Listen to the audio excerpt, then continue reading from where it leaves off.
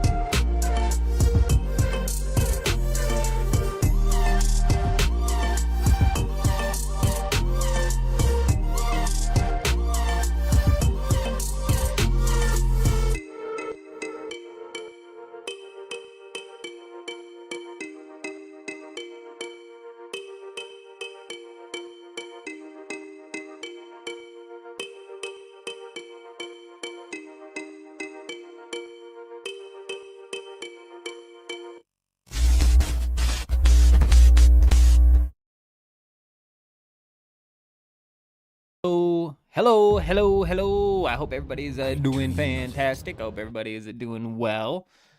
Good evening. We're going to be diving back into some Dune Awakening tonight. Bally, good to see you, my friend. Good to see you. I hope you're doing fantastic. We're jumping back into Dune Awakening per usual. We're going to see what sort of dirty business we can get into. It's been a couple of days since we've been out looking for bases, so we're going to do a bit of some looking for bases. We're running out the end of the week here, and if you don't know, there's actually a massive update coming into Dune Awakening where all of the schematics are going to be available in the deep desert all of the time, so the gameplay loop is getting ready to change around here for the better, probably for a little while, eventually turning into something that's going to be a problem is my prediction. We'll kind of see how all of that ends up shaking out, but let's go ahead and jump on into it here.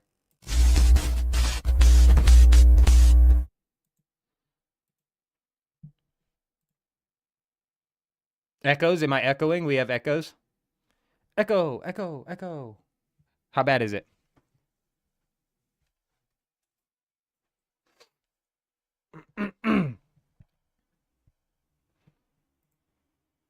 Tanit, good, Greg. All right, cool.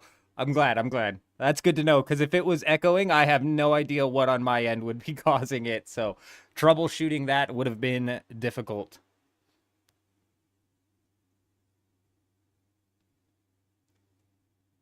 Tanit, good to see you, my friend. Good to see you. Fantastic. Glad you're doing well. Bally's out of work for the week. Out of town for the week for work. Nice. Very nice. I'm not sure what work you do, but I used to do some work that had me running around, and my favorite jobs to go to were the ones that took me out of town. But that had a lot to do with my boss, bro. My boss was what's up. It was a real small family business. So when we went out of town, it was like hooked us up at a nice hotel, gave us per diem, took us out to dinner. It was like living the high life for a little bit for sure. Mactastic, good evening, good evening, good evening. Let's go ahead and jump on in here. I don't remember where we were at, what we were doing. Oh yeah, I do. Never mind, never mind.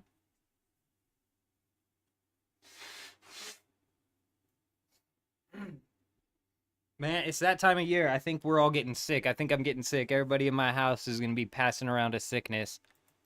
My wife was like, I think I'm getting sick, and now my nose is all runny. Fantastic. But we should be out in the deep desert here. We were taking a snapshot of Lance's base. If you guys haven't seen that video, be sure to check it out. This guy's a madman. Put together a crazy base. Gave us a bit of a tour.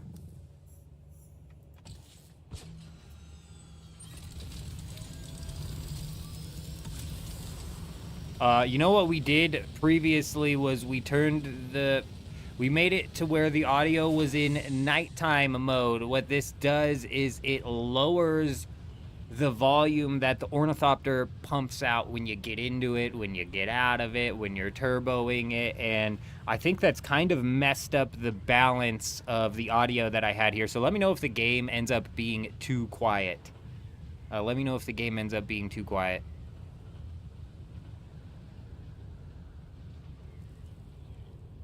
As for what we've got going on tonight, I should probably make my way into the Haga Basin first, if I'm being honest.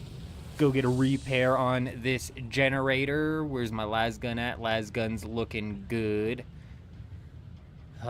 Basically just the generator, and I need to grab some spicy food. A spicy meatball.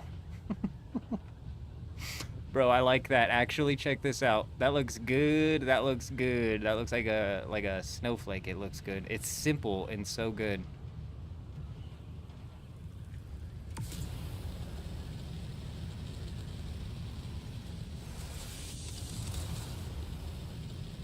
This guy is zooming.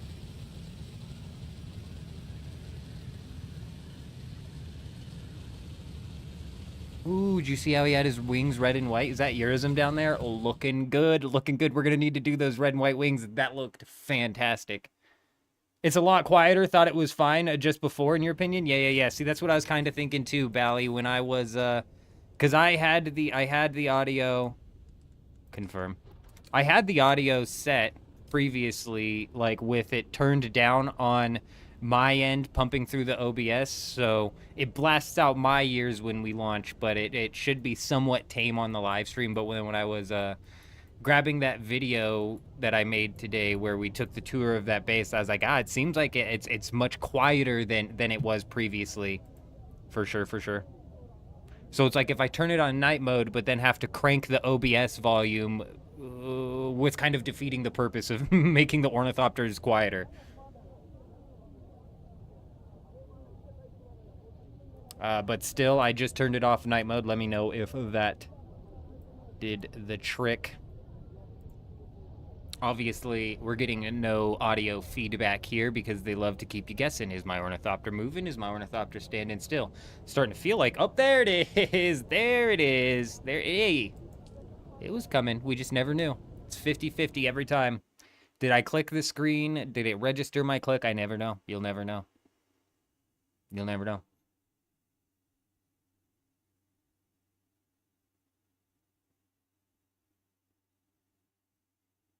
Let's go ahead and go take a quick peek at the market here, see what's going on.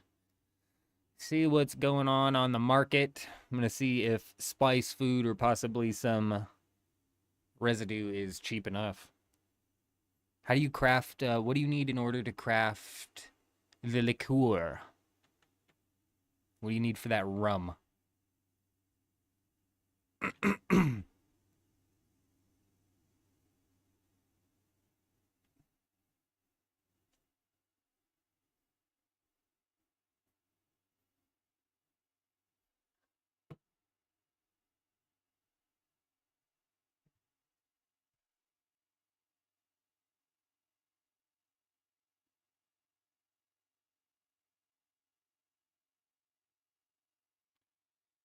Oh, man. It takes melange for liquor. Oh, okay. Okay. Let's take a look at that.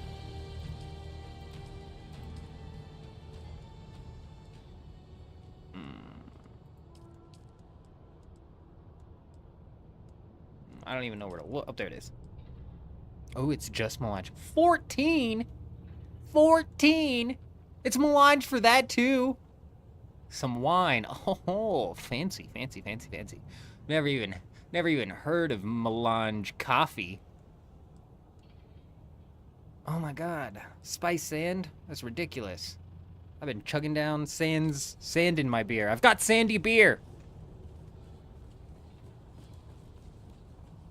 Oh, 5 per craft. That's better than I was thinking. I thought you only got 1 per craft. 5 is 5 times better than I was thinking, Bally. So, hell yeah, we can do that. We can do that. That's a bit more reasonable, in my opinion. A bit more reasonable. Wow. Wow. Bunch of cheapskates, I tell you. A bunch of cheapskates. Bunch of fucking cheapskates. I don't know why anybody would buy the Executor chest piece anyways. If we're being real. Sheesh. Gotta be a lower one. Yep, there it is. 45, that makes sense. 31 wouldn't even pay that for it. I mean, we get more down into, like, the 5 mark. Whoa, whoa, whoa, whoa, whoa, whoa. Did I get a helmet? I don't remember. I think I got a helmet. I think we got a helmet. I just don't know.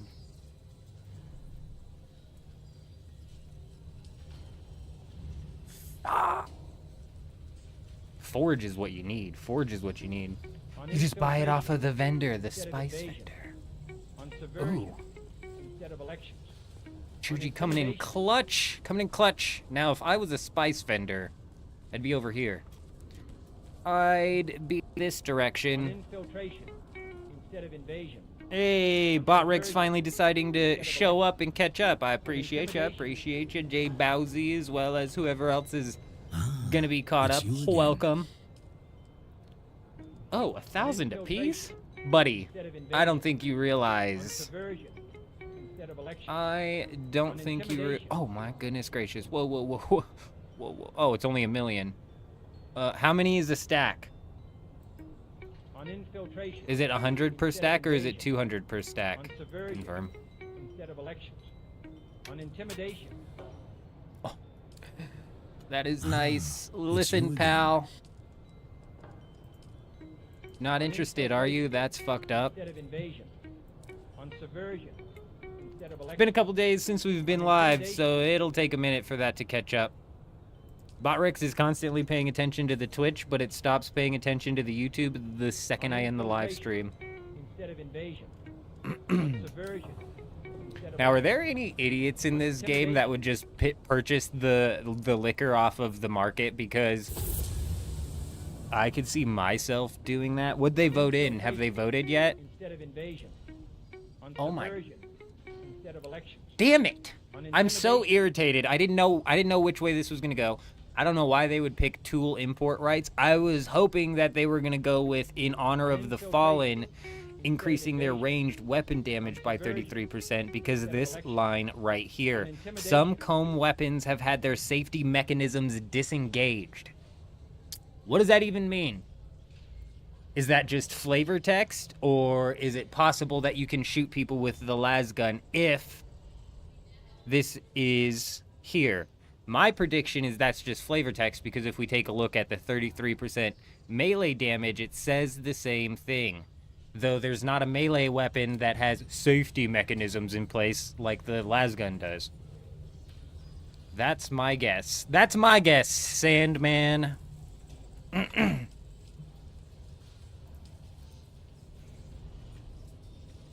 Is it rum?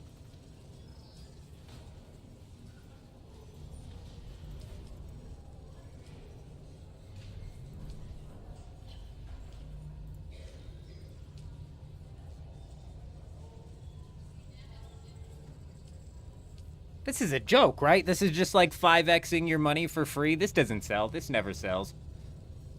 No way that sells, right? J-Show, good evening, my friend. Good to see you. Good to see you. Hey, do you happen to be on? I was looking for your player name. I couldn't get you added. I couldn't get you added. I was feeling like shit towards the end of the last stream last week. I tell you what. Zed, you dirty, dirty dog. Don't think you could go walking by me without me noticing that luxurious silver head of hair, huh? Don't think... Man, how's it going?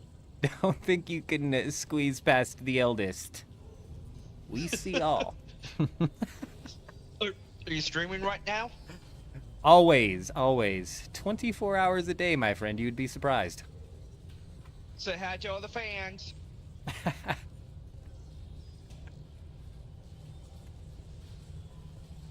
Y'all are crazy. Y'all are madmen. Hey, All right. once again, thank you so much for all the help. I really do appreciate it, man. We got up and going pretty good just because of you. Anytime, anytime. You let me know if you need anything, anytime. Oh, yeah, speaking of which. What is going on with the melange market? Have the bots been thoroughly sussed out? It seems like they have. 13,000 a piece. Seems like it's been sussed out. You're gonna have to send me the invite again. I don't know how to accept an invite if I missed the initial one. I am, J-Show, I am. If you want to send me a friend request or, like, shoot out your name again, I couldn't get it added. Can you check to see if your base is powered? You've had some things to do this weekend. I absolutely can. Eurism, good evening, my friend. Good evening, good evening, good evening. It's just flavor. Shooting a shield with a las gun causes a nuclear explosion. It will never be possible. Oh. I see. There are some aspects to the lore that I don't understand. Okay. I see. Ah, there it is. Whenever you log on, my friend, you should have a friend request as well as an invite to the guild. Fantastic. And I'm rolling out to the Haga Basin right now to get all my stuff in order. So, we're Atreides. We are Atreides. There is a Harkonnen portion of the guild. There is a Harkonnen portion of the guild who are in quote-unquote the second guild. Though the second guild is the first guild. It doesn't matter. It really doesn't matter, aside from the fact you can't technically be in the guild unless you're Atreides or neutral. A Design, hello. How are you doing? The new patch is tomorrow. Not tomorrow, Monday. It's Tuesday, October 7th. So tomorrow's live stream is going to be interesting. I'm not positive what we're gonna... It's a 3-hour downtime. 3-hour downtime. Now, I don't know what the rules of Twitch are. Or YouTube, for that matter. Is it like TOS, if we're playing Dune Awakening, and then it goes to downtime, and then I swap over to, say, Borderlands for 3 hours while we wait for the servers to come back up, but I don't bother swapping my category? Is that TOS? I don't know. Has anybody read TOS? Is that a thing?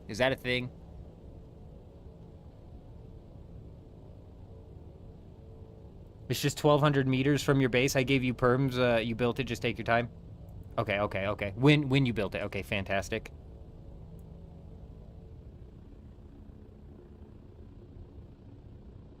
Yeah, no big deal, J-Show. No big deal.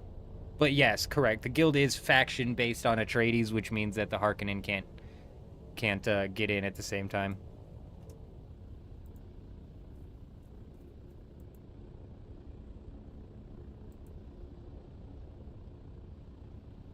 No.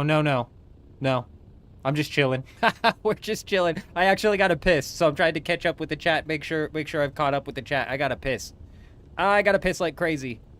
When is this game-changing patch? It's coming out on the 7th. So tomorrow's live stream, like I said, it'll be an interesting one because there is a 3-hour downtime after which the Deep Desert Wipe will be moving it. Tomorrow's live stream is probably going to be a long live stream. May even like be crouching in on like the 12 to 15 hours, considering that we've got a new loot system that we're working with. We've got a new deep desert that we're working with, plus the big patch that adds all of the other changes into the game. So I don't know. We'll see what ends up happening. We'll see what ends up happening. I'll be right back.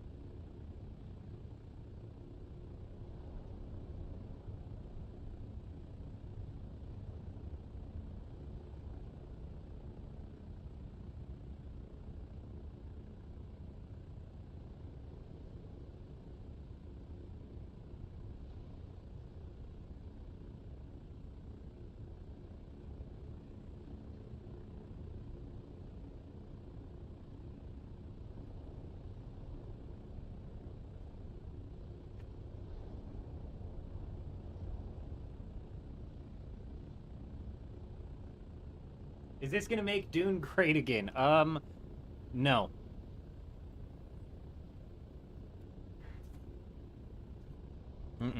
I'm concerned. I'm concerned actually with the new loot system. If I'm being entirely honest, it's gonna be good. What siege are you on? Are you on the leg siege? Did you make it on the leg siege? It doesn't matter. I have to go grab my assault ornithopter anyways. Do I think the PvP point of interest will be friendly like the PvE labs with personal? I think it's gonna be an absolute war zone. We're talking Harmony here, Chuji. It's gonna be an absolute war zone. Peaceful? Absolutely not. Nope. I think it might stem out like new forms of PvP as well.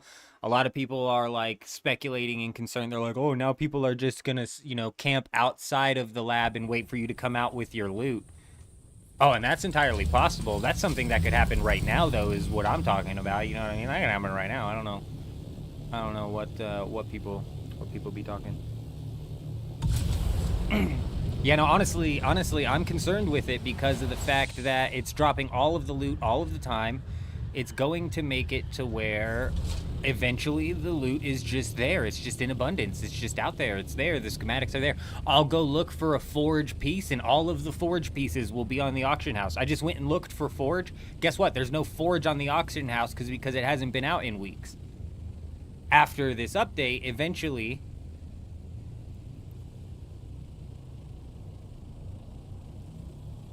Now, if I was to be looking at this directionally, where would I be looking? Where would I be looking, Kato? How do I see which seat you're in? If you hit the escape button, it'll tell you here at the bottom left. Assault Ornithopter still meta? Yeah, absolutely. Absolutely. It's no big deal, J-Show. It's no big deal. I can grab the stuff and bring it to you anyways. Not a problem.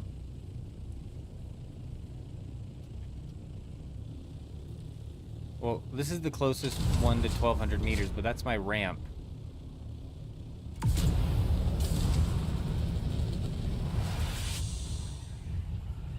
Yeah, that's not the point, though, Chaos. I like, for a while, it'll be good. For a while, it'll be solid.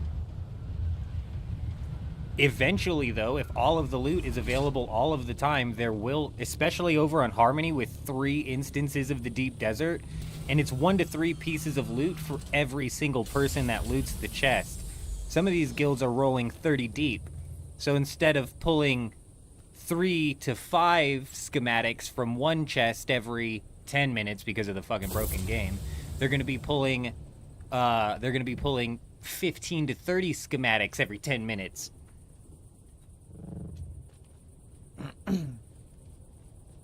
Store them in 3 minutes on instance 1. Perfect. Right on the 0 mark. Right on the 0 mark. Perfect. I appreciate y'all. I appreciate you, my man. Now, if I was a sub... Oh. If I... Is this part of it, too? If I was a sub-thief, where would I be, Kato? Because your Ornithopter is... Oh, wait, no. Is there no ornithopter?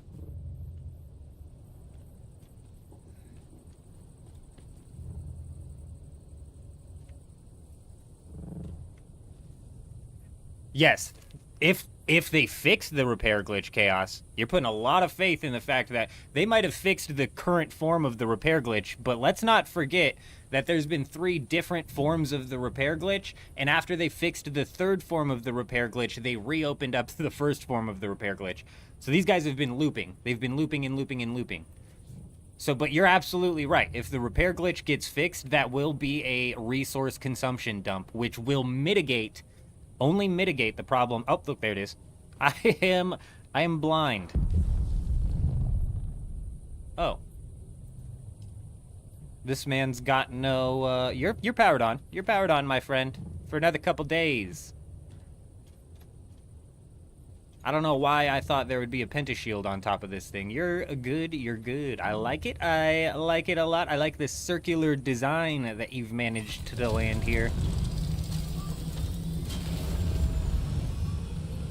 I like it. I like it. That is like almost a perfect circle. That's like about as good as you can damn get it right there, isn't it? That is very nice.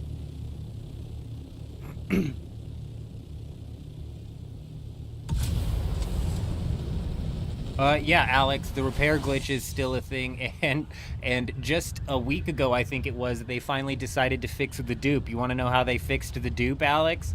You want to know what took them 2 months? Mind you, we've been on Harmony for 2 months with this duplication glitch running rampant. You want to know what took them 2 months to fix the dupe with? This is where I start to be like, there's some insider mod bullshit going on here where they're selling gold like dead ass. This what happened here is what makes me think that that's possible. I don't think that's an impossibility. All right, cool. I'm pulling your stuff in.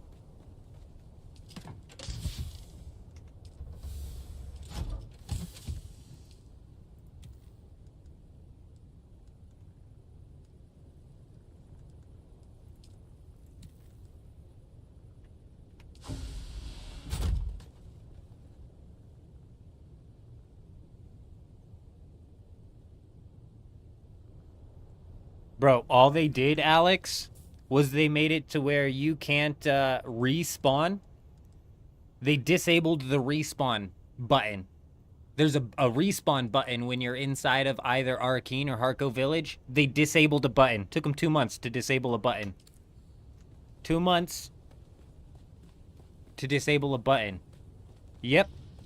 It's hard to convince me that somebody didn't do that on purpose. It's hard to convince me somebody wasn't benefiting from that on the back end.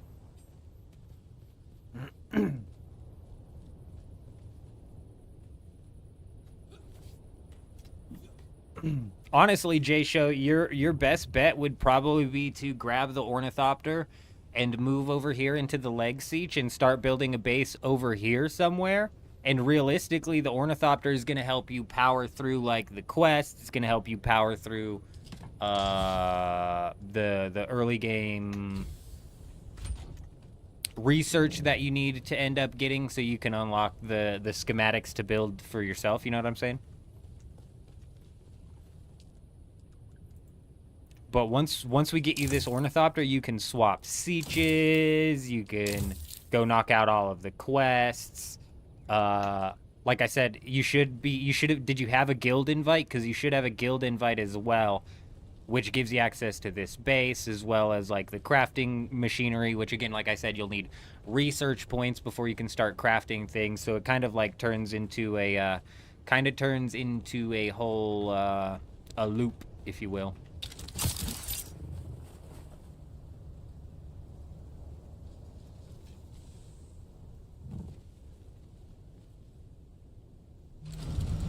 Alright, perfect.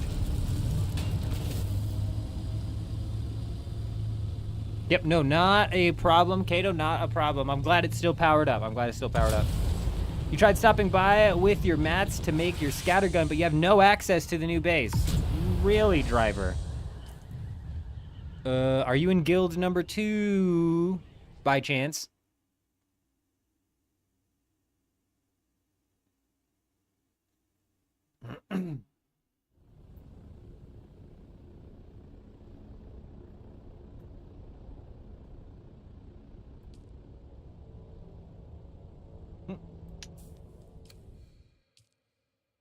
Oh, yeah, okay, right. So you are in guild number 2 then, presumably. So I'll need to add you to the sub-fief. I'm glad you brought that up. Yes, sir. Yes, sir. As soon as I get back to our siege here, I'll add you to that.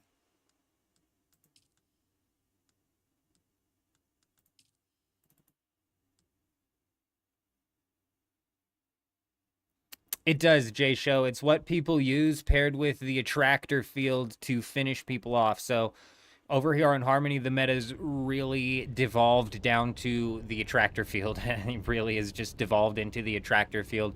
And once you hit somebody with the attractor field, you hit them with your Dart for Every Man, which is a Disruptor SMG, or you hit them with your Regis Disruptor Pistol, which is a Disruptor Pistol, both of which crack the shield.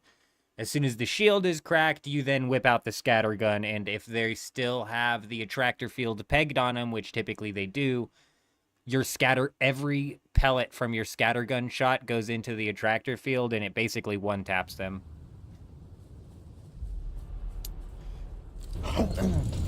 I see. Either way, driver, I don't add the second guild as a chunk into the permissions. Unfortunately, I can't do that, so I add individually people from the so quote-unquote second guild anyways. It doesn't matter whether you're officially a part of them or not.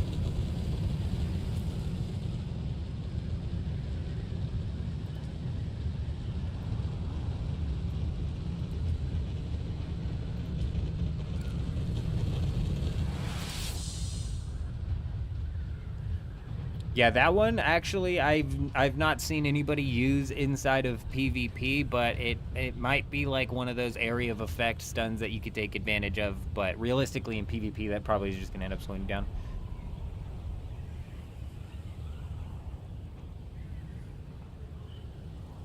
Well, what you do, Hayden, is you have to open up each and every single individual fabricator to the guild. It's such a pain in the ass when you're building a base and you place all of your fabricators and refineries down, and then you have to go back into all of your fabricators and refineries and change it to the guild. And then if you're running more than one guild, you've got to go into your sub-fief. This is actually the easy part. You can just go into your sub-fief. I just go into the sub-fief as add driver as associate, and boom. Done.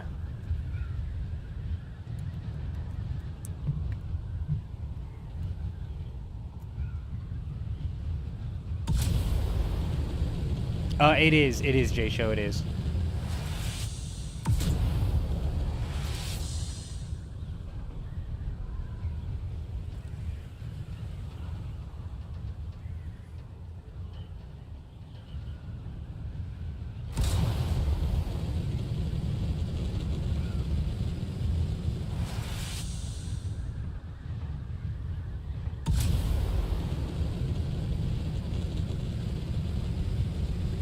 Not a problem, J-Show, not a problem. Like I said, this Ornithopter here should give you this Ornithopter paired with this sword and this shield and this power pack here should allow you to genuinely just power through the opening quest, all of your trials, all of your research points. You know what I'm saying? You should be able to genuinely just power through this now. Which will get you caught up to where we're all at, so that, you know, we'll be able to go out and get down on some raiding and whatnot. You know what I'm saying? The more people we have out here knocking down raids, the better, you know? Yo. Good evening, good evening.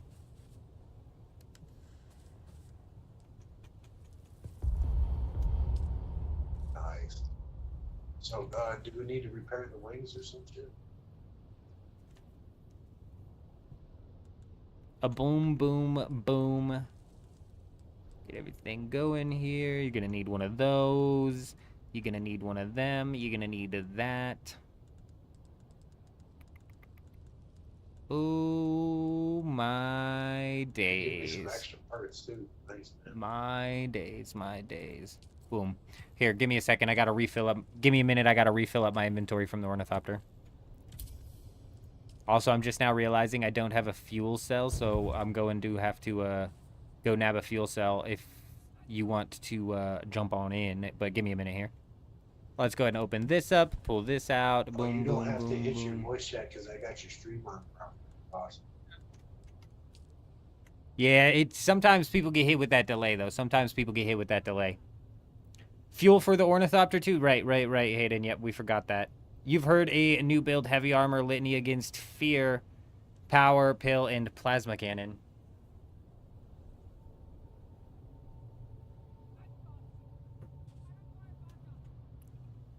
Is Litany of Fear still bugged, Grey Wolf? Hold up. I got now my inventory's full.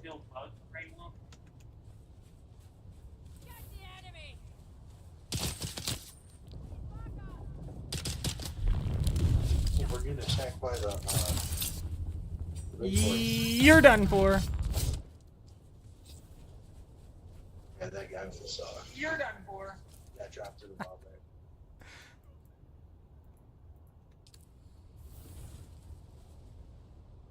Yo, bro, I'm gonna go grab some fuel real quick so you'll be able to craft this thing up.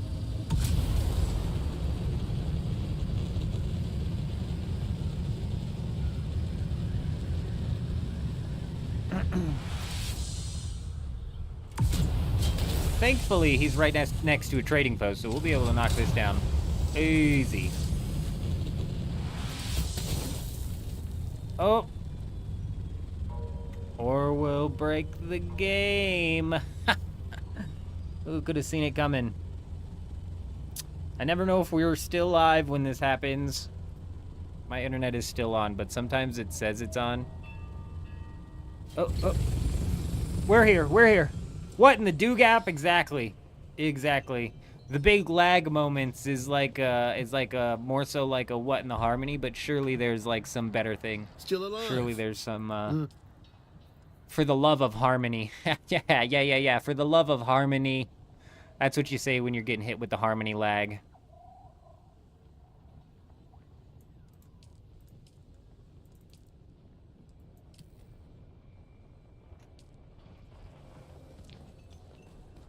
Yeah, massive lag spike. Huge.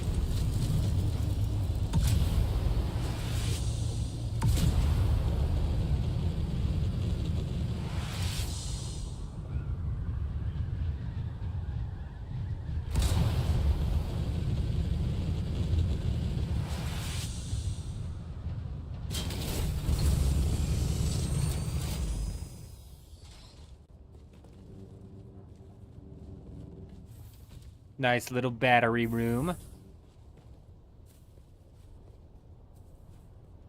Knock, knock.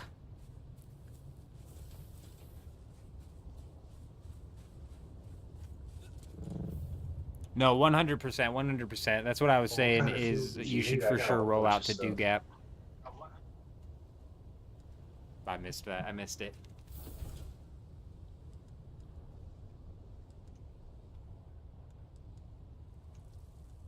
Boom. Oh, no. The hell was that?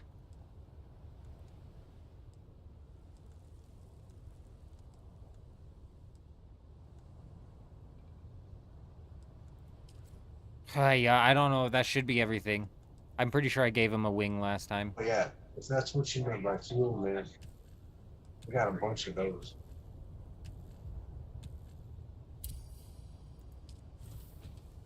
Fantastic. All of that should get you the Scout Ornithopter rolling, and yeah, like I said, that should just get you kind of power leveling through all of this if you want to eventually pack up and move over into Leg over by the Odham. Feel free to do so, but we also have a few members of the guild who kind of ride on their own siege and whatnot, so kind of feel free to do your own thing as well. So 6 to 1, half a dozen to another. I don't think you ever gave me a sword. Did you say you had a sword?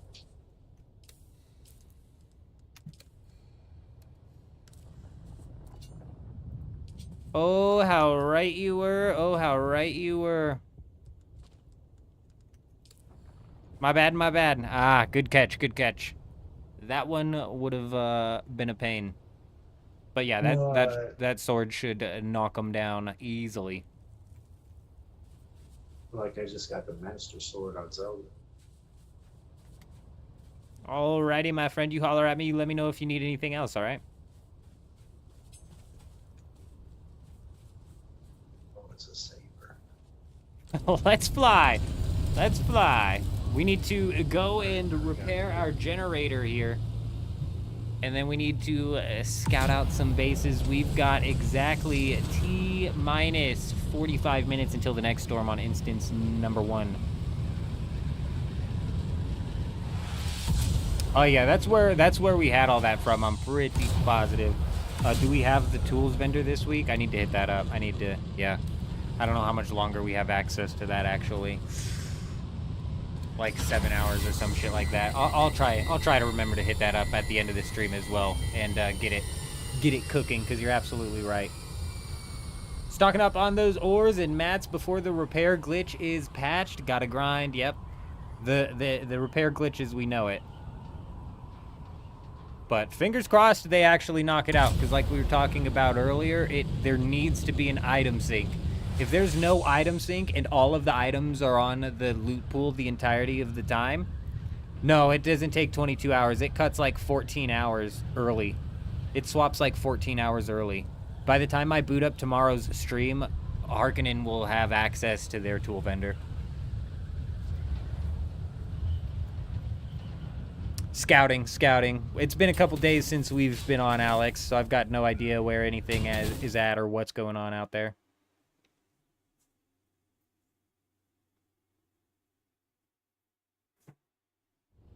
Yeah, I picked up one of the little baby fuels. We'll craft some fuel at the base. I gotta get driver on the sub-thief.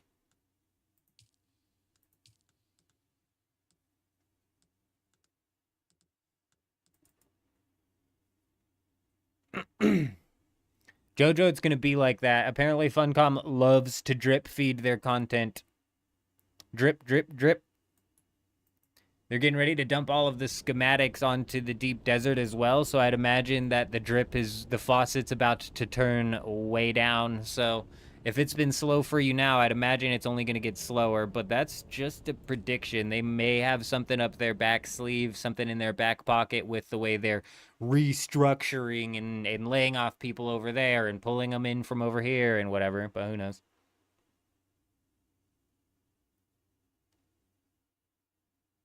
Yes, absolutely you can, J-Show, correct.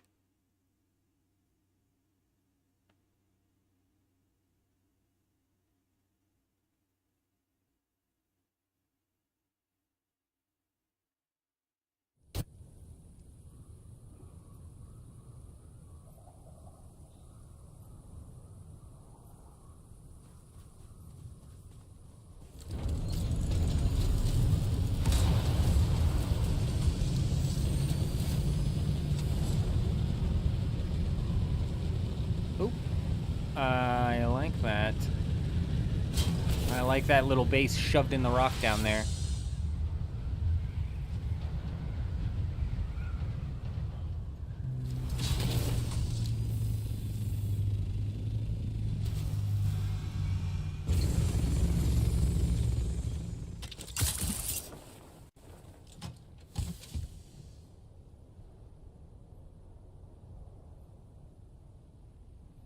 Entropy, that's a really good point. So they dropped these, you bring up an excellent point. So they dropped the public test server patch notes, but whether or not what they put in that public test server patch notes makes it into the main game or not, it's completely up in the air. Honestly, I've never paid attention to it either, because from what I understand, most of what they put on the public test server patch notes ended up getting pushed into the live game is kind of like what the habit that they've been making, right? Like, in the last public test server patch notes, I don't know what the percentage was, but it seemed like a lot. It seemed like a pretty high percentage of the stuff made it into the game. So I don't know. It'll be interesting to see. It's a good point that you make. It's a good point. I don't know. I'd imagine that the repair glitch will make it into the game if they've managed to fix the whole inventory disappearing problem, because the reason that they reintroduced the first repair glitch in the first place was the fact that there was the inventory disappearing glitch was directly paired to whatever mechanic allows for the repair glitch to be there. So your inventory would disappear, and that was happening because of whatever back-end stuff needed to be... Oh, fuck, I made the wrong thing.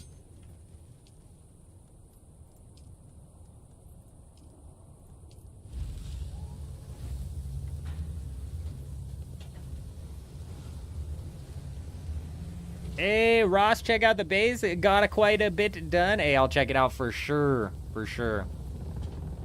Yeah, honestly, Entropy, it seems like most of it usually makes it in, but it's really up in the air. I bet what for sure makes it in is all of the loot's going to be thrown onto the loot pool of the deep desert. We can hope that the repair glitch makes it in, because if all of the loot comes out and the repair glitch doesn't make it in... Did I make the wrong thing fucking twice in a row?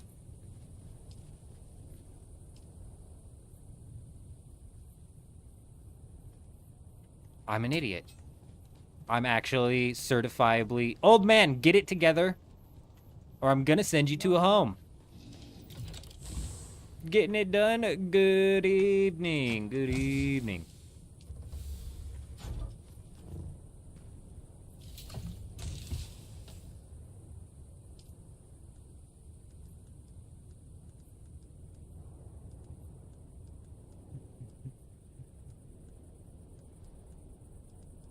If I knew my alphabet, we would see that there was none in there.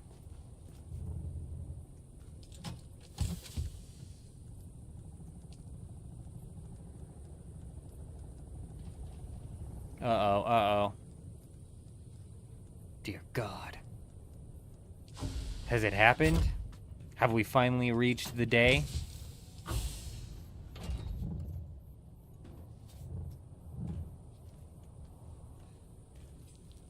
Exactly, Chuji. That's such a good way to put it. Yes, unless something was like critically in there, forcing them to not put it out. My bet is all of it makes it in. And Funcom's not very good at figuring out exactly what needs to be done.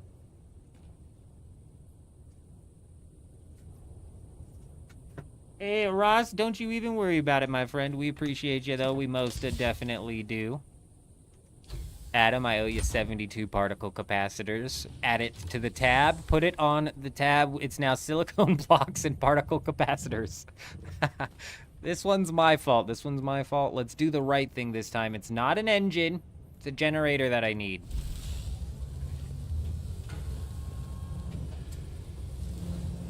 Oh, right. Yeah, you know what? You know what? We always give these devs too much credit, don't we? Don't we? Arena Deep Desert Dueling is gonna die now since the repair glitch. Too much wear, not worth it. Oh, John, you bring up a really good point. And there's been a decent amount of, like, community that has been built up that really enjoys these,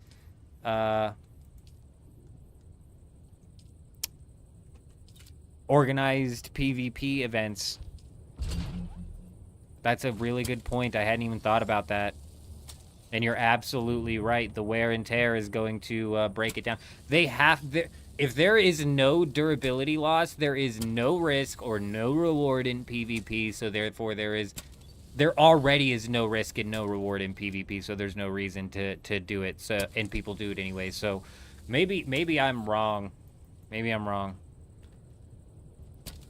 Regardless, if they for sure just took out the durability mechanic, no risk, no reward, market would eventually be absolutely flooded with schematics, and the incentive to PvP, as little as it is now, would be even less. So finding PvP would be even more of a pain in the ass.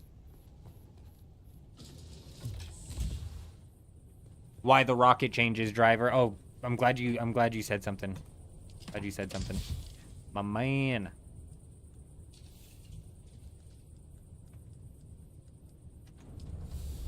But why? Why will the rockets break the death races? Chuji, you bring up a good point. I think repairs aren't as costly as everybody makes out. Like, this pincushion helmet, for example.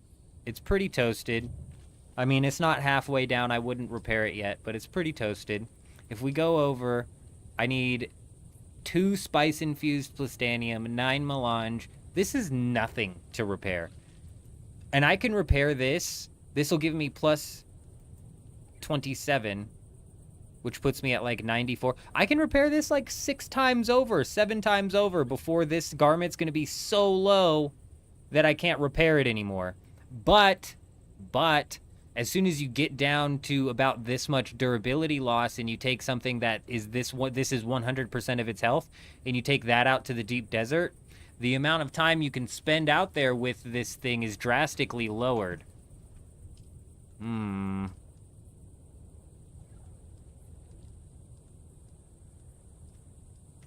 Excellent point to me.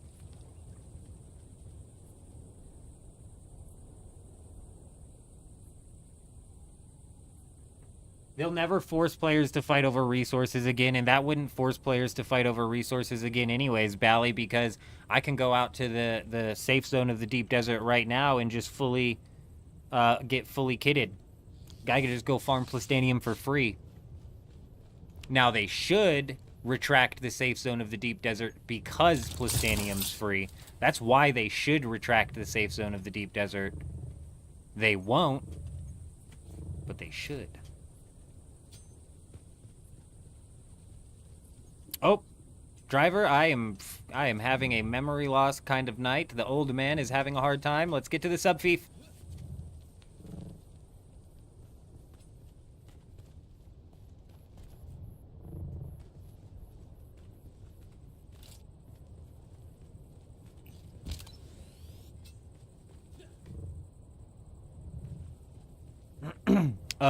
Tier 7's not coming until the expansion, John. And the expansion is going to be 85% PvE and 15% PvP. So if you're expecting some sort of like magnificent form of PvP to develop post the expansion, it's just going to die off more. The 15% PvP is probably just going to come from some form of who's it? That's you, right, driver? That's you, right?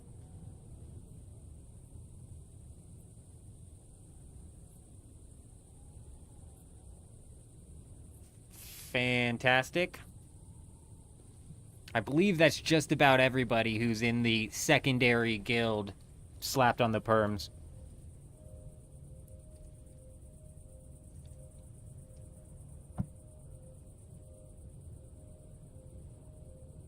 Can't spam them and hit people, so they won't be able to use handheld ones.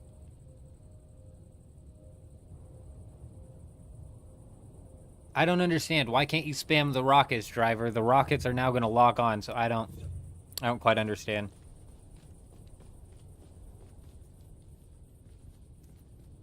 You know, they can't really do anything, J-Show, when it comes to the money situation, strictly because of the massive amount of dupes. The dupes have absolutely hyperinflated servers beyond repair.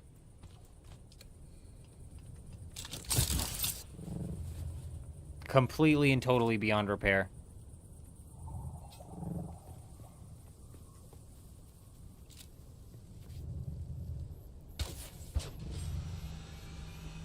Now, what they should do is incentivize building refineries in the PvP zone of the deep desert, if that's what you're talking about. And they made it to where people, like, get 2 times the resources if they refine in the PvP zone. Hell yeah. I think, though, that they would first have to come up with some form of, like, actual base defensive systems, whether it be turrets or hired NPCs or whatever. They'd have to have something.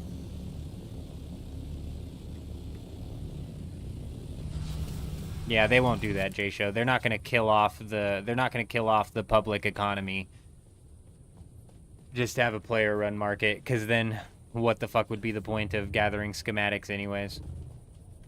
We need Haga Basin base rating. They honestly do need some things, some checks in place that make it to where a base eventually does get marked down as abandoned and allowed to be raided or just completely deleted from the game, one of the two.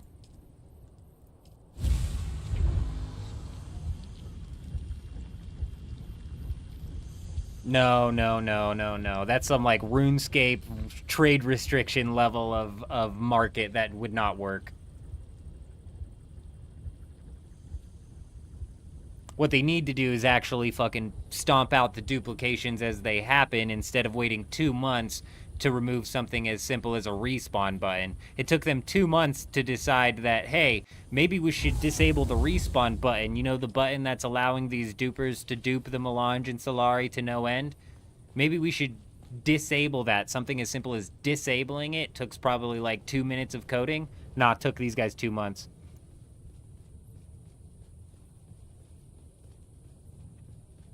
Honestly, driver, the mats should be, you know, there for you to use. So if you want to put them at your base and hold on to them, you know what I mean?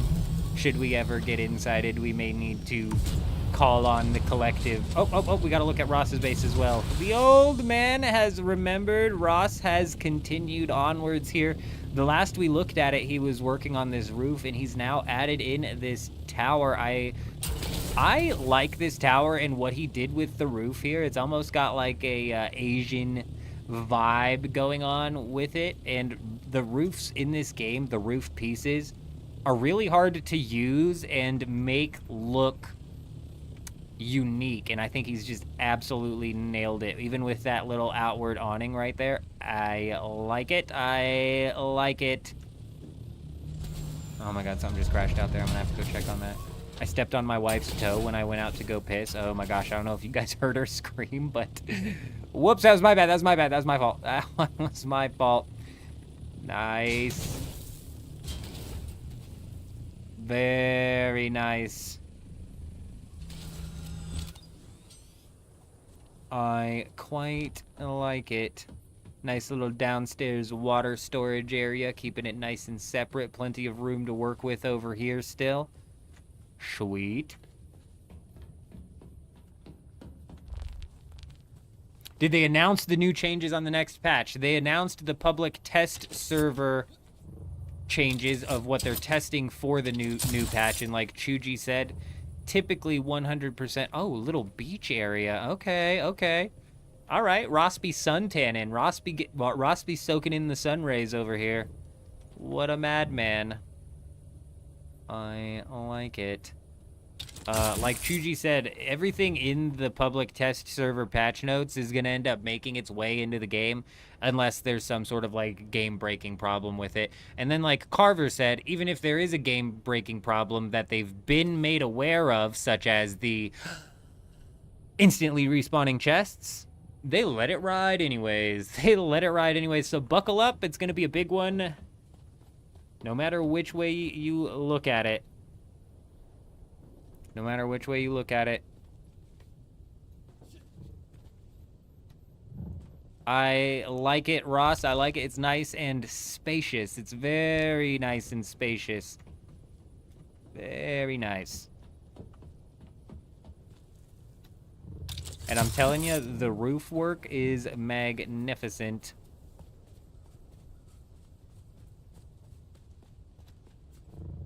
How the fuck would I get in that thing? Oh, got a little bit of back-end waterworks as well, and the power hidden. Very nice, very nice. Now, if I was to try and to get into this thing... Oh. I see it. Hey, I like it. Ooh, nice use of the lighting. I swear, Eurism revolutionized the game with this. It's my favorite way to have the chests look. It just looks right, doesn't it? It just looks right to have them slotted in behind the door. It just looks right. It just looks right. There was a big door on the front. I am an idiot. I walked up to the front and I was like, this is where you would expect to see a door.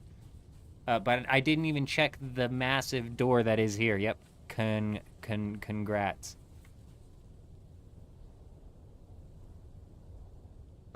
I mean, J-Show, you might be setting yourself up for some massive disappointment, my friend. Like, you do sometimes have the big guild battles that happen and the insanity that takes place. Like, for example, even on the last live stream, when I had those piss poor stream snipers who lost a 2v1 to the eldest of the match. Bro, if you lose a 2v1 to me inside of Dune Awakening, all right, if we're playing Apex Legends and I 2v1 you, if we're playing Warzone and you got clapped with this knife, if we're playing something else, okay, right? If you lose a 2v1 to me in Dune Awakening of all games, oh my god. You done are doing something wrong. Like I said, these guys need to go back to Roblox. They are off. They are off for certain.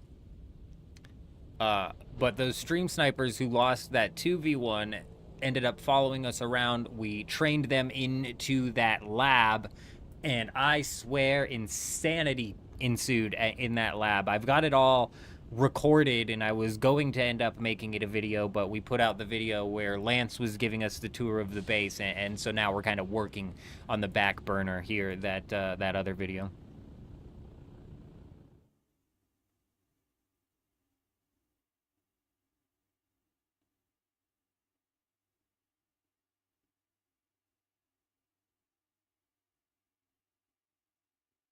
That's kind of what they've worked into, J-Show. With the expansion of the Deep Desert, that was the start.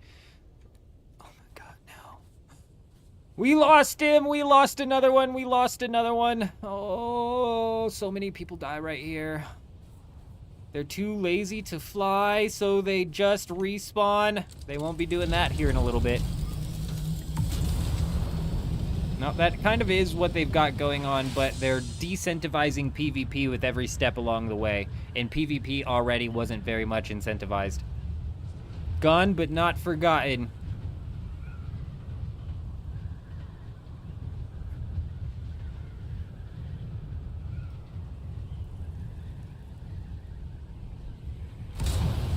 I mean, Dune, basically here. I'll lay out my prediction for you, J-Show, and let you know exactly what's going to happen with Dune Awakening's future, the future of Dune Awakening. Let me tell you what you can expect. And trust me, I can probably hit this with 98% accuracy just based off of what I've experienced with Funcom over the past 3 months. What's going to happen is the game's going to bottom out between 12 and 15,000 players, peak 24-hour concurrent. So over on the Steam charts, between now and the first expansion / release of the consoles, the game on the Steam charts is going to bottom out at 12 to 15,000 peak 24-hour concurrent players. Then, when the first expansion launches, it's going to launch as 85% PvE and 15% PvP. All of the Tier 7 you're going to be able to get inside of a PvE zone. The 15% PvP update is going to come from like a duel arena or like a battlegrounds style of PvP that they're going to introduce inside of the first expansion. Bet. Then, after they drop the first expansion, the player numbers on Steam charts will go back up to probably around 60,000 on the 24-hour peak concurrent player. My bet is it doesn't matter what they do with this first expansion, it's not going to go back up above 60,000 peak concurrent. If it does go back up above 60,000 peak concurrent, it will not be for long. If it goes up to, say, 120, it'll be like for a week. And then it'll drop down to 60. It'll ride out at 60 probably a month into the new expansion, and then probably very rapidly fall back down to 12 to 15,000. As for what happens with the console player base, I don't even fucking know.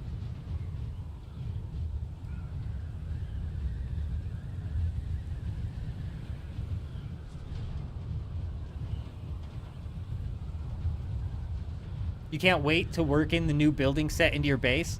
You know what's really nice, Ross, something that's a good quality of life that's coming out with this update is the fact they're going to allow you to swap the building pieces on the fly.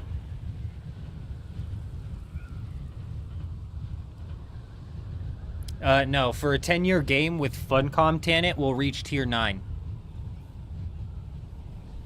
We'll reach Mark 9 on a 10-year game with Funcom. It'll be another 4 years before they go to Mark 8. Watch.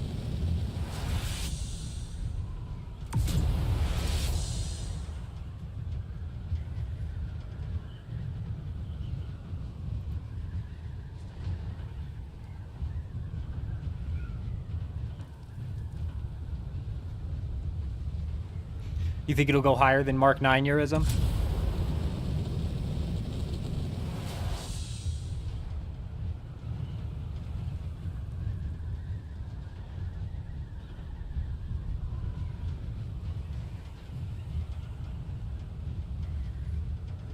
Yes. Correct, J-Show, yep.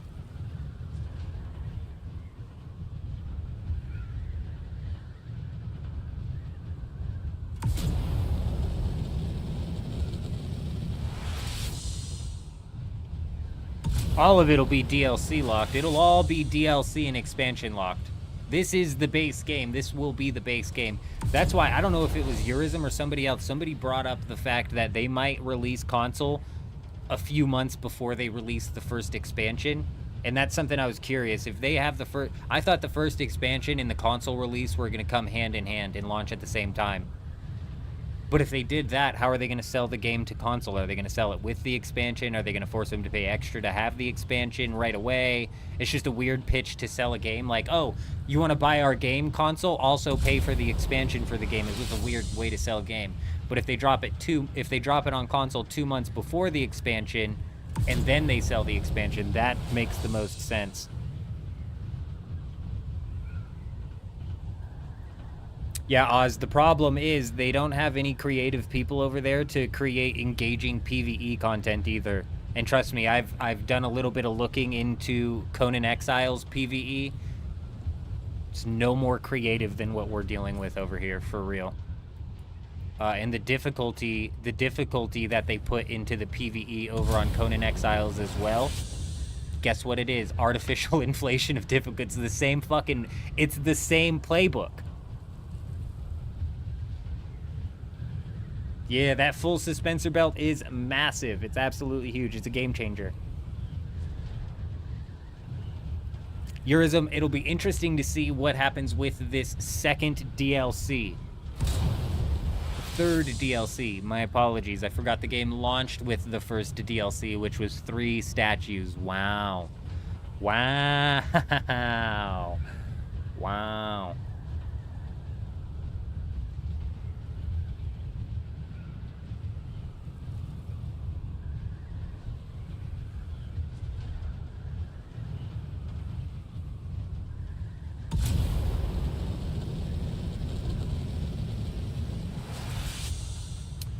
Driver, the shell burster absolutely shreds people without their shields on.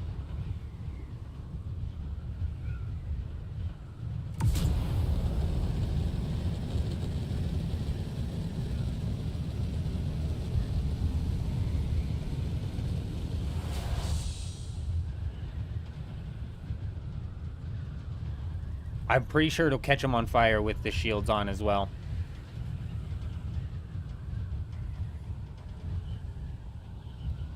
J-Show, you're in the honeymoon phase of the game. Come at me in 200 hours. Come at me in 200 hours and tell me what you think of the PvE experience inside of this game. Whether you think it's redundant or not. But you were right in what you said earlier. The backbone for the game is good, and you can get 200 hours of very, very solid progression, solid gameplay out of it. You can. And like I was not pissed off about the PvE redundancy in this game until I came out to the deep desert and I realized that their only creative outlet is health go higher, reload speed go faster, ability cooldown go down. Like, artificial inflated difficulty is what absolutely tore up PvE in this game for me and pissed me off beyond no end. And once I was mad about it, the redundancies just kicked in, bro, because they are so redundant. It's copy and pasted functionality on the AI from start to finish. It's actually sad.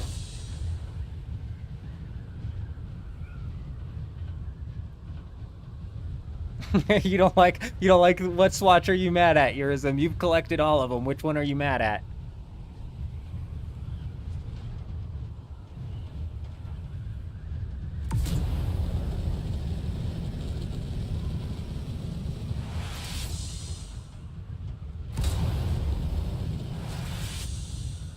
Well, the problem, J-Show, again, is these guys immediately backtracked on what their vision for Dune Awakening was as soon as all the PvE players started asking for refunds, because I don't know if you were here when this happened, or if you heard about this, but when the game launched over on Steam, it was tagged as PvP optional. It was tagged as PvP optional on Steam.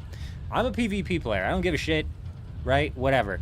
It was tagged as PvP optional. The PvE players then played the game for hundreds of hours and then asked Steam for a refund because it was not PvP optional. You did have to come out to the PvP zone in order to get the tier 6 materials. It wasn't like it was now with all the tier 6 in the safe zone. You had to come out into the PvP zone to get tier 6 materials, and the PvE players used that as an excuse to pitch to Steam and ask for a refund, saying they lied about the tags. It's not PvP optional. I can't play the whole game because they're forcing me into PvP, blah, blah, blah, blah, blah. Funcom panicked, and in a move of panic, they removed the PvP optional tag from Steam, and they expanded the safe zone of the Deep Desert. In the first initial expansion of the safe zone of the Deep Desert, that's all they did.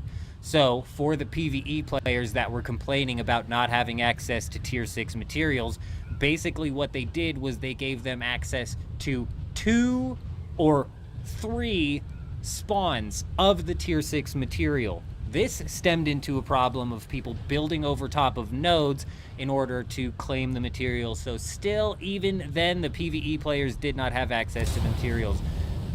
Immediately, though, Funcom left-turned from their PvP endgame thoughts with this Deep Desert and spice harvesting, and immediately they reverted it in a panic move to stave off all of the refunds.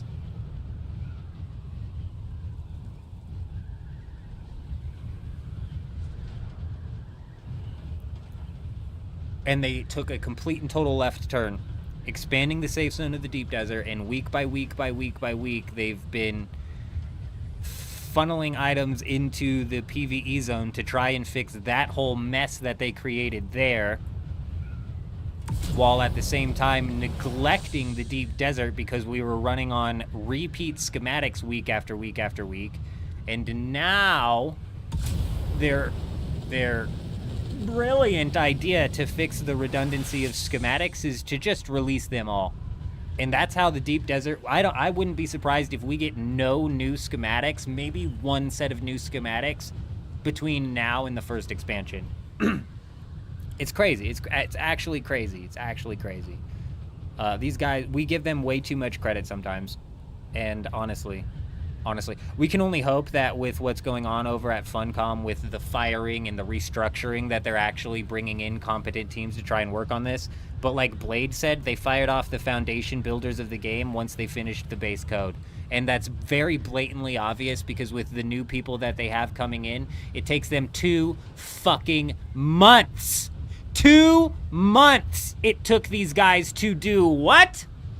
To do what? How did they stop the fucking duplication glitch in this game, you guys? They disabled the respawn button, which took them 2 fucking months. Spice Melange, what is supposed to be the guild versus guild endgame resource that we farm for, was duplicated to hell and back, dropped all the way down to 1,500 Solari apiece, which on a duplicated server when you have 143 million fucking Solari means that it's completely and totally worthless, and it took them 2 months. You guys, 2 months it took them to disable the respawn button. It's actually pathetic. Clip it and fucking send it over because it's actually pathetic. They will never reset the game, Tanit. They will never reset the game.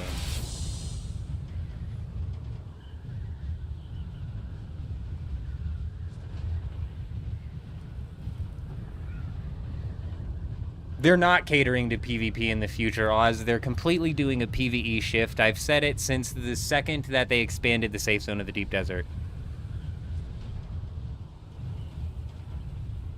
You might say geez and you might say damn, but you fucking tell me when I'm lying. You tell me when I'm lying because I'm not. All of what I just said, 100% facts. 100% facts. And then who said it? Who said it? But it's still happening. Seen it today. So they didn't even fix the duplication glitch. Disabling the respawn button should have been hot fixed in immediately. Adding a deposit all water feature should have been hot fixed in immediately. Multiplying the inventory on the assault ornithopter should have been put in immediately.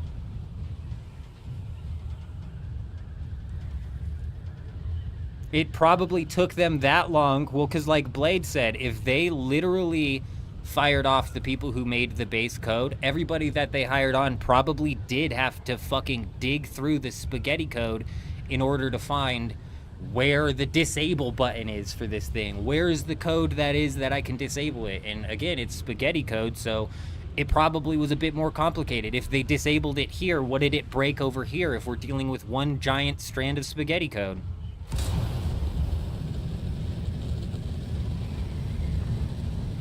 Blade bought 50,000 melange at 400 apiece.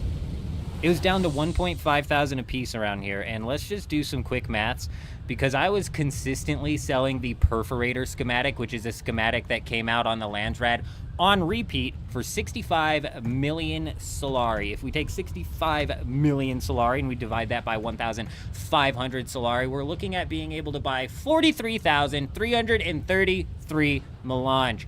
That is an amount of melange you will never use. You will never use.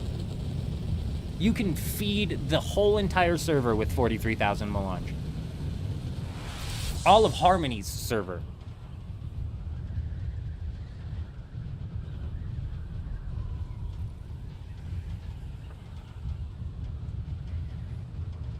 And you know what concerns me, Driver? It's definitely slowed down, but why is it slowed down? Because if you remember, it was slowing down as we kind of were creeping closer and closer to them finally fixing it. The dupes were slowing down as we were creeping closer and closer to them fixing it. Why is that? Why is that? What else is dying down in this game? Population, perhaps? There's less demand, so the bots literally duped themselves out of business. That's how out of hand Funcom allowed it to get.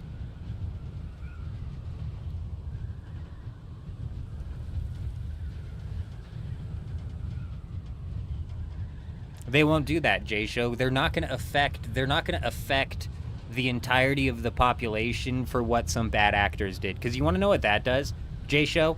That pisses off everybody.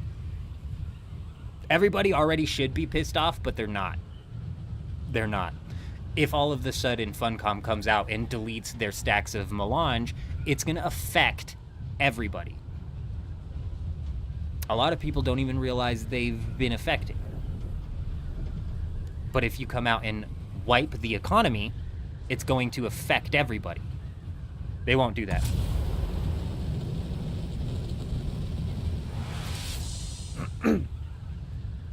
Yeah, but I mean, like, J-Show, you're acting like Funcom is competent. Like, if anything, my fucking bitching for the past 30 minutes of all of the things they've fucked up with this game should show you that they are not competent developers, bro. They're not. Somehow they've cobbled together a backbone for a game that you can get hundreds of hours of content out of and enjoy playing. Sure, I'll give them that.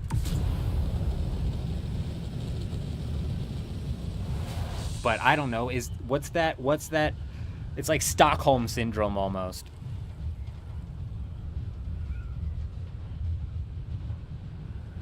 And Ross inconveniencing us is the only way to force us to quit. Almost seems like it's their goal. It genuinely almost seems like that's their goal.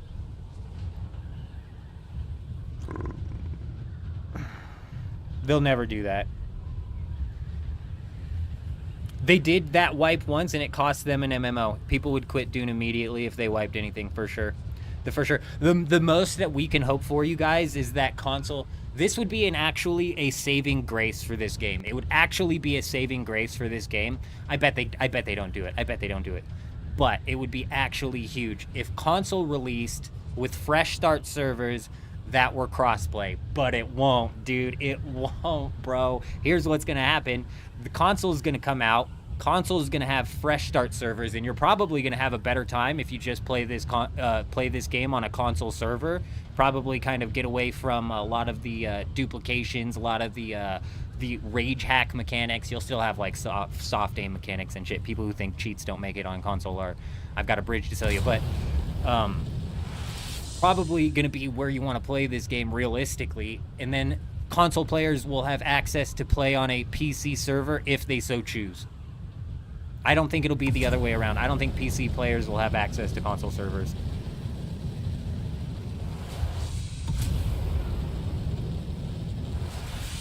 Well, like you said, Ross, and then if you do take it away from everybody, you do devalue and take it away from people who did actually use it.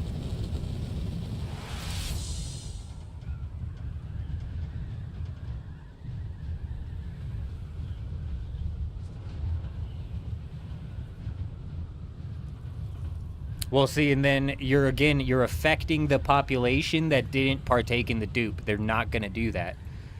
They're not going to affect the people who did not partake in the dupe just for the sake of affecting the people who did.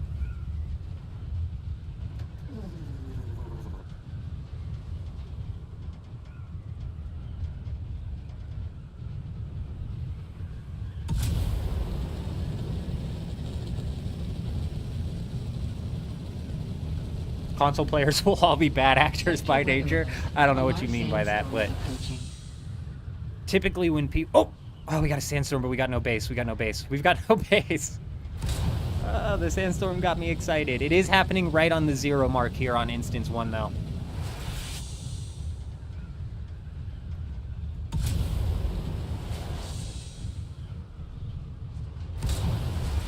Frost. Shady, I think, is a perfect word for it. AI generated, I think, would almost function as an equally good description of the code. I'm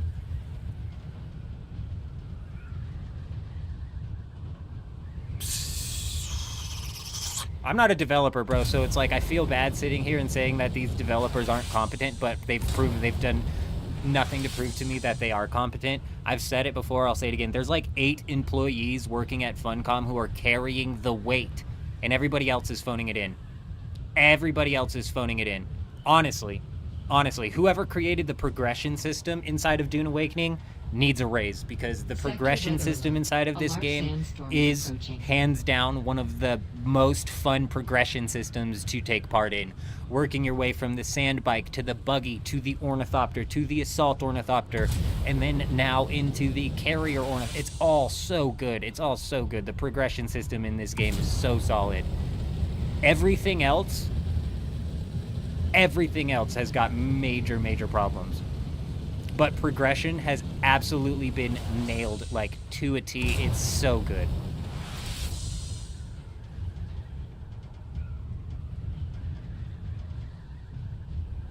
Sector weather alert. A large sandstorm is approaching.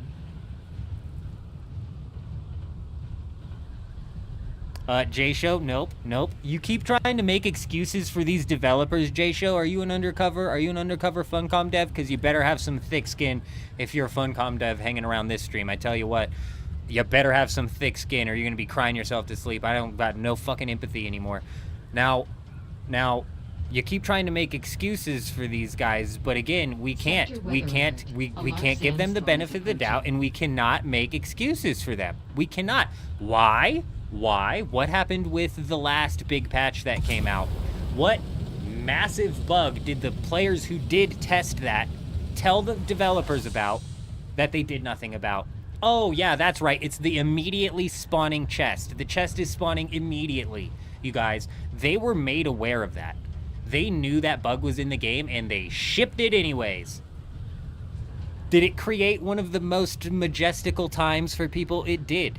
It absolutely did, okay? Same with the D6 debacle. Their update nights, when they completely break this game, are maybe some of the most fun nights to partake in. Like, let's be real, okay? But it's still, we cannot give them the benefit of the doubt because they were warned about that bug. What's something else that the early testers of this game warned the developers about?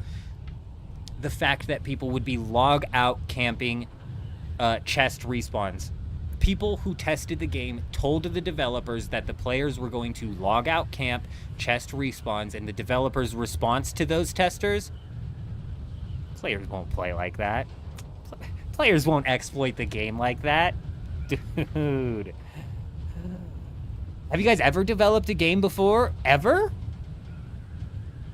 These are the Conan developers, right? Exploit Central? Exploit City?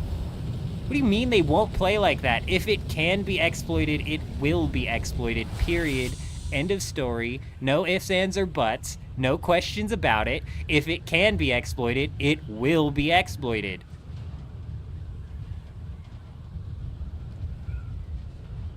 I parked a buggy and grabbed like 6,000 spice in Peaceful Stadium. That's crazy, Autobot. That's crazy. What a day, bro. What a day. I didn't get any of that. I didn't get any of that. I'm still kicking myself in the ass for not getting any of that, man. I'm still booting myself in the ass. I even told Chuji on Discord, I was like, I'm about to hop on and get in on some of that. And then I fell asleep, dude. I was so tired. I was so tired.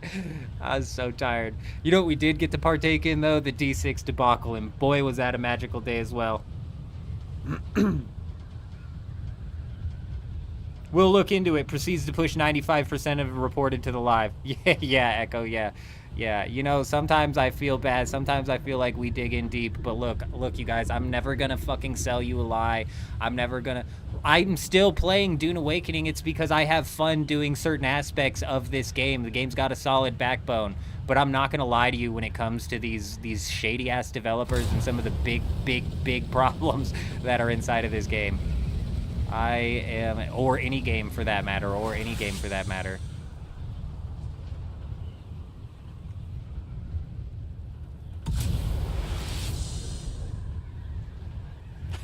Autobot developed carpal tunnel. Doing the quick looking back.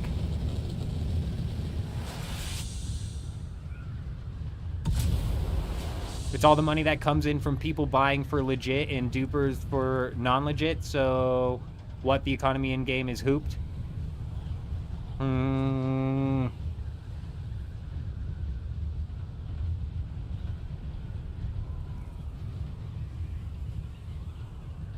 You found a chest camper with your group. We walked away with 500 ice and Peaceful Stadium and like 8 schematics. Damn.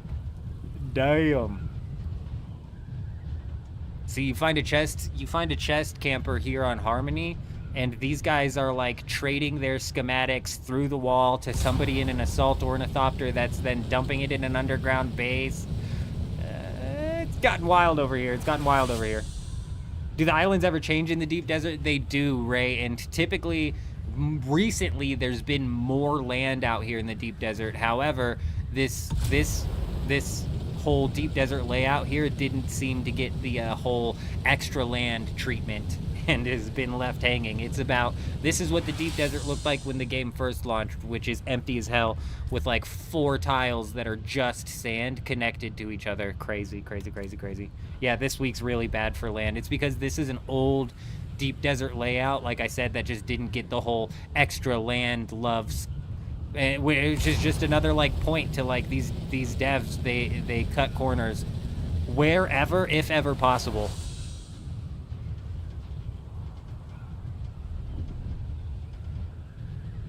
Shapes don't, but the positions do every week. Right. Same islands, copy and pasted all over the place, rotated just a little bit in your handcrafted deep deserts, mind you. Also, if we all remember back to one of the, I think it was a Q&A or maybe like their big dev stream that they did, where they got asked the question like, oh, are we going to ever run into like the deep deserts becoming redundant? Somebody asked them like, are you worried about the deep deserts becoming redundant because you're swapping them out every single week? And they were like, oh, we've got, what'd they say? Was it 56 or was it 20? We'll go ahead and go with 20. We've got 20 handcrafted deep deserts already set and ready to put on loop. So we've got about 20 weeks of content set and ready. What'd they then proceed to do? Does anybody remember? Oh yeah, they looped the same 4 deep deserts over and over and over and over again. It's insane.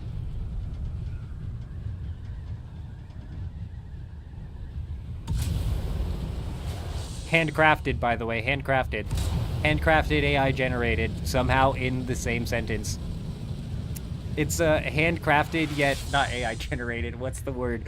Oh, procedurally generated. Handcrafted, procedurally generated deep deserts with the same loot schematics that we can't go in and change by hand because we fired all the people who did the base code, and now we have no idea how to dig into this spaghetti code and change anything without breaking everything. Oh, my goodness gracious. My goodness gracious. Yeah, you can go on and on for days, but you can go on and on for days with the progression system in this game. You've got a solid couple hundred hours of content. It can still be pulled together if they can manage to muster up an ounce of creative juice over there.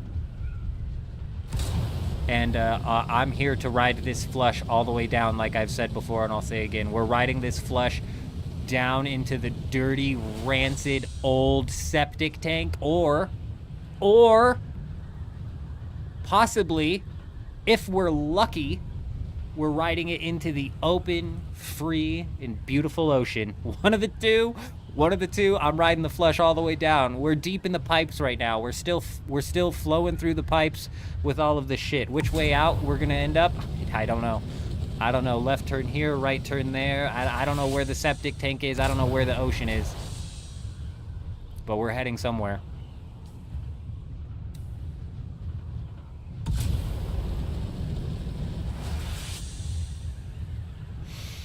I don't know who Nuclear is. I don't know much about the devs or who they fired off or what's going on. After Tuesday, all those pin cushions. What about all those pin cushions? On infiltration instead of invasion. On subversion instead of elections. On intimidation. Funcom's best change to the game was you can pet the donkey. You're right. That was a legendary day, Tanit. A legendary day indeed.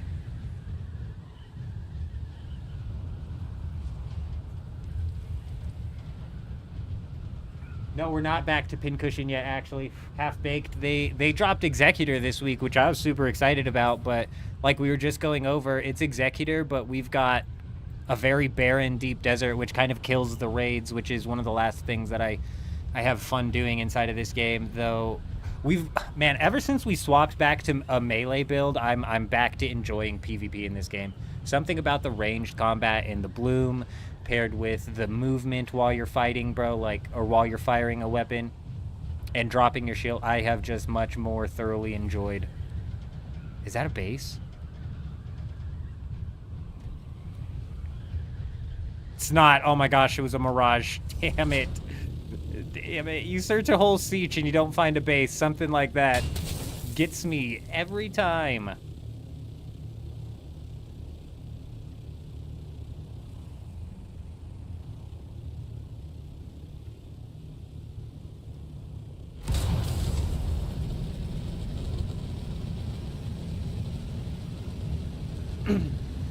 I have no idea, J-Show. I don't know. Shroud doesn't play this game anymore, bro. Let's be real. Let's be real. I'm convinced someone pets the donkey, a new bug gets introduced into the game. Yeah. Probably.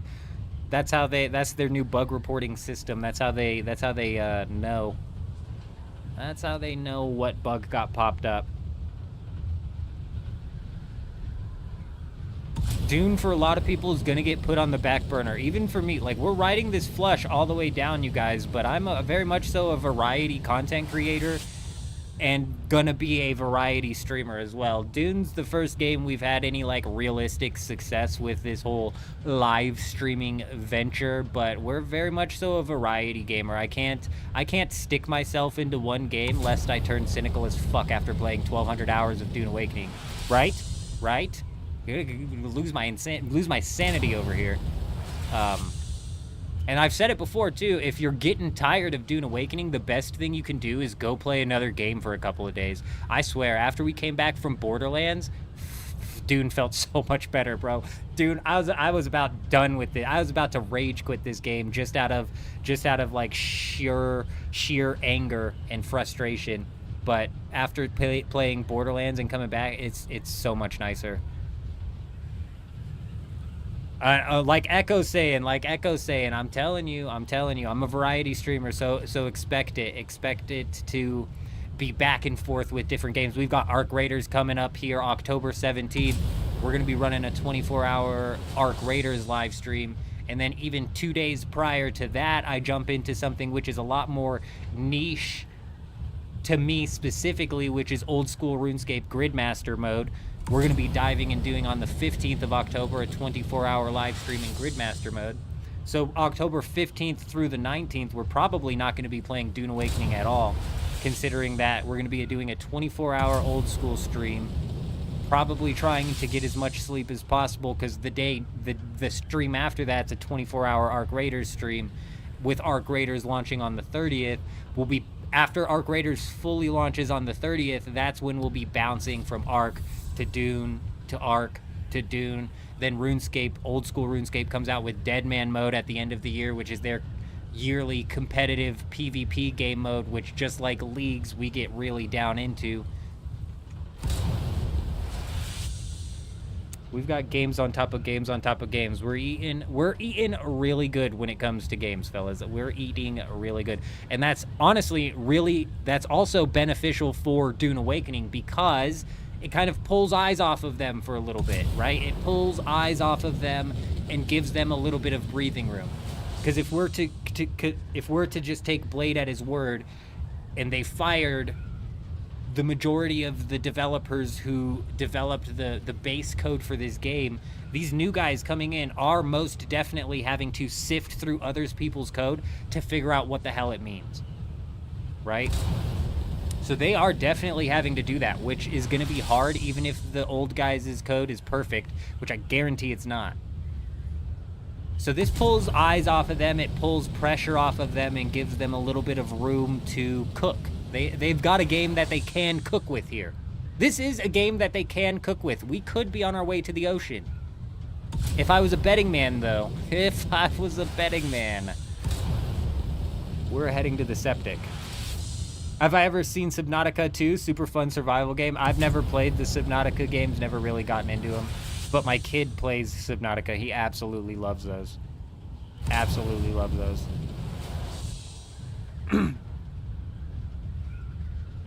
What do you mean parry on half stagger? I'm a bit confused what you mean by that. Tanit. Solid stance and prana stability help parry. Even parry on half stagger. I always, doesn't matter what build I run, doesn't even matter if I'm farming and it's my farming build, I always put on solid stance and I always put on prana bindu stability. Those are must slots for me.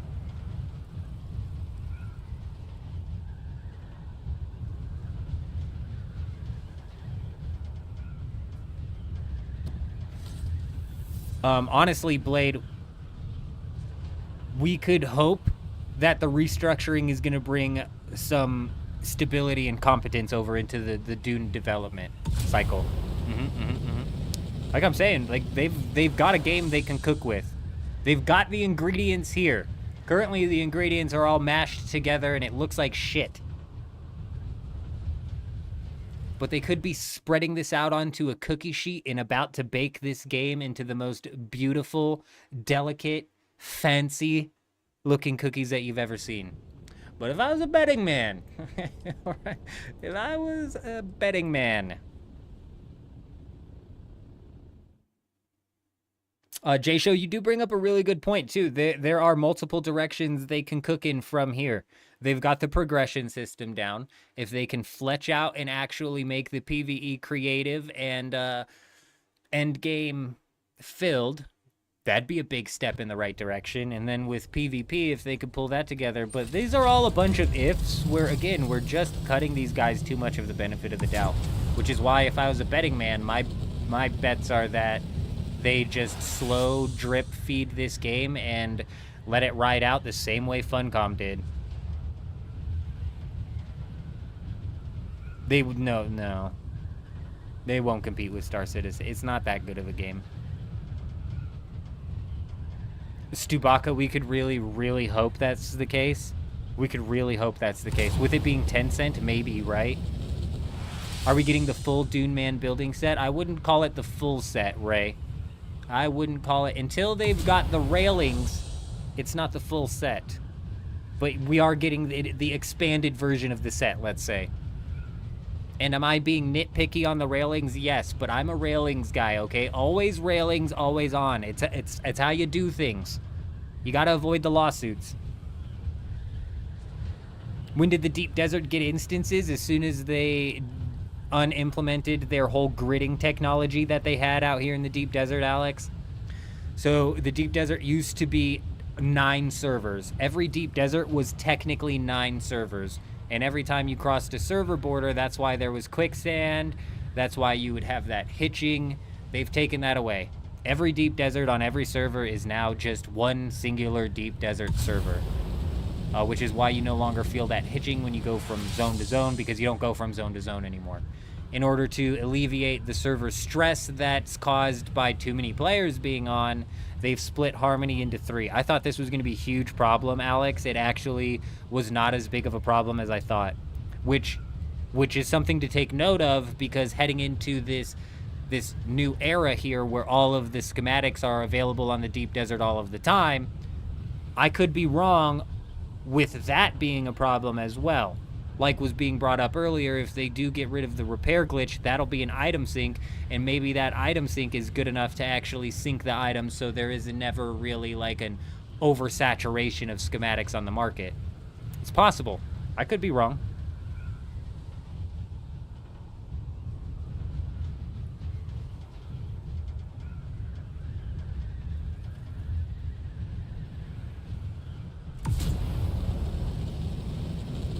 Dune as a franchise, J-Show, I could give 2 craps about. I know nothing about the Dune franchise or the Dune lore or the Dune universe. There are thumper mechanics, and if worm riding comes into this game, we're in trouble, bro. These guys are jokes. People have been speculating worm riding since day 1. It's not going to happen. Entropy, you know what the instance Deep Desert screwed for Harmony? It screwed the resource farming competition. Now there's 3 massive spice fields active at any given time, meaning that there's multiple ways for people to kind of cheese their way in and out. There's no real competition that develops at the Titanium and the Stravidium Island, because there's 3 Titanium and Stravidium Islands. But Funcom seems to be funneling all of the PvP into the labs, which is fine. I'm fine with them doing that. And I thought that this split Deep Deserts was going to kill PvP at the labs. But it seems that on every instance, you'll run into people at the labs. It's practically a guarantee. It does look empty compared to before when it comes to like out in the open field. But I could still go to any lab at any time and run into people. It's very, even in the middle of the night. At some point in time, they're going to add the observer set into the game for those who didn't get it. Oh my gosh, imagine creating a Twitch account and grinding that out just to have it added into the game later. Some people have sunk quite the hours into getting that set unlocked. A lot of people are going to go into that hibernation, what I call the hibernation phase of Dune Awakening. That's why I said the 24-hour peak concurrent player count is going to sit between 12,000 and 15,000 on the 24-hour peak, all the way from now until the launch of the expansion. After the launch of the expansion, big streamers will catch on the hype, people will be excited about it, blah, blah, blah. It'll only bounce back up to 60. If it goes up to 120, I will be shit shocked, but it might. And if it does, it'll only be for a few days, because people will quickly bounce right back out after they realize that they're dealing with much of the same type of problems. But it's entirely possible. It's possible that they pull it together. They launch on... When this game launches, this game's going to do so successful on console. With all the negative stuff I have to say about this game, you guys, it is going to absolutely kill it on console.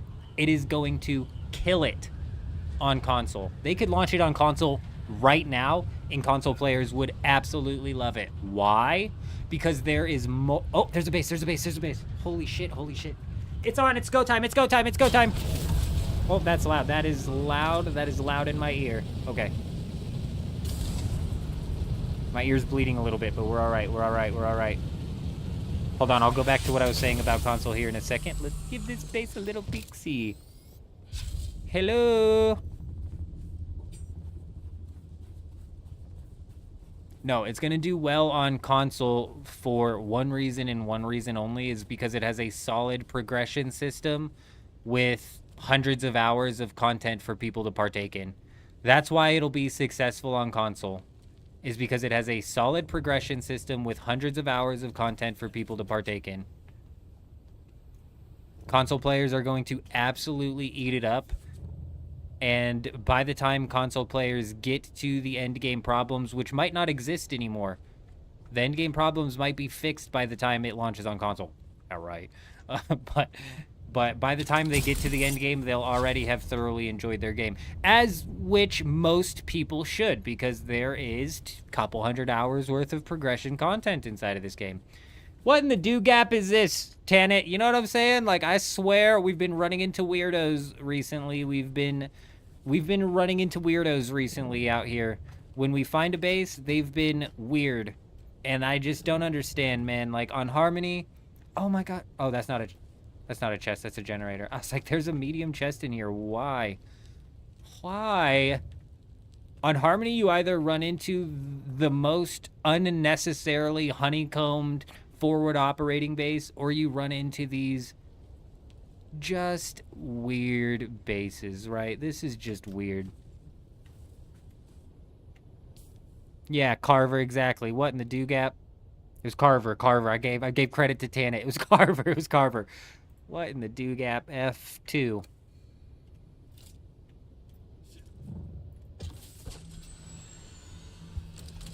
That's not an arena. Oh. On Harmony, right. Or a big-ass arena, you're right. A big-ass arena that the hackers take down. Good. Fantastic. Did I replace any building pieces for the building lighting using the thing? No, I haven't. I haven't yet, Hayden. I haven't. I haven't done any extra decorating either. We still have like 450 pieces to decorate. More polished on console? I don't know. I don't know if it'll be more polished on console. I think the game will still be just as janky as it is now, with the way ranged combat's kind of janky as hell. I think it'll still be in the AI is... I think it'll all still have that jank. But it's the jank that makes survival games fun. Let's not get it twisted. Like, a survival game without... too polished of a survival game isn't as fun as a survival game with a bit of jank to it, right? That's not the problem. The problem is the redundancy after you get into the deep desert. But console players, if I had to guess, are going to end up progressing into the point of realizing all of the problems slower than what had happened on PC. Not that console players are slower or anything. I just anticipate them progressing to the point, and you gotta also think console's not gonna have to deal with a lot of the problems that PC had to deal with right at the very start, with the resources first being locked to the PvP zone, which was a good thing, to then being opened up to the safe zone, and it's like that whole weird dynamic shift. They won't have any predisposed like judgments of the game, because they won't know what the game was like. They won't know what the deep desert was like when there was 6 tiles of sand strung together. That's why it's going to do really well on console. All of those little subtle changes that they've made, paired with the very solid progression system that this game has, and the hundreds of hours of content that this game does have in that progression system, game's going to kill it on console.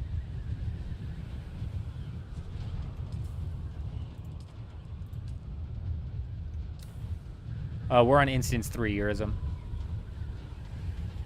You would love to get into the G3 testing station and get the set in Harmony, but you won't be able to get there in myself. You get it at some point, though. I have yet to be at G3 without anybody there. As a matter of fact, I was so certain that we would run into people there that I was able to lure the people who were stream sniping us into that fight, and we caused a war. We caused a war on G3 during the last live stream. We either caused the war or we shoved our frickin' nose right into the middle of what developed into a war. It was insane. And all I was trying to do was lure these stream snipers in to a group that was more their size, which they immediately, you know, tucked tail and ran from.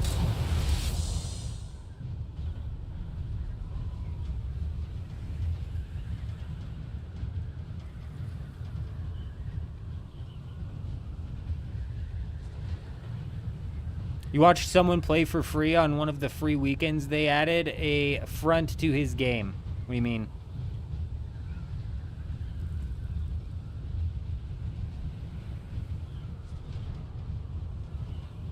Yeah, Blade, the respawn mechanics really annoying. Then we're kind of dipping back into the whole PvP, lacking that risk, lacking that reward, lacking that incentive style problem right there.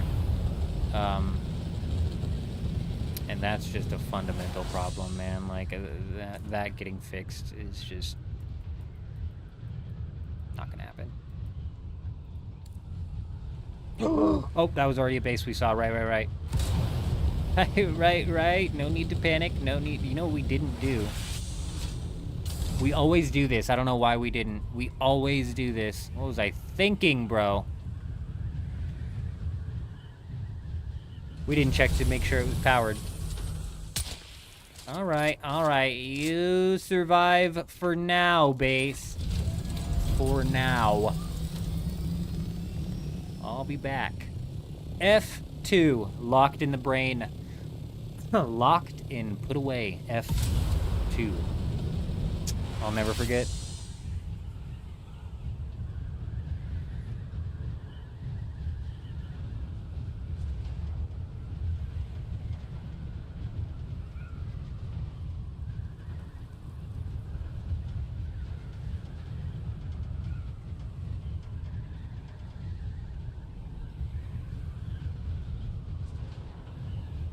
That, and let's also think about it this way as well. The DLC that came out recently, the crashed whatever DLC, whatever that came out, that you have to do trials, J-Show. You have to do trials. No marker. Are you on the same instance? Oh yeah, you are.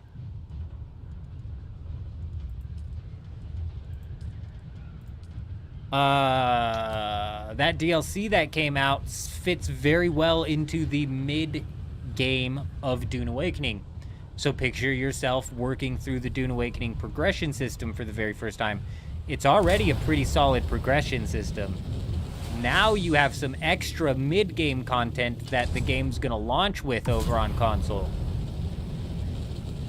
It's pretty nice. It's pretty nice. I'm telling you, the game's gonna kill it on console. It's gonna be a massively successful console game. But it will still follow that survival genre trend of lose. People were shocked. Oh, it's lost 85% of its player base. I think I was saying from pretty early on that this game was going to dip down to 15,000 players. I think at first I said it would dip down to like 20 to 30,000 and that would be its bottom. And then all of the debacle happened and I have changed my numbers since. But I've been saying from very early on that the game is not going to sustain its numbers because these games are not built to sustain their numbers. You will get to a point where you've completed the game. Who was in here earlier who said that they were just farming titanium for no reason at this point in time? Right, there's a lot of people who have gotten to that point. Hence the hibernation mode, which is, it's just the cycle of these games. So Dune will come and go in cycles. We'll ride the flush all the way down. We'll see where we end up. When I started, it was at the crash. You did not meet Val, you just heard him, but if you were to buy the game today, you meet him a lot earlier in the game. You start in the cave. When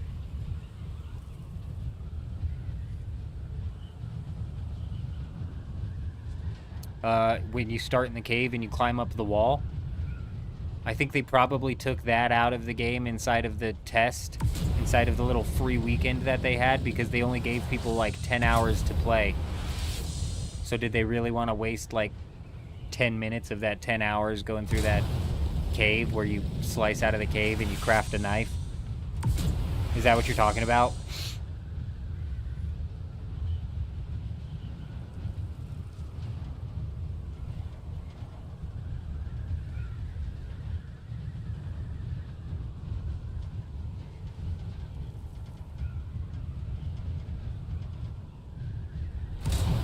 Can you move everything? Can you transfer from the bank into your vehicle yet?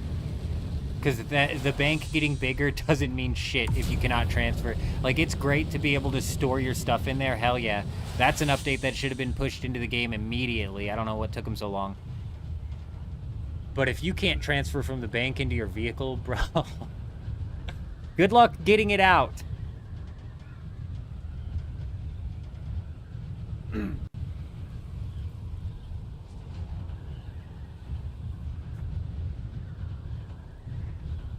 I don't know how PlayStation Network still works on console, Ray. I haven't owned a console in years. I don't know how that whole online system still works. Do you need a PSN? Do you not need it? I don't fucking know. If you need a PlayStation Network in order to play online, yeah, you're probably going to need that. It's an online game. So I would guess. With no console crossplay, you're wasting your time. I'm telling you, console will be able to come over to PC and play on PC servers. I don't think it'll go the other way around. Him, good evening, my friend. Good evening. I hope you're doing well.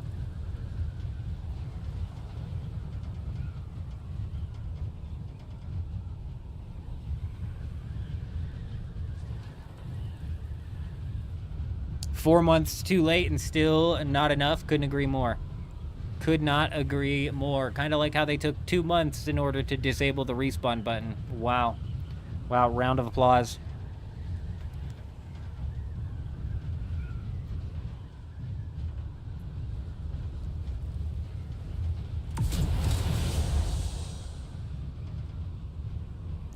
So does Funcom have other games? So not do they have other games? Obviously they have other games. Do they have other console games? I don't pay attention to Funcom at all, bro.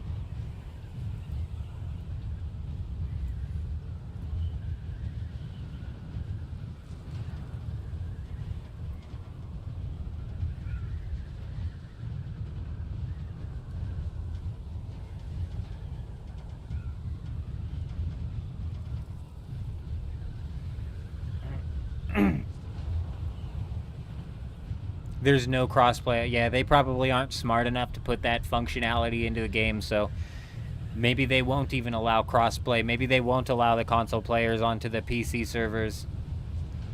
Wow. Again, that brings me back to what I was saying previously, that your best experience on this game is probably going to be the console version of the game. Re-rolling on console, being able to experience the progression system alongside everybody else again. I'm telling you, the progression system's the best part of this game. And then B, hopefully not having to worry about a ridiculous amount of dupes and less cheaters. Also, you're playing a version of the game that's more fleshed out than it was when it first launched. Console versions of the game is going to be the best version. People were saying it pretty early into us streaming Dune Awakening that the PC players are basically the test version for console. I'm not going console because I don't plan on buying a console. Nah, you're good, Zed. You are good.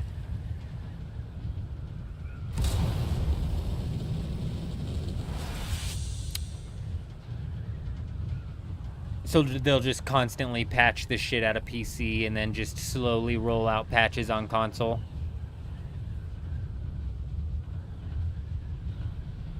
Even with it being a Steam box blade, I bet it won't have crossplay.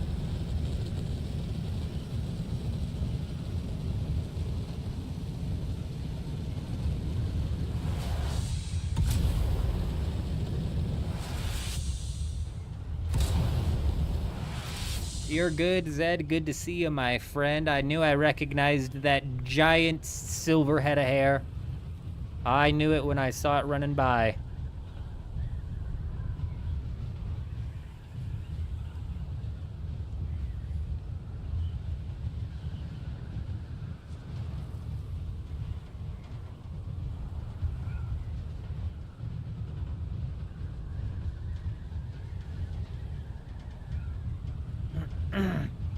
The problem to make it crossplay is the patches. Doesn't it cost them money each and every time that they want to put a patch out on console as well? Isn't there like a fee involved? Funcom run themselves out of business. Too much effort and complexity to do, meaning most who leave won't bother with it. Then whenever they think about coming back, they'll have the issue of coming back to nothing. The only reason they're making those adjustments are to address people walking away. I see. I think that even if... I think that you're right, though. People... I don't think people will come back anyways. Come back to nothing. God, fuck, dude. I don't know. The bank is jacked up, bro. And if you can't transfer from the bank to a vehicle, they didn't fix the system. Leah, good morning. Good morning. Good to see you.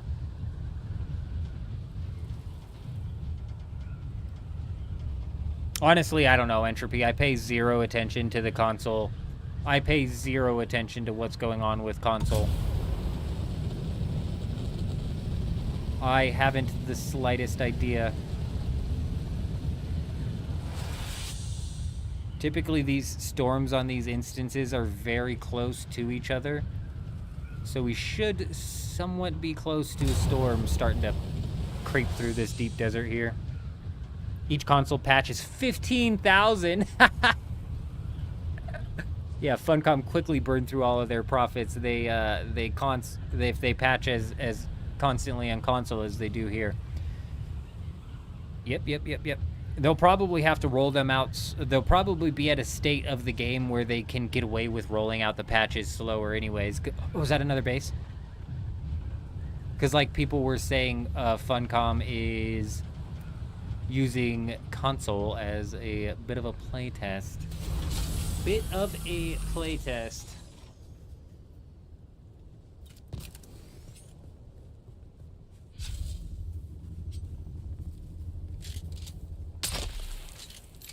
Alright, well, it looks like you'll survive for now, buddy.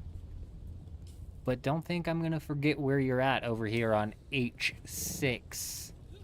Ladies and gentlemen. Scared the shit out of me. Actually, just scared the shit out of me, Zed. I don't know if you guys saw me flinch right there, but you know when you get scared and your stomach hurts? That actually scared me. Zed is an absolute madman. Coming in, dropping a $10 super chat.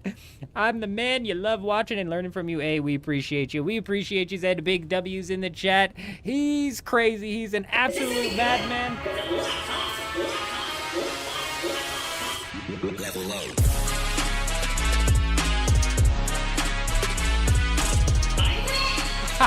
Zed, you crazy, Zed, you crazy. Dubs in the chat, because Zed's a madman. We appreciate ya.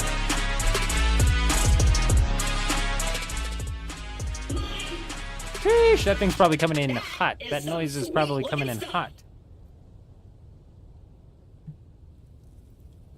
You take it nice and easy, my friend. You take it nice and easy. You don't do nothing too crazy out there, Zed.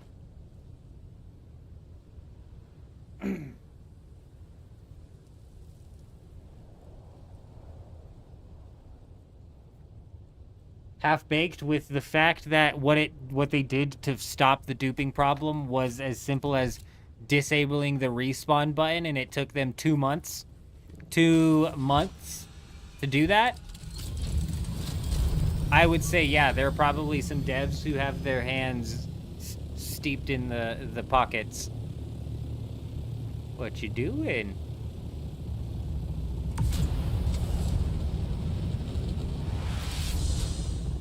If I had to guess, that's Eurism.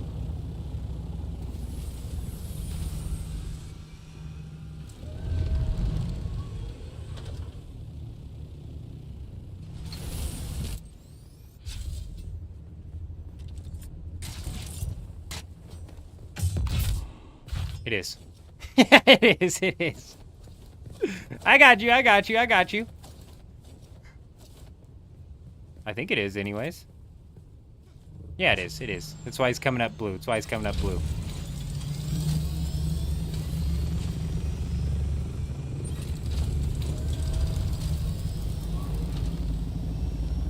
does it suck to be Borderlands 4 then? Oh, because of the patches. Yeah. I've heard about that. I haven't been able to... I have had zero time to play Borderlands. since we did the 24-hour live stream and then the stream the day after, I think, of Borderlands. I've had no time to play. We're still at the same point in the story as we were previously. What's funny is my performance in Borderlands was fine. Like, we managed to get my computer running Borderlands, which typically, you know, the CPU struggles to pump to the GPU over here. So we got it running just fine, and we were able to live stream it, and I wasn't even like running my temperatures super high. So I'm not positive. Like, these must have been like, because we do stuff to our settings inside of the game to make it run smooth and still live streamable, right? We do stuff to the settings inside of the game to make that function work.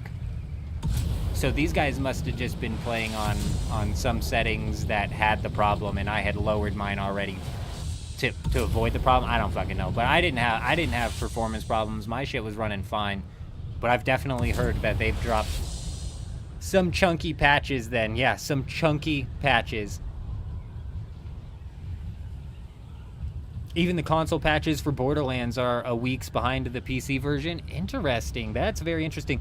Probably Blade, because it costs money, they're making sure it was exactly.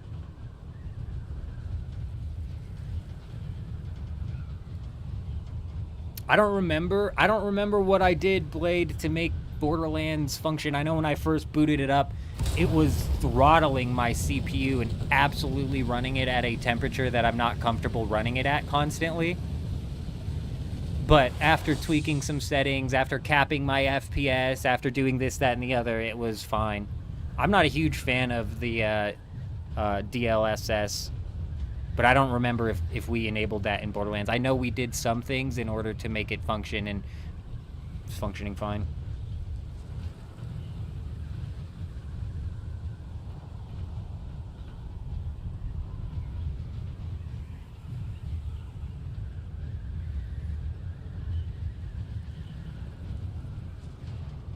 I cap all of my games at 60 FPS, and it's twofold.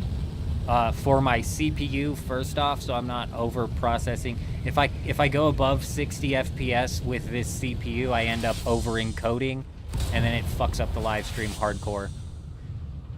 And then also because my monitor is I don't even think my monitor is 120 hertz. I think my monitor is just 60 hertz. Why the fuck would I push it past? You know what I mean? You know what I mean? You know what I mean?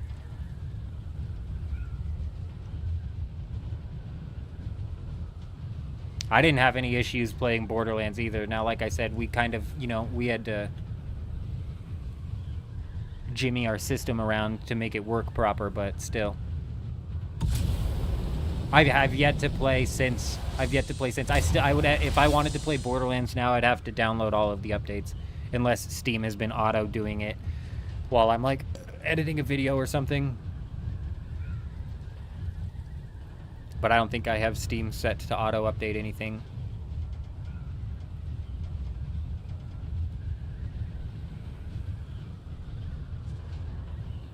I'm running out of computer space. I've got to grab my storage hard drive and clear my content files because they are starting to cluster up the PC.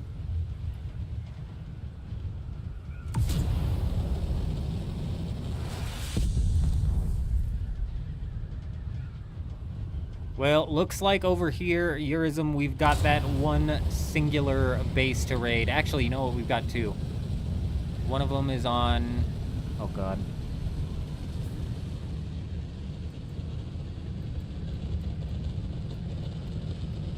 F2, and the other one's on H6.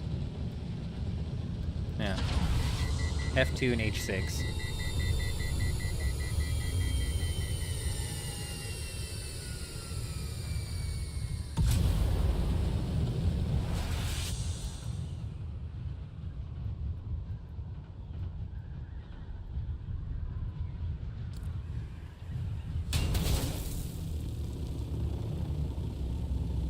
When was the last storm? I don't know on this instance in particular.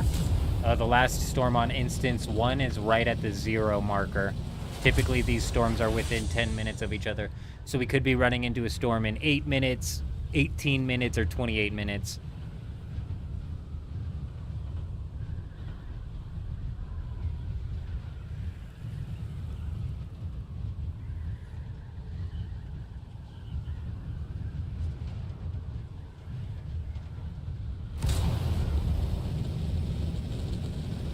Yeah, you're talking like tech specs I don't understand. Dual video cards as in like multiple graphics cards? I'm not running multiple graphics. We're running on a one PC setup right now, which is probably exactly why I've got a cap at 60 paired with do X, Y, and Z so we don't end up over encoding on the OBS. No, I'm right there with you actually, J-Show. I'm gonna fly up real high in the sky here. We're gonna try and glide real slow. I'm gonna go put some noodles in the microwave. I will be right back.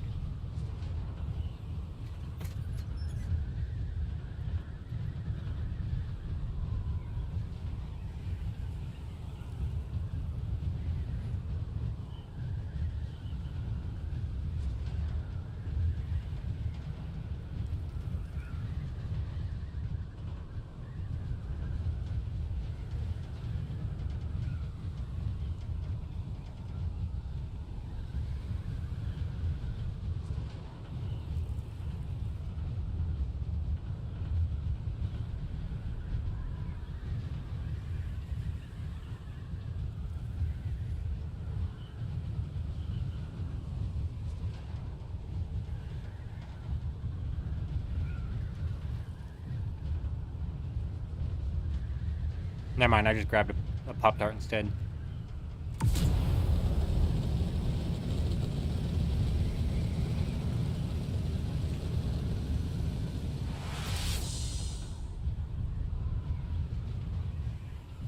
Very nice, him. Very nice.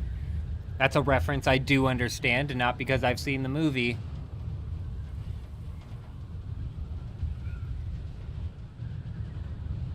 Back to the Future, though, if I'm correct.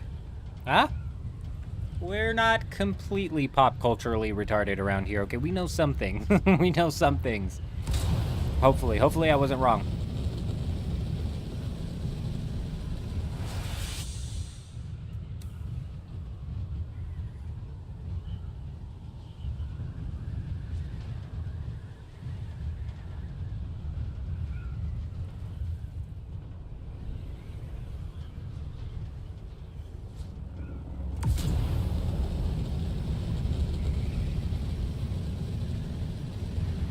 That base is done for. Now, here's the dangerous game we play. Because best case scenario is a storm rolls in from over here. It's going to hit this one, and we can raid this one really quick. Then we follow the storm over here, and then it hits H6. And we hit, and we take that down real quick. Is that with, is it more sugar than they actually weigh? Is that with every Pop-Tart? Because this is technically a toast 'em up pops or some shit like that. So the off-brand. Maybe they use less sugar.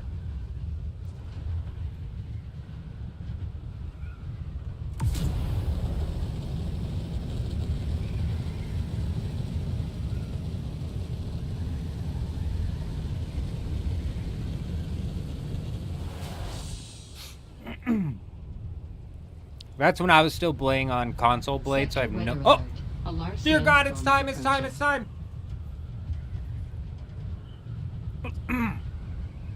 It's happening perfectly. Also, the perfect storm. The perfect storm is happening. J-Show was going for Cookie Crisp, came back with pizza. I was gonna go make some noodles. I came back with a Pop-Tart. Both of us changed our minds.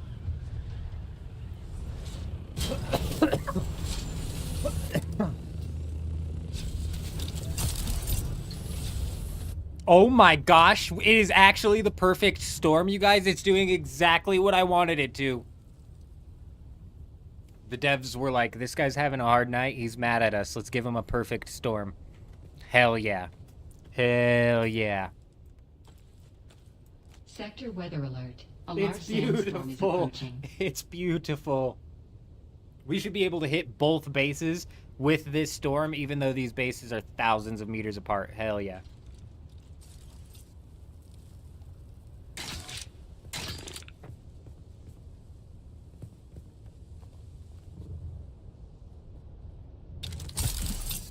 Well, if that was years ago and we consider shrinkflation half-baked, the Pop-Tarts probably still have 93 grams of high fructose corn syrup now. And it's even less Pop-Tart. Well, we searched instance 1. This is happening on the 50 mark. We searched instance 1, Chuji. We found no bases. There's 2 here. There's 2 here. And then we're going to instance 3 after this. So there is still technically instance 3, which might have some juice.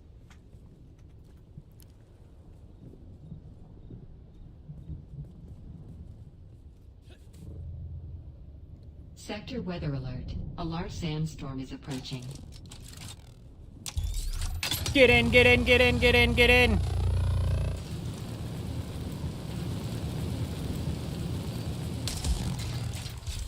Oh my god, I fucked up. I backed the wrong horse. I backed the wrong horse.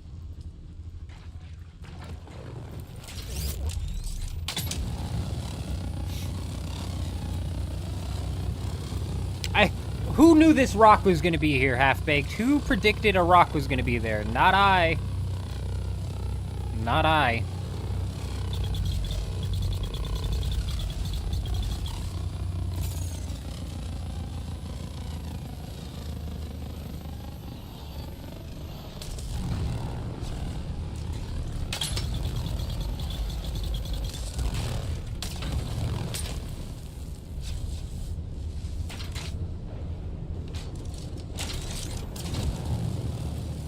Okay, so it was honeycombed from the roof. Oh.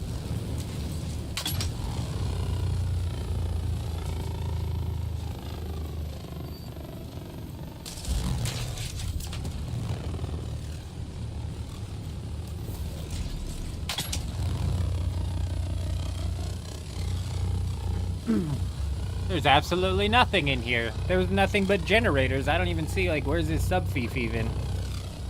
Oh, what is that? What is that? There's more beneath this, beneath this. Oh. Oh, okay. Okay. This guy's built on the floor.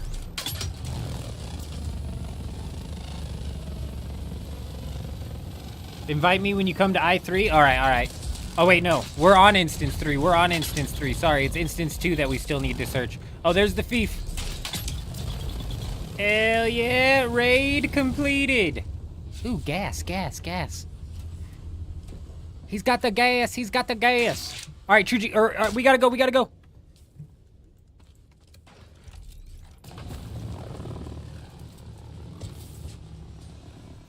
Onwards, onwards.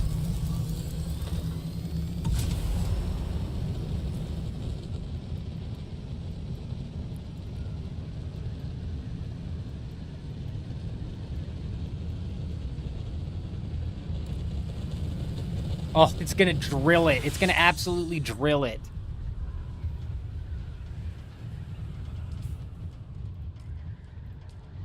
Yeah, sorry, it's instance 2. It's instance 2 that we still need to search. Yeah, typically we do as well, Jiren, but we've got a second base here on the list. We've got a second base on the list that we're making our way to. I didn't want this storm to get too ahead of us. It sounds like a bug, J-Show. You might want to, like, relog, possibly. It's typically a solid solution, but... Yeah, that sounds like a big bug. Did you just come out of a trial or something?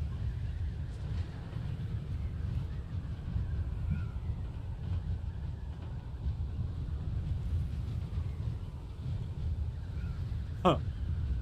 With my luck, that would be the case. Hmm.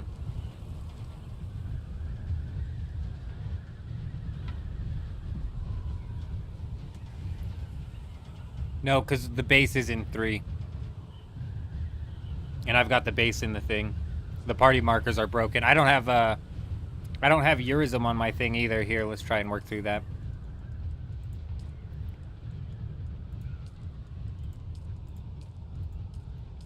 Yet another thing that the developers should have had completely fixed by now.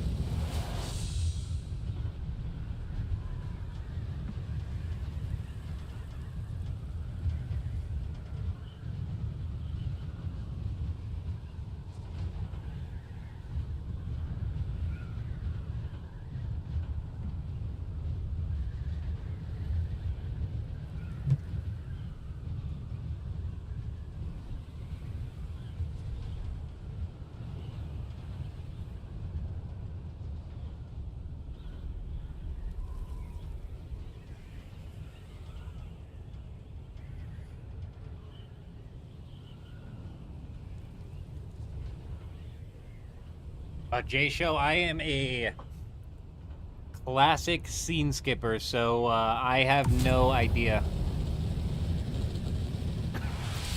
I was paying absolutely zero attention to anything to do with the story of this game. Any of the quest scenes, immediately skipped. I don't even know who Lanov is. Lenovo? The cell phone brand? I don't think you're supposed to beat that guy up. He seems pretty cool.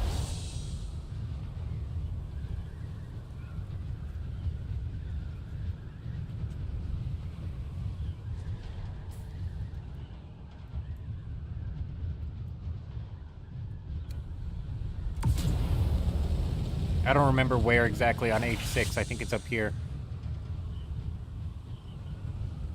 But just in case it was close to the lab.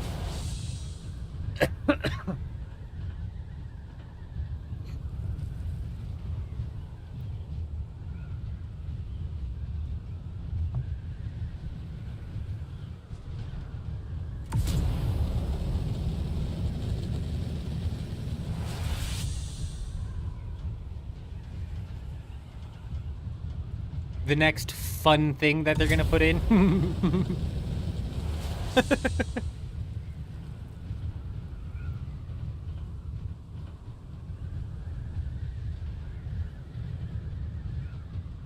Why don't we hear the idea of what this next fun thing that they're planning on is before we decide whether or not we want them to put it in? Because I tell you, the tread wheel, that was their last fun thing that they put into the game. So that was so much fun. Oh God, I think a sickness is running through my family right now. Oh, somebody juiced it. Oh wait, no, they didn't. I was like, somebody beat us to it! No, they did not.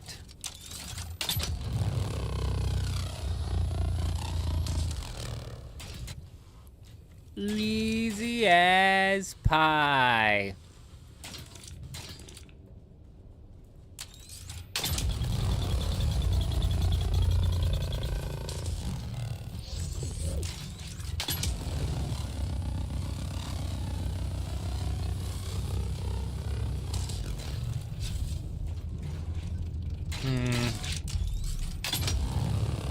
We still have like 5 minutes, so the sub thief has to be here somewhere.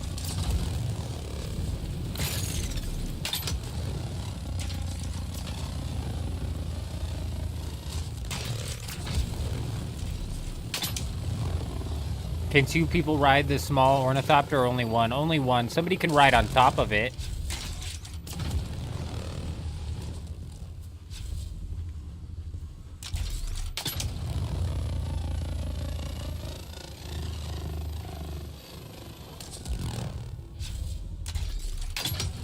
Right, maybe if we had more people working on it. Honestly, half-baked, I'm hoping that's what the restructuring is going to be. I'm hoping the layoff leads to more people being put on the team to actually get the game functioning properly. Like, in a perfect world, that would be what's happening, but...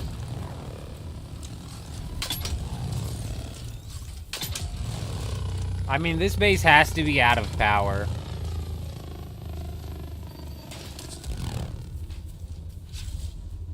But his sub-fief might be, buried, so let's just go ahead and burn these down. Just in case there's a hidden generator buried or some shit as well.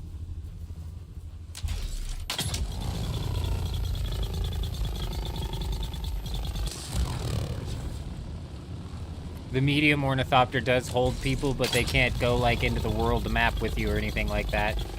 How are you able to raid bases? I'll explain that here in a second.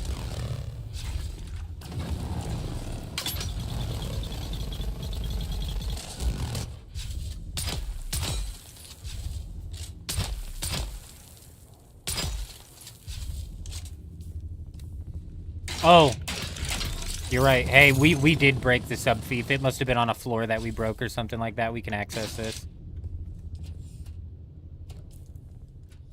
Yeah, we did break the sub-fief. So how you raid bases is only in the PvP zone of the deep desert. Only the PvP zone of the deep desert is where base raiding can happen. And basically the way you do it is a storm goes across the deep desert every hour. If the storm happens to hit a base that's in the PvP zone, you have 6 minutes in which you can damage that base. So, storm hits it, you can damage the base for 6 minutes. If you break the sub-fief of that base, raid's over. If you break the sub-fief of that base, raid's over. You can then pull out your construction tool and delete it. No, not the PvE area, no. No raids there. The next big feature will be a dune walking. You can all tiptoe across the sands. Oh, right. Yeah, that would be huge, him, right. That would be massive, right? Big game-changing update. You could just walk across the deep desert if you do it slow enough.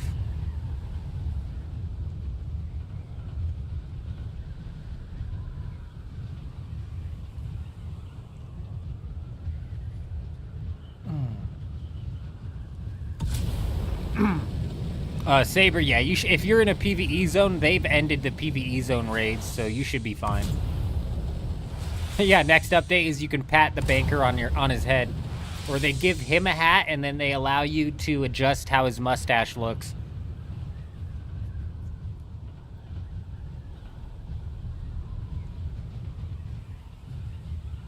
What do you mean you can't get... Oh, yeah, you can't get raided anyways for 2 weeks out in a PvE zone, even after your power goes down, because it takes forever for your shit to decay, yeah. Yup.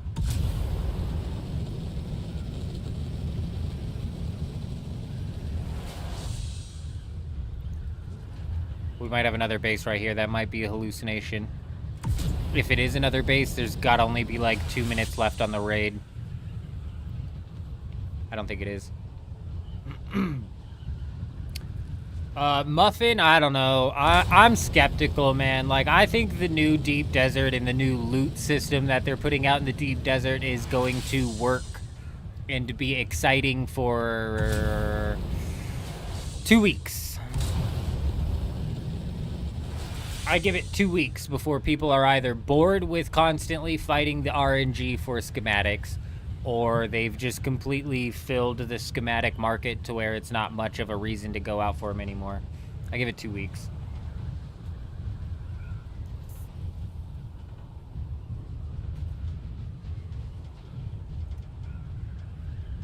That's not true.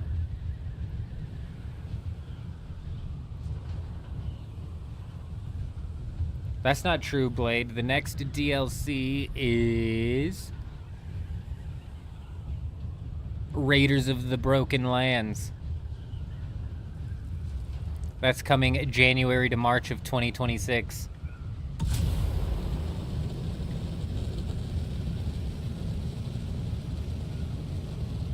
Half-baked, you take it easy, my friend. You take it nice and easy out there.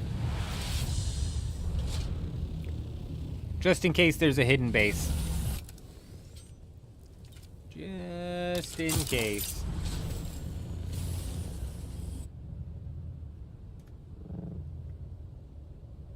They don't typically hide bases anymore, but just in case.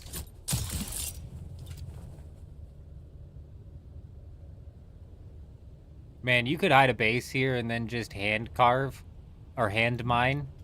Be so easy. Probably walk out with a decent chunk of stuff here.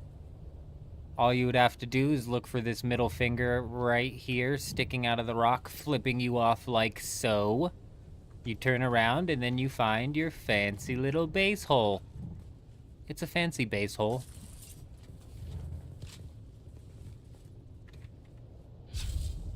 I'm not gonna lie, the new face scared me. The new face scared me. I recognized Chuji though. Chuji's got a recognizable character. Good afternoon, Gore. Good to see you. I hope you're doing fantastic, my friend.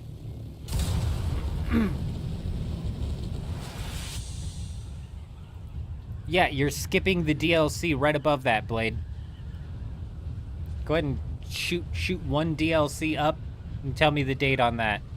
Because that's January through March of 2026. The Water Wars DLC is an expansion. I don't think that's a DLC. I think that's the expansion. Screenshot the finger. The fancy finger.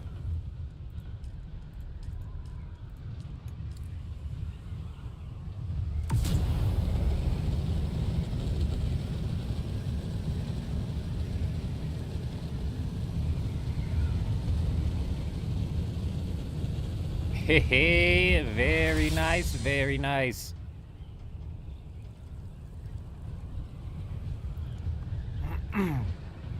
I see Chuji, but I see no Eurism. No, I'm not grinding out Wallach this week. Fuck that. I don't want to go do a kill task. That's crazy. Damn it, you guys. Damn it, damn it, damn it, damn it. There might be 30 seconds if we're lucky left on this base.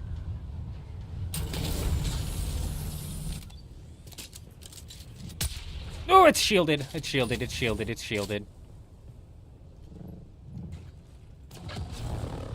It's got the shield on. It's got the shield on. It looks... This is rated, actually.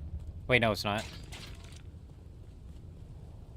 What the hell is going on here?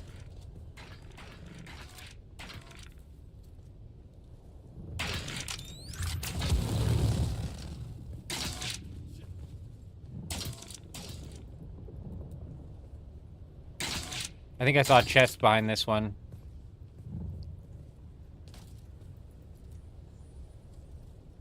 Damn it. Old man, get on the rock.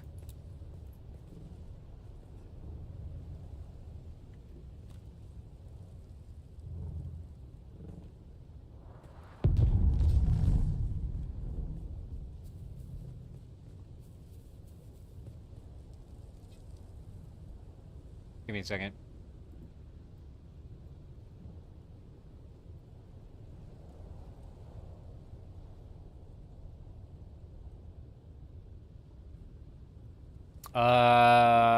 Raiders of the Broken Lands, January to March of 2026. Right here, over on the YouTubes. Oh, you found it, okay. I was like, I got the link, I got the link. I'll post the link of what I'm looking at. Unless they changed it, with which they've done before. They've just retconned in some stuff, like, what was him? It was him or it was Hayden that was saying the other day that they just straight up took some text out of an update that they were saying that they were going to push. I forget what it was. Raider armor and weapon skins, vehicle paints and flags, themed around the desert clans, and emotes and animations inspired by Raider culture. That is all that comes with it. That's about all you can expect to come with any of their DLCs. I told you, I made a video before this game came out, and I was like, look, you guys, this is the way these DLCs are being labeled. They seem to be purely cosmetic. And if it's a purely cosmetic quarterly something that you want me to pay $10 for, you're selling me a battle pass.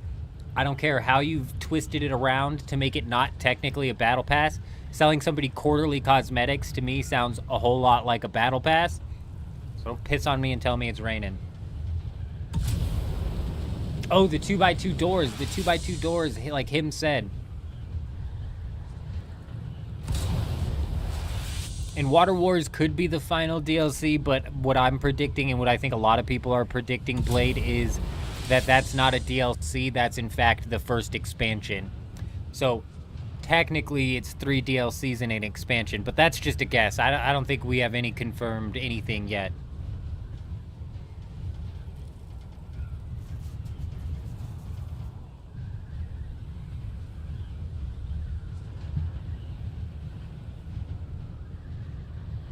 No, Entropy, it will not be. Don't get your hopes up, Entropy.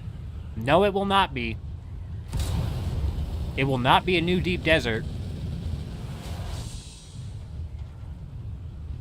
Come on. Entropy.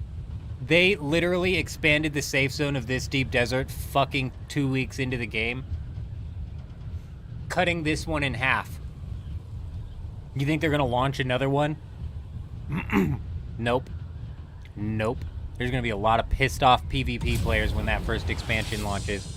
There's going to be a lot of pissed off players when that first expansion launches. Pissed off PvP players. And I'll be one of them, but I can run both. PvP, PvE. The PvE in this game sucks. The PvE in this game sucks, bro. So, like, this isn't something that'll keep me hanging around too long. Nope, the first expansion is going to be 85% PvE, 15% PvP. All of the Tier 7 schematics and all of the Tier 7 material is going to come out of a PvE zone. Bet. The 15% of this upcoming expansion update that is going to be PvP is I bet they're going to shoehorn in some sort of battlegrounds system where you queue in with you and your buddies to go get into some PvP. Bet. Bet. That's my prediction, and watch it be dead on. It's not going to be a deep desert. Nope. Don't get your hopes up.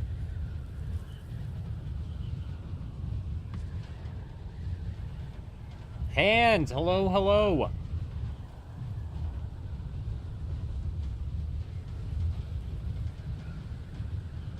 You just caught some dupers on your server. First time you've seen them. Honestly, the dupers will hit up each and every single server. What happens is they do this on demand. I call it duping on demand.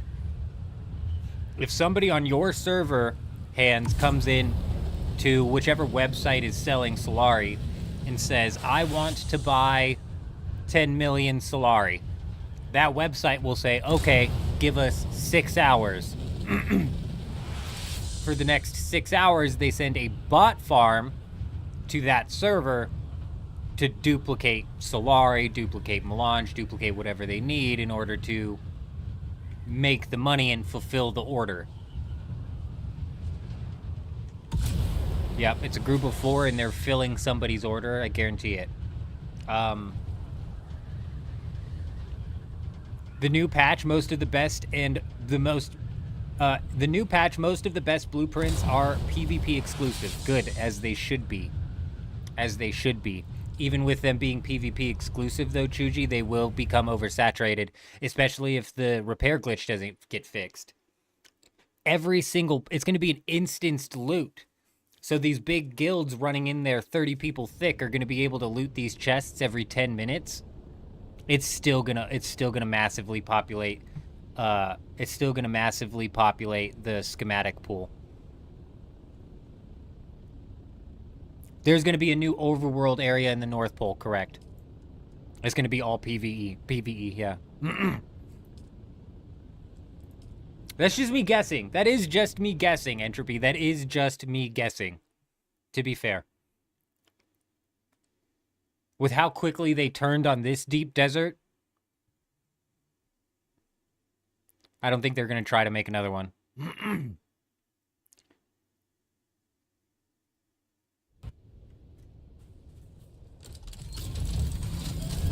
Late 2026, the first expansion in Dune Awakening console release.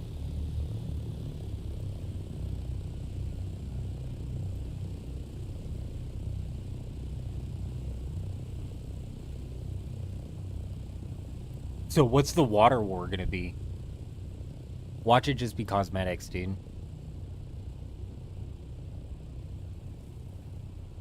What are you talking about, bro? It says, prior to the expansion, the game will receive several paid DLCs and free content updates, including Lost Harvest and then Raiders of the Broken Lands. but it does not then list Water Wars. Oh, no, it does say it's a DLC. Just with the way they've given very little info on the Water Wars, I was just assuming that was the expansion. I see what you're saying now, though.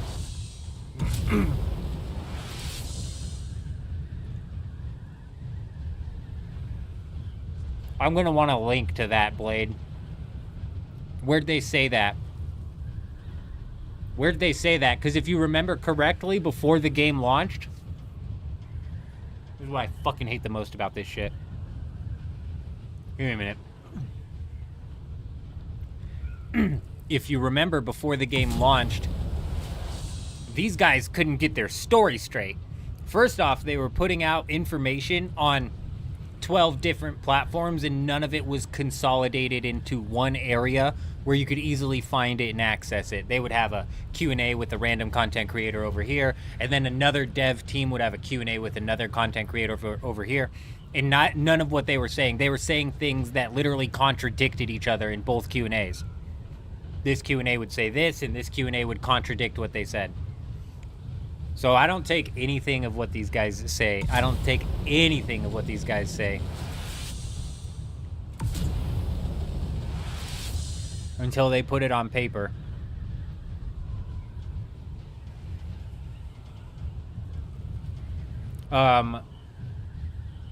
This update Tuesday will kill the PvP, Kel.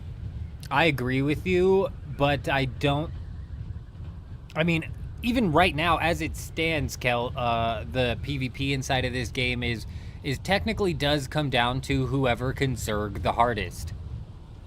If you have a 4v4 and you're losing that 4v4 and you can zerg the hardest and turn that 4v4 into an 8v4, guess who's probably going to come out on top? If your 8v4 isn't working, then if you can zerg the hardest, you can turn that into a 12v4 and you're going to come out on top. That's kind of like where the game sits now, which is fine because it's supposed to be a guild versus guild game. I'm fine with it functioning that way. It sucks, but I'm fine with it, right? Now...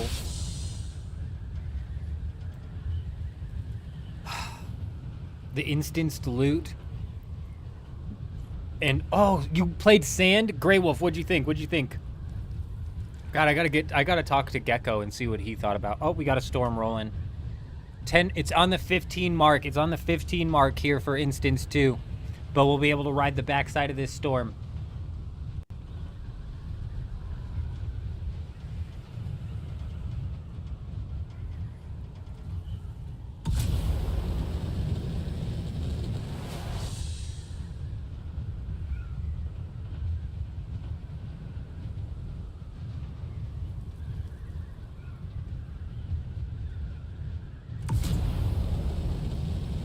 Bruh.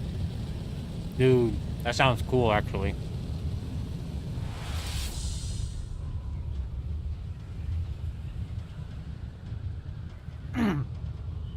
Gore, I swear if they bring cannons into the Haga Basin again, I'm gonna flip. I'm gonna flip. If the Waters Wars DLC brings water cannons into the basin, I'm gonna flip.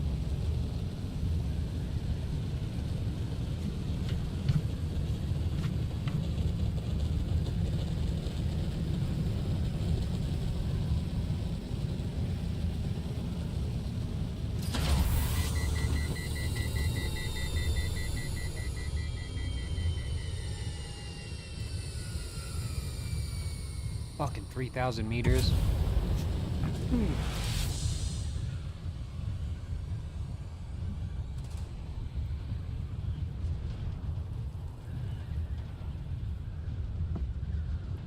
Yeah, Blade, we'll see what happens. I take everything that these guys say with a grain of salt because, you know, they said Dune Awakening was supposed to be a big guild versus guild PvP game with giant guild versus guild battles over spice. And so far, we've seen how that played out with them immediately hightailing and shifting gear on the deep desert. So. It didn't show up on your feed? Oh, I didn't drop it. I didn't drop it because you said you found it. Oh. Your link probably got nuked by the bot. That's my bad. That's my bad. Discord would probably be the best place to link that if you're in on the Discord and or Twitch. The Twitch bot will nuke it too, but I'll at least see the link so I can copy and paste it. When it's on YouTube, the YouTube bot just flat out deletes it. I don't even see it.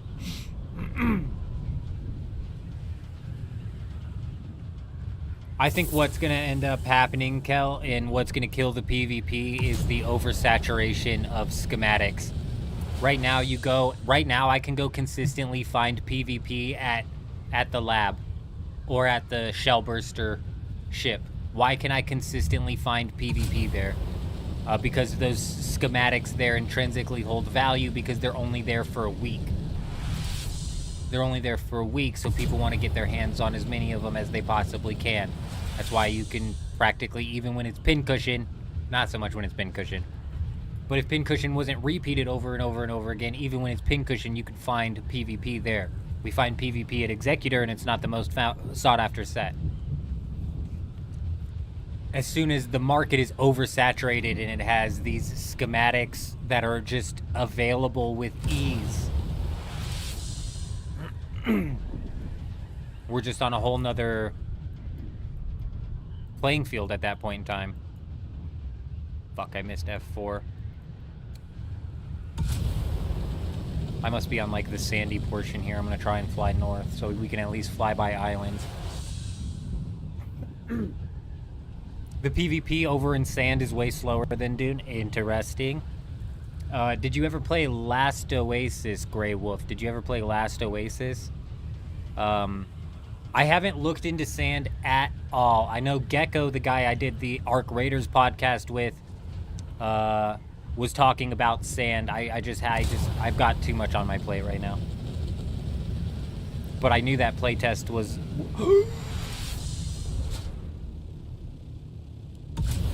We've got a base! Oh, we've got people!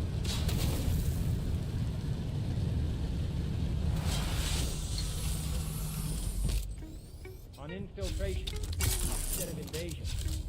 On subversion instead of elections. On intimidation.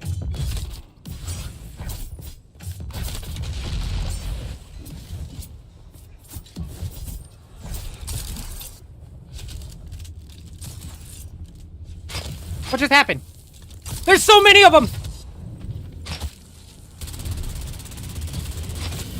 Why is my guy not moving? Pussies.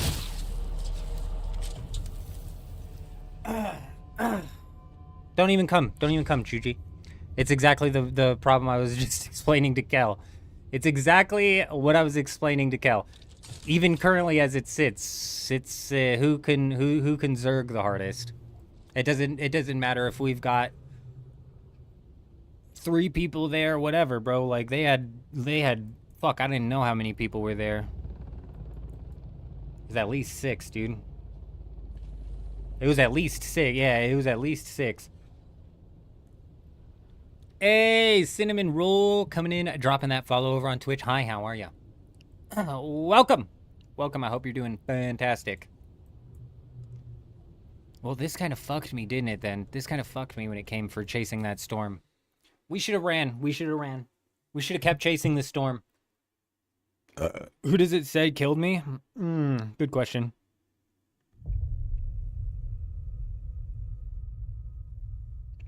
I was getting, they were hitting me with the voice, too. I don't know if you realized. I was getting, like, stopped and shit as well. Wreck-It Matt.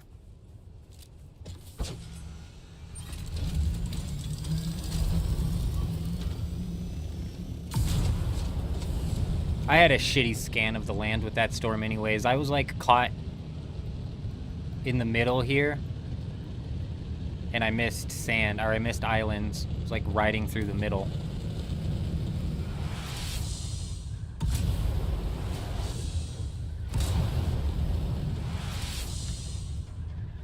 Last Oasis is a cool concept, man. Whew. I liked Last Oasis. It's if Snail Games are the people who developed it, they definitely abandoned it.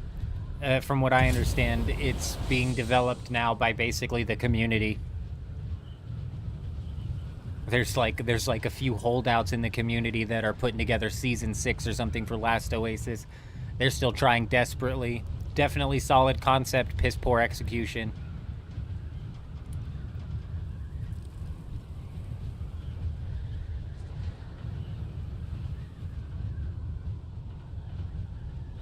In Sand, you build this thing called a trampler that acts as your base of operations. Yeah, that's why I'm asking. That's why I was asking about Last Oasis, Grey Wolf, because the whole Sand Walker technology kind of seemed similar.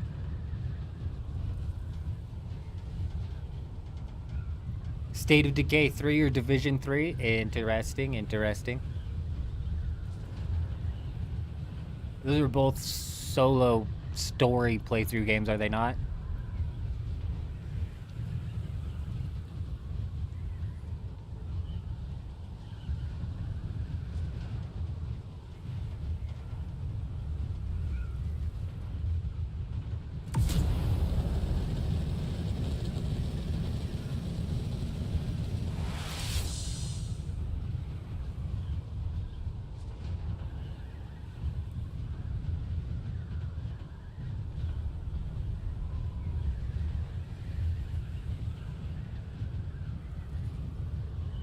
Yeah, last Oasis was a solid idea. I think I've got like almost 300 hours in Last Oasis. I gave it my best shot, even as a solo, and that's very much so a game that punishes the fuck out of solos.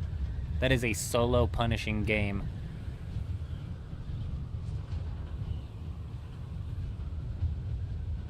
Story survival on State of Decay. Nice, very nice. Kind of like a Far Cry almost. There was a couple Far Cries that I enjoyed, but I never got too heavy into like the Far Cry series because I'm not big into the solo story campaign playthrough type games, you know? That being said, a looter shooter Extraction sounds pretty interesting. Pretty interesting.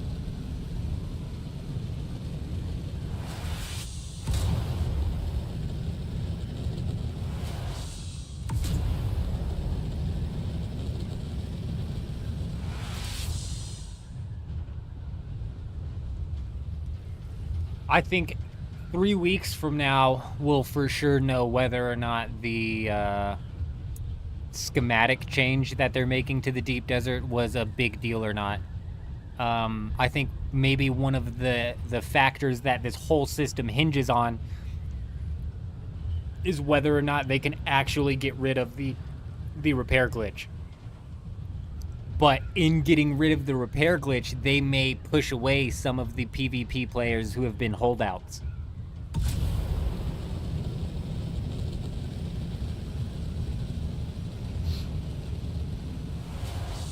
Yeah, but in Destiny, did you lose all of the shit on your body when you died? Because in Last Oasis, you did. So getting ganked by a group just sucked on all ends, dude.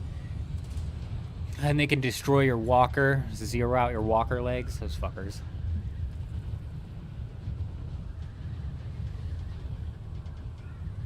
I never played Destiny though, so I don't even know. Destiny, what was that one game with the big titted ladies?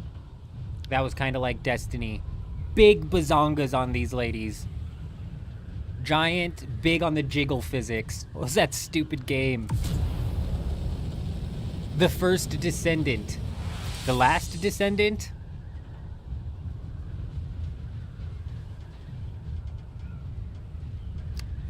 Does that sound familiar? Am I on the right track there? Are those two kind of similar? Am I even in the right genre with those two?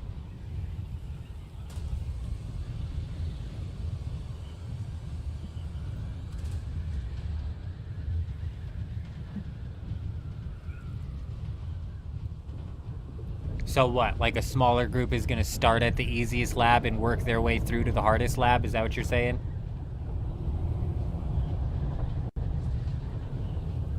People aren't going to start using duraluminum. I don't think the repair costs are that bad. The one thing that's a bitch is the schematic replacement. But schematic replacement isn't even going to be that bad as soon as everything's out here. Yeah, but isn't the first Descendant similar to Destiny? Aren't they similar in style? Not style, but gameplay. I'm just trying to get a bit of a perspective as to what Destiny is.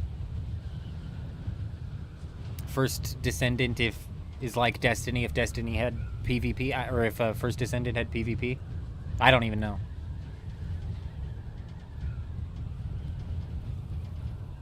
The permanent loss will be a bitch because we're, like I said, replacing the schematic itself is what's a pain in the ass. But as soon as all of the schematics are in the loot pool all of the time, I'm telling you, the schematics will be in abundance. And not only are all of the schematics in the loot pool all of the time, it's instanced loot. So if you're out here in a big Zerg of 20 players and you all clear a lab, all 20 of you are walking out with at least one schematic.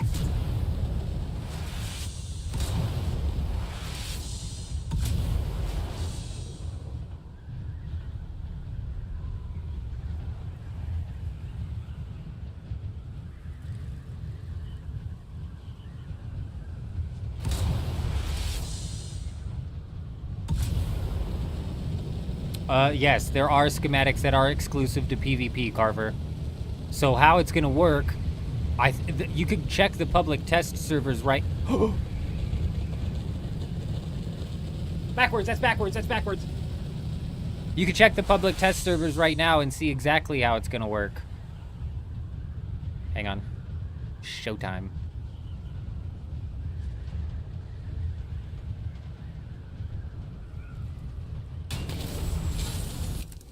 Hopefully you didn't hear me because I gotta swap this real quick. I will go with weirding step for now. Where is it?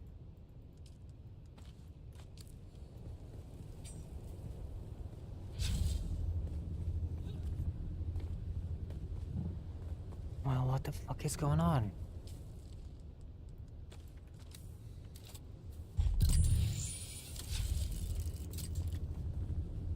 This feels like a trap. Oh, there he is, there he is.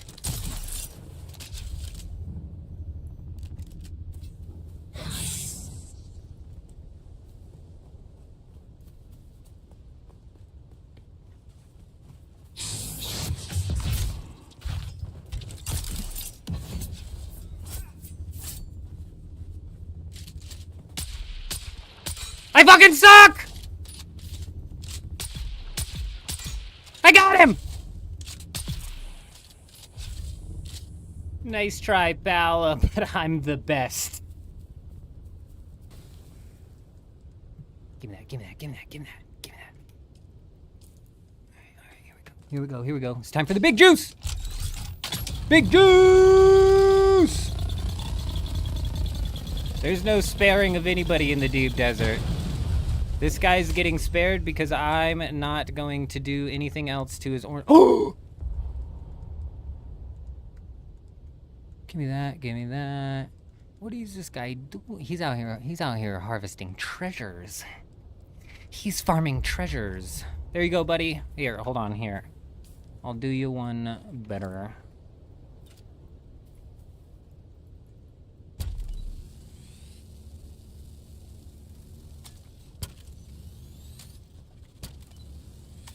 Alright, well, I would have repaired it, pal. You saw me try. Thank you for the stuff. I don't know what he was doing. I don't know what he was doing, droid. I don't know what he was doing. The confusion is thick. He's back.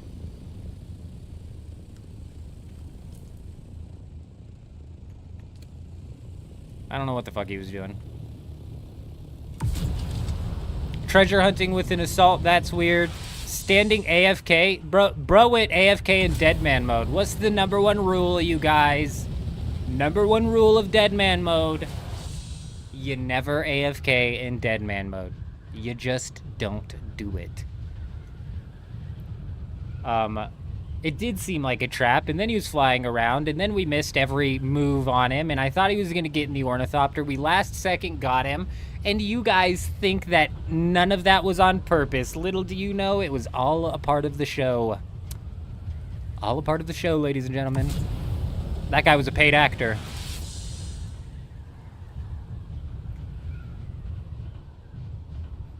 His shield off, he never turned it on. I gotta fucking cut his pay. I gotta dock his pay. Yeah. Clip it. Call it Big Juice. Big Juice strikes again.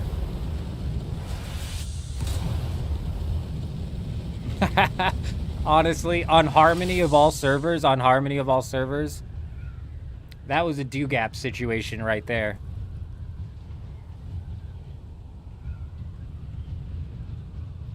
I don't know why it wouldn't let me repair his storage. I was trying to hook him up with a bit of a repair. It's like AFKing with your base door open in Rust. Yeah, true.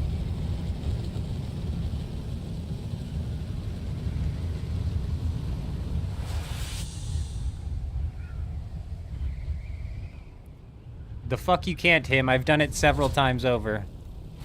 You maybe can't do it anymore, but I used to repair people's shit and do-gap all the time. All the time, him. What in the do-gap was that, dude? Exactly. Man, the quests are so bad in this game, I swear. I think, honestly, entropy treasure hunting in this is a bit strange.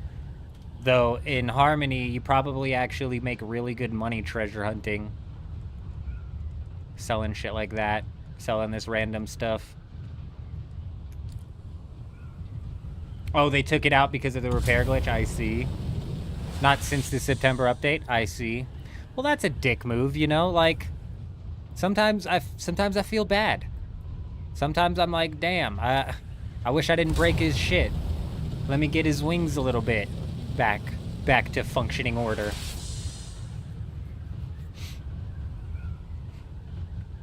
Yeah, Carver, true. Now that I'm thinking about it, basically everything you get out of treasure hunting sells for a lot of money over here on Harmony. Question is, this guy's been out here for a while. He's been out here hitting up sand. He mined a little bit of some titanium and a little bit of some stravidium. He hit up a crashed ship.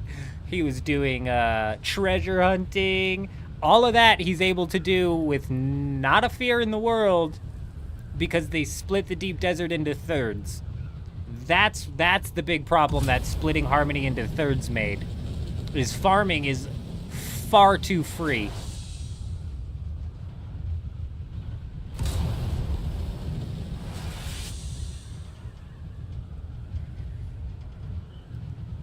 There's no way he was harvesting crashed ships for that long to have 1,400 sand in his...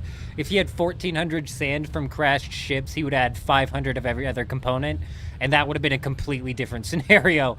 That would have been, we're not letting this guy respawn and take his ornithopter. As a matter of fact, I'm breaking the chassis.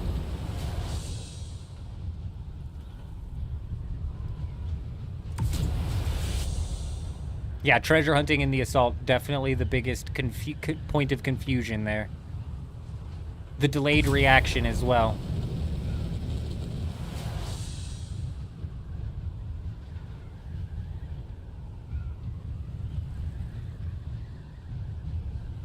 I am still an instance too, yeah. The only base I've seen is that one that those guys are actively farming at.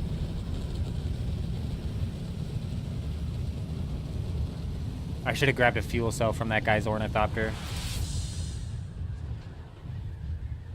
We're getting weird lag too, like my thing keeps pitching upwards.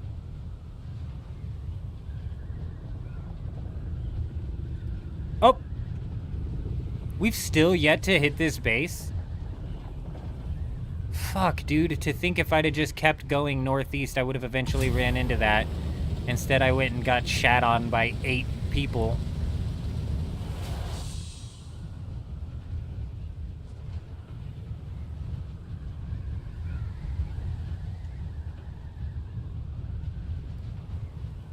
This base got hit.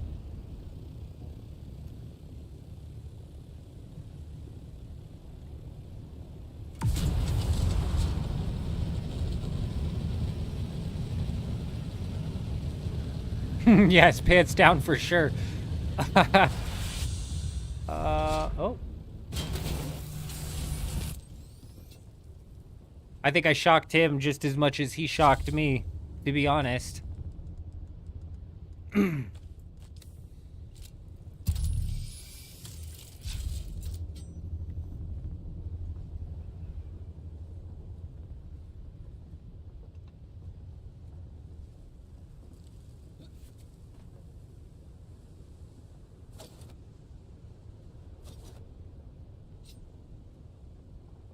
There you go, old man. Papa squat. How do I do the emotes again? Tab. I'm not moving, asshole! Oh my god, this game's so stupid.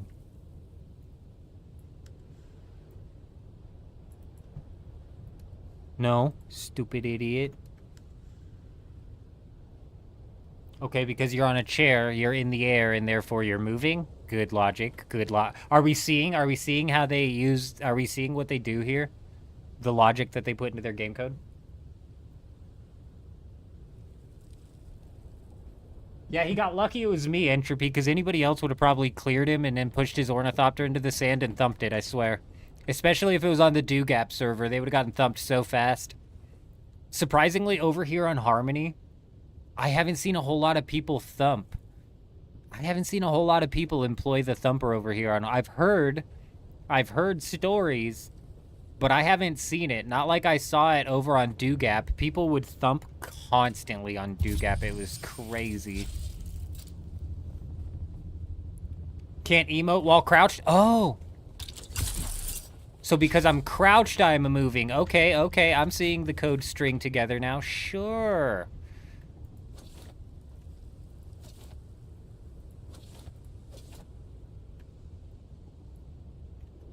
Oh, you fucking idiot. Oh! There you go, old man. There you go. Papa squat. Papa squat, old man. Yes, huge. Cosmos and Bong are coming in huge. The old man can rest his feet easy knowing that you two are around.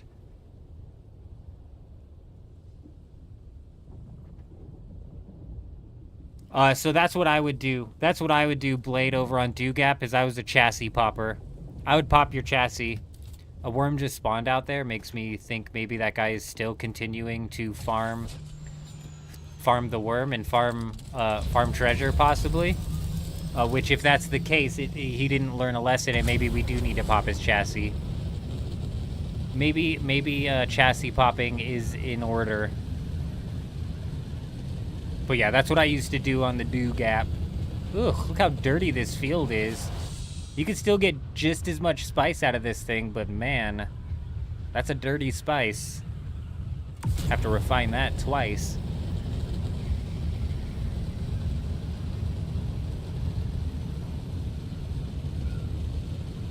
Ah, I see, I see. Yeah, the thumpering over here. Over on Do-Gap, it was wild. If you got killed anywhere with your ornithopter out, they would have 6 people shoving your ornithopter into the sand and then thumpering it immediately. What was the lesson? The lesson was don't go AFK in deadman mode. That's what the lesson was, him. Don't treasure hunt in an assault ornithopter. There's probably a dozen lessons that turn your shield on. Put your shield on, sir. He would have survived if he had his shield on. My snipes would have done anything.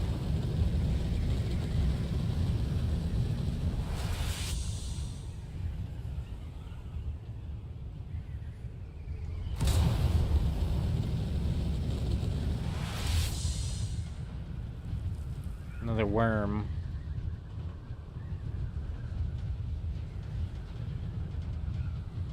Huh, it's a really good point, Chuji. That's probably why he parked the assault and was scanning for treasure off the edge of the island like he was a fisherman fishing off of the docks or something. He was doing it in the most inefficient way possible.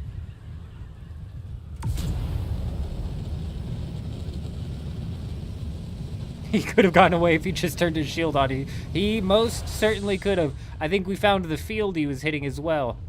Yeah, he definitely would have gotten away. That's for certain.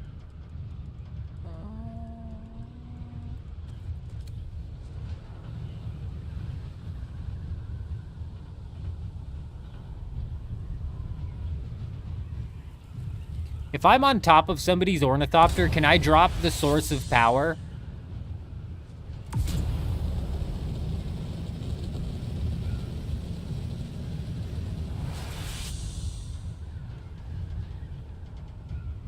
Land hand scan?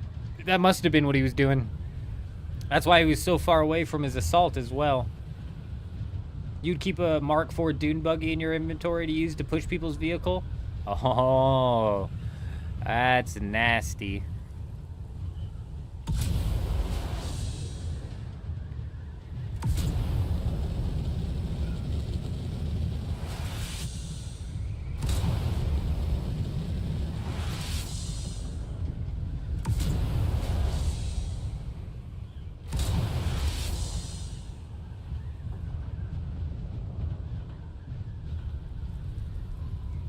This worm is being weird.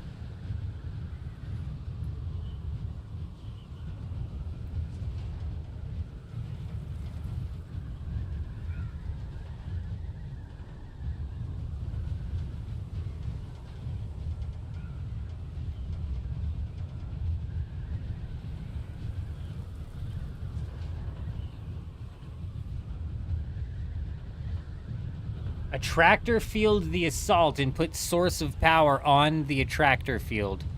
Is that how you have to do it? Otherwise, source of power falls off? Now, if you don't attractor field the assault, are you still doing damage to the assault? Because the last few times I've jumped on an assault ornithopter, it genuinely feels like my laser's not hitting it.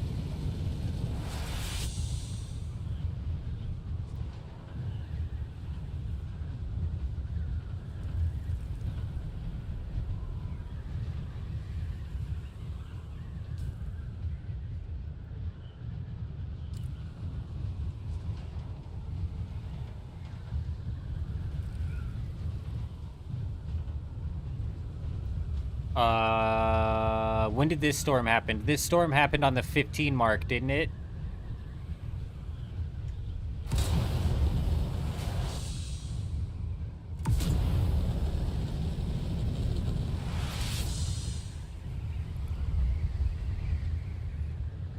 You have to put it in the right spot, okay.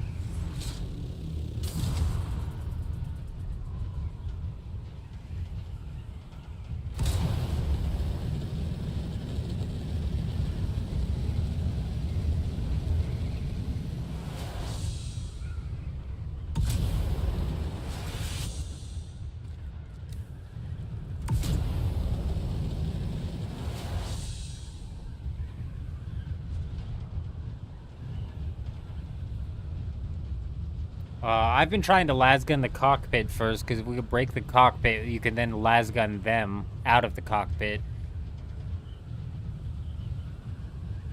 But that hasn't been working, so... Like I was saying, it feels like my laser is not hitting the ship, and it's getting pulled off of the ship because of the speed that we're moving. So with Chuji bringing up a tractor field, I'm like, oh, is a tractor field like a required... thing? Is it necessary?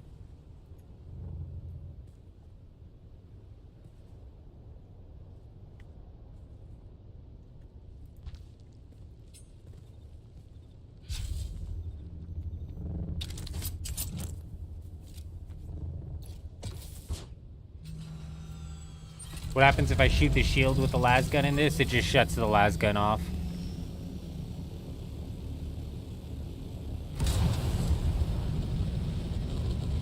If you fly up last in rocker, if you fly up lasgun does not do damage. It won't fire. Yeah, it'll say you're overheating. It'll basically just shut it off.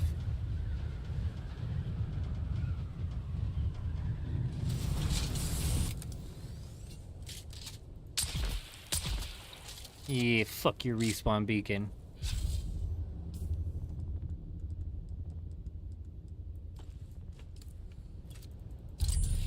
Oh dear God, are there AI that spawn in here, or is that just 15 people in there?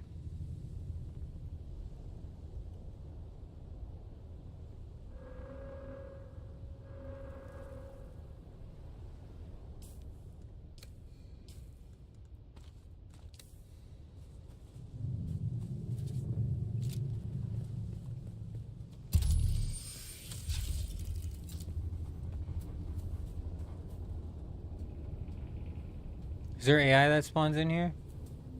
I don't remember.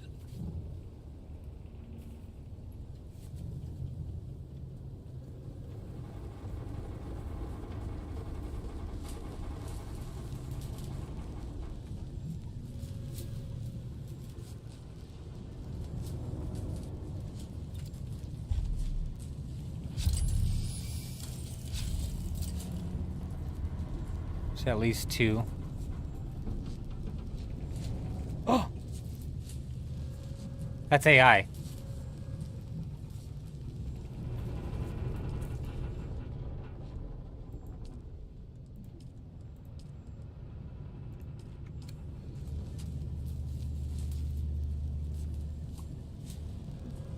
Pretty sure that's AI.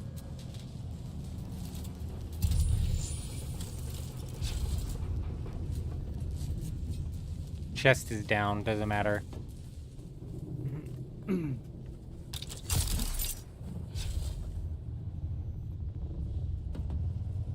If you hit him with the last gun, they blow up as well as the last gun. That would just be nasty.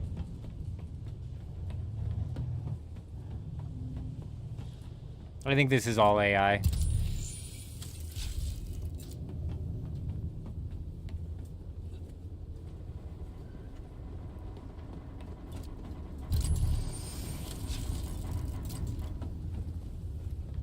I can't say for certain, but it definitely seems like it is.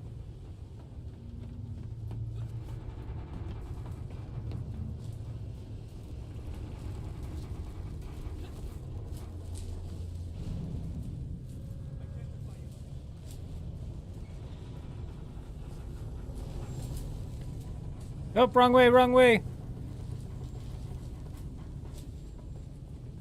I actually don't know what's the right way. Was that the right way? Oh, excuse me, fellas, excuse me. I don't want to fight. Oh, no, leave me alone.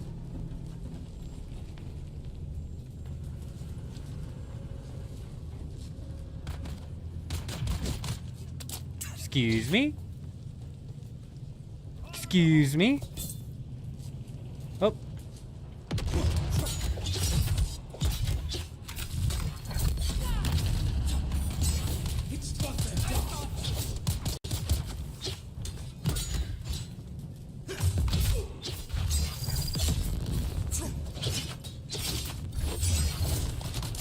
Get off me, get off me, get off me, get off me, get off me, get off me. I don't want to play anymore. I don't want to play anymore. All right, bring it on. Hey, hey, hey.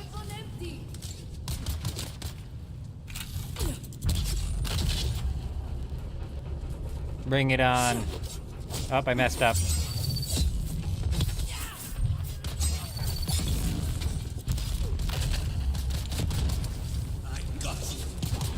Excuse me, fellas. Please stop firing at me with your weapons. Excuse me, melee man. Hey, guys, thank you.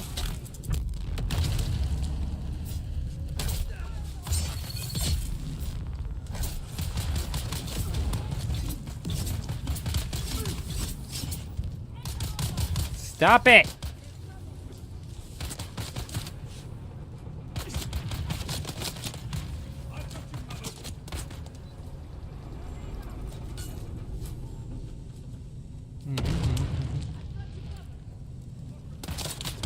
Excuse me, excuse me, excuse me, excuse me. Thank you. Quickly, with the quickness, with the quickness. Faster? I fucking hate this mechanic so much, dude.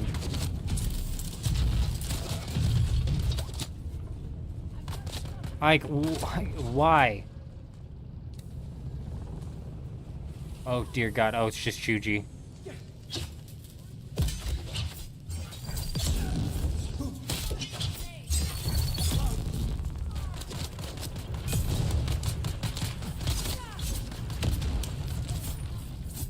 Get off of there! Get down from there! Get down from there!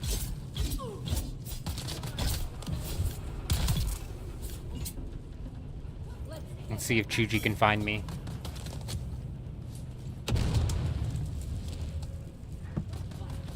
Next week's going to be fun?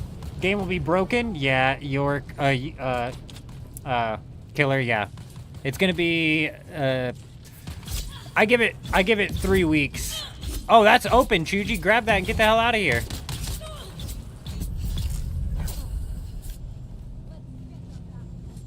What the fuck are the chances, dude? Hell yeah, get that shit out of here, bro. Get that shit out of here. Hell yeah.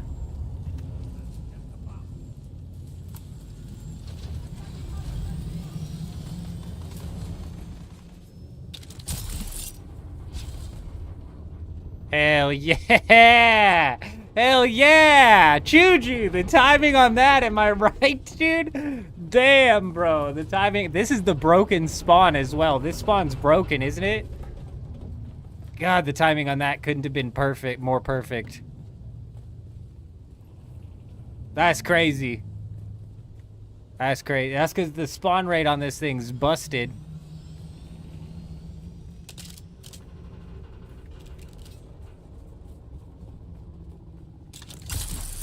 Yeah.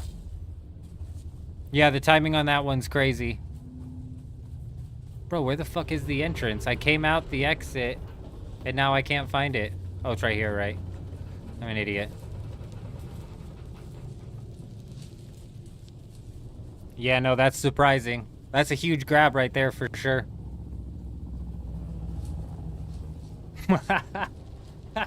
I wasn't even gonna come in here and do this. I hate the PvE in this game. The only reason I was even considering coming to the end of this lab was just to, you know, kill some time waiting on this storm and to get this key so we could pop in and out of here. Because that's a good strategic advantage should we end up running into some fights or something like that.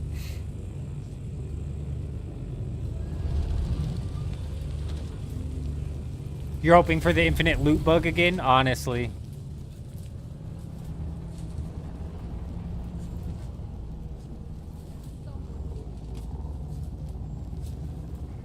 Are you asking a question, or are you asking if I know? Like, are you asking if it is gonna come back to the hour and a half or whatever it was respawn time, or are you asking if I know if it is or not? From what I've heard, it is going back to the hour and a half time.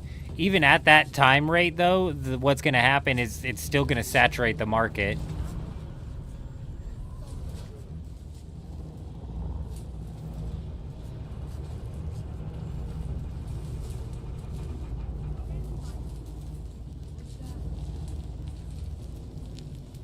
Six to one, half a dozen to another, my friend. I'm just thankful that we managed to run into it. It's crazy. That's crazy. Honestly, if you want to go put it on the market right now, feel free to do so. 200 mil right now. It's only going to go down in price. All of the schematics are about to go down in price. It's 8 minutes for the respawn in the test server. Okay, so I give it a week then. If it's an 8-minute respawn timer and they haven't fixed the respawn timer, Killer, I give it 1 week before the market is so saturated with schematics that they're not valuable. And once the schematics aren't valuable, there's no reason to come out here and farm schematics.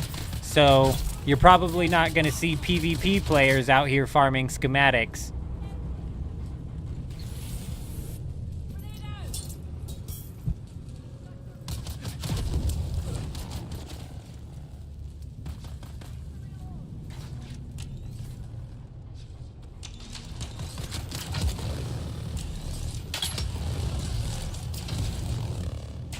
Can we roast these guys with this thing? I've never even tried that.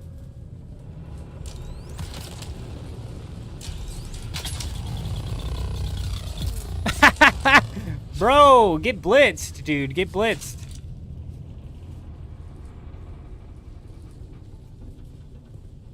My man's moving with some quickness. He's got some quickness boots on or something. Oh my god. Killer, I didn't even think about alt accounts. And aren't they reintroducing the family share?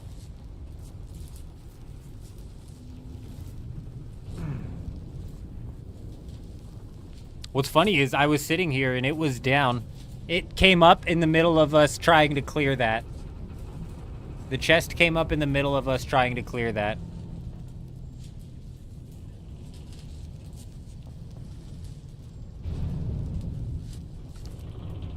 Yeah, Eurism. Plenty of people are running alts. Not only like full-on alt accounts, but once the family shares back on, you won't even need to run a full-on alt account to take advantage of hitting up a chest twice. So let's say that we were a big-ass Zerg and that we had 64 active players, but it was 32 active players on, and they had 32 alt accounts. We could hold down a lab with all 32 players and then have them all funnel on their alt and fly out and grab the lab as well. And then we could just sit there, and if it's an 8-minute respawn, guess what? The market's gonna get flooded with schematics.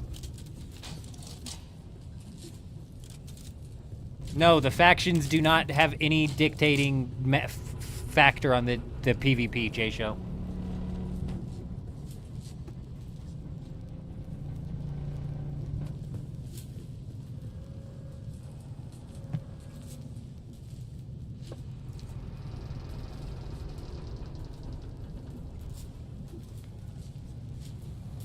I don't know who told you that, Killer, but I'm pretty positive in the test server the Deep Desert's not been rolled back.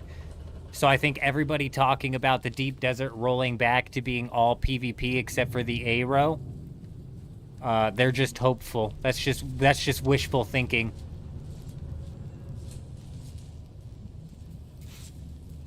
Yeah, like Blade said, Deep Desert's a free-for-all. You can end up killing your own guildmates. So, I'm in a party with Eurism right now, so I can't hurt him, but if we weren't in a party, I could. Even if we're in the same guild.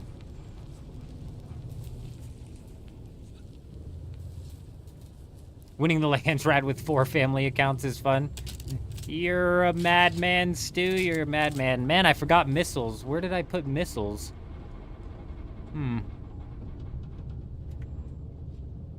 Why is this guy out here with a tier 5 permit? That's another big question. Why is he out here with a tier 5 permit? It's like he hit the PvE labs before he came out here and he hit up some spice and then he hit up some treasure. For no other reason than Funcom decided it to be that way, J-Show. I can still hurt him even though he's in my party with rockets or splash damage. I didn't know that.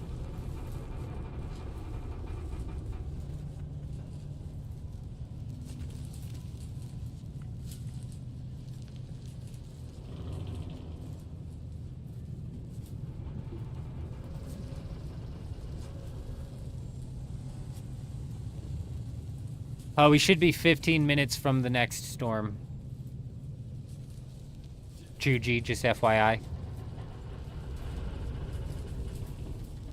Just FYI, you still got plenty of time. I swear if we get edged on this base again all day, I'm gonna be pissed off. Especially because we had the perfect opportunity to raid this base.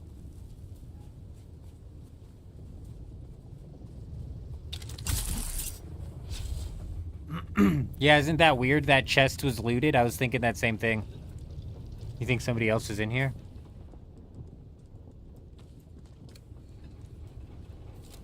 Like somebody log out camped and decided to loot the small chests? I doubt it.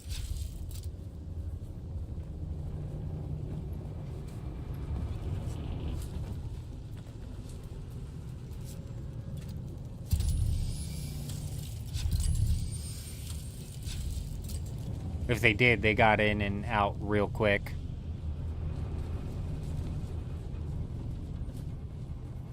Do you mean the other mats from this? I think I grabbed them.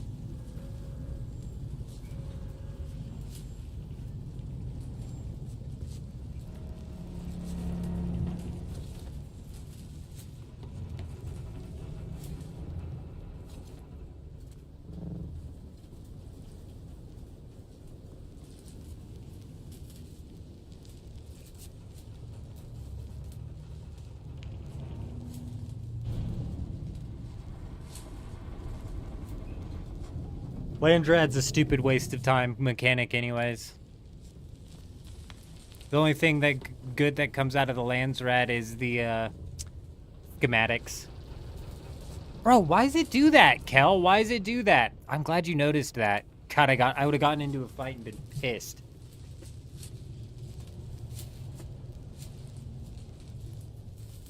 It like ends at 99.9%. Yeah, I would honestly throw that thing on the market, Juju, to be entirely honest, just simply because, like I said, the Shell Burster's about to be coming out in mass, bro. It just genuinely is. It's just gonna be coming out in mass. Everybody's gonna be able to loot the chest. These guilds are gonna be... give it a week, man. Just give it a week. We'll see what next week's schematic market looks like.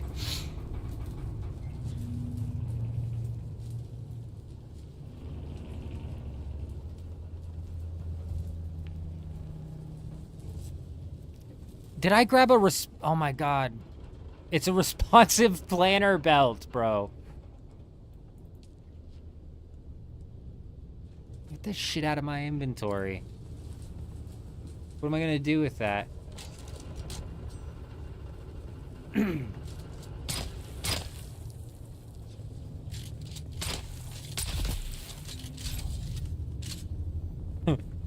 Oh no, I got one, my friend. I got one. We'll take it though. We'll take it. I'm gonna go look for and pop respawn beacons. The eldest of the men, Jenkins, is on a beacon hunt.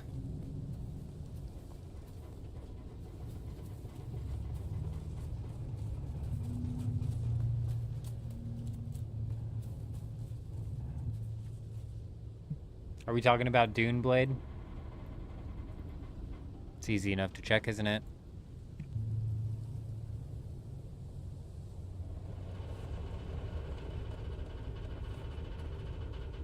It actually has gone up in the past 2 days.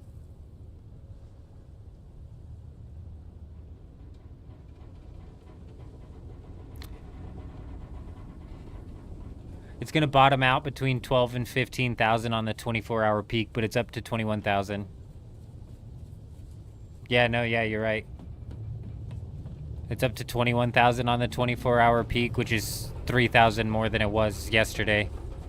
And that's done that 2 days in a row. It's pretty solid. Pretty solid.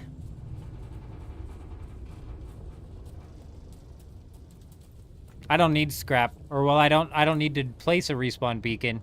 We're hunting respawn beacons down. Him still sold on 8,000 by December. I think it'll bottom out between 12 and 15.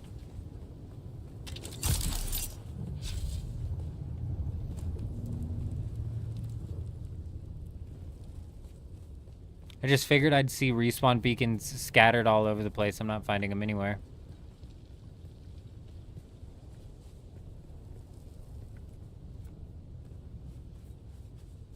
AI's back.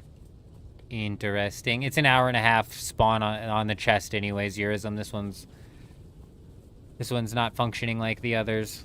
We say this one's bugged, but this chest is actually functioning like the others should be.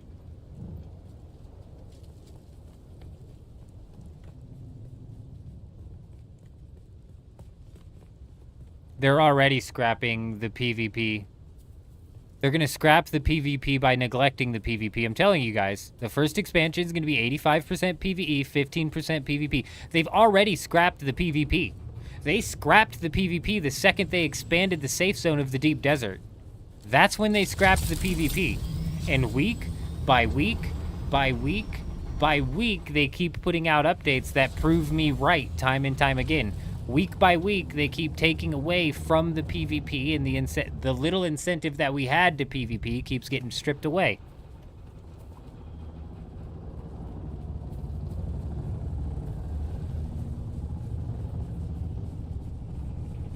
You can turn off the visual for the helmet in the options. Did somebody ask? Oh, J-Show, do I have the helmet on?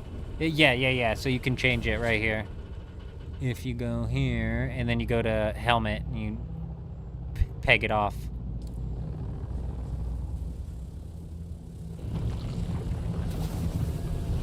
Watch out, it's the worm!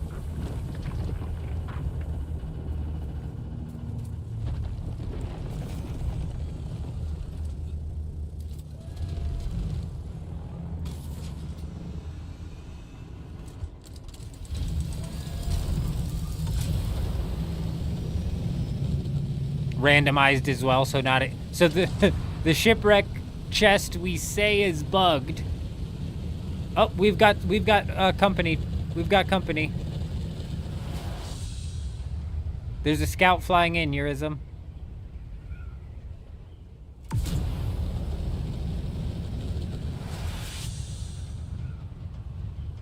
You saw that only like 15% of players hit rank 5 with a faction? Yeah, I'm not surprised to see it that low. This guy thinks he's gonna get on some chest.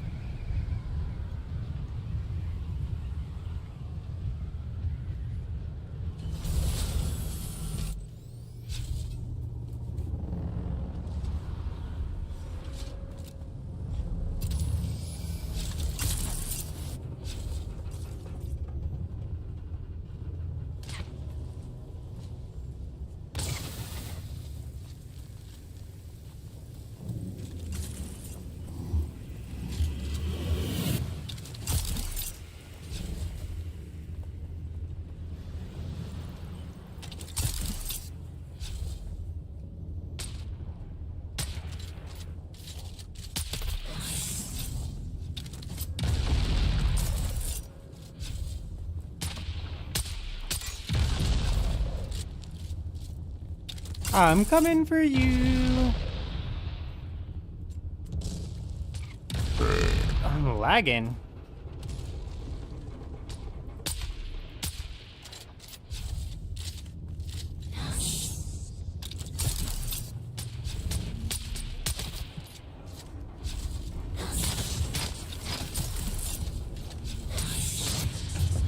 Oh my god, it put me in front of him. Fucking huge.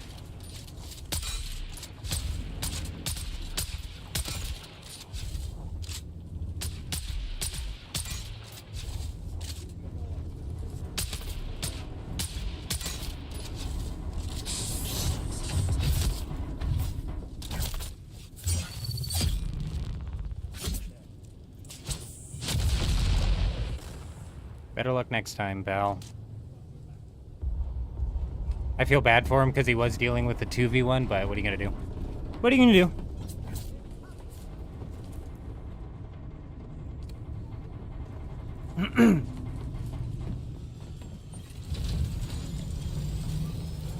It was kind of a 2v1 situation there. Is it a sandstorm? Okay, there is a sandstorm coming. Chuji's picking up on it on the 7,000 mark, which might mean we get edged by this. Eurism, do you have gas? Do you have any gas, man? Got any gas? External, we are on the Harmony server.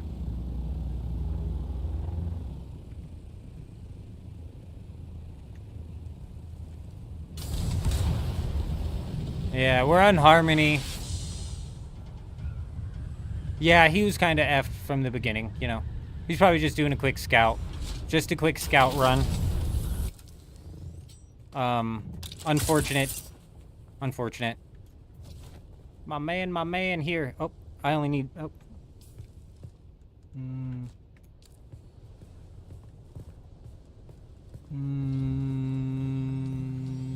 Is that somebody else?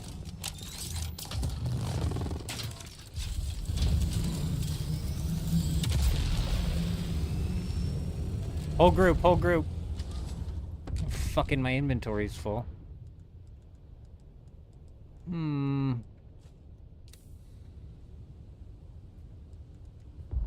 Bro.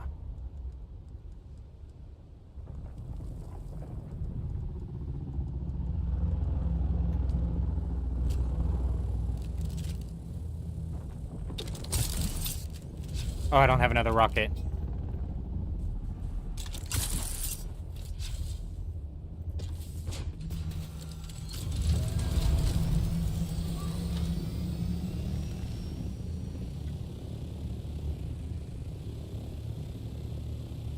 I know, right? Yours just kept flying up out of nowhere. I know, Hayden. I know.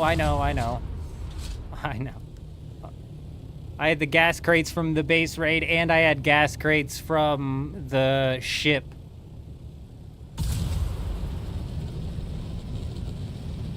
Yeah, those scouts are lucky that I don't have any rockets. Yeah, sandstorm, yeah. Fucking great. We're gonna be getting edged again all night. Oops.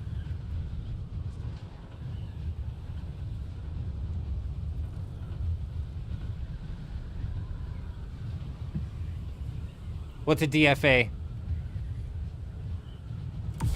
I don't know what you mean by that, him.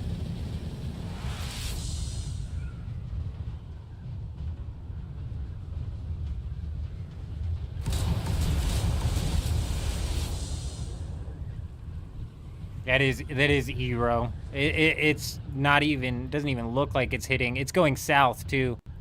So this is literally clipping like the very front. There's like one island that could have possibly had something on it. Not even one island. I don't even know if that's PvP or not. Oh, death from above. Right. Yeah, he was definitely running death from above.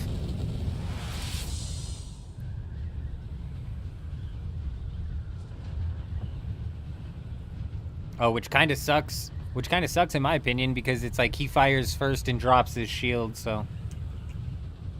Hugo, they've apparently fixed the repair glitch.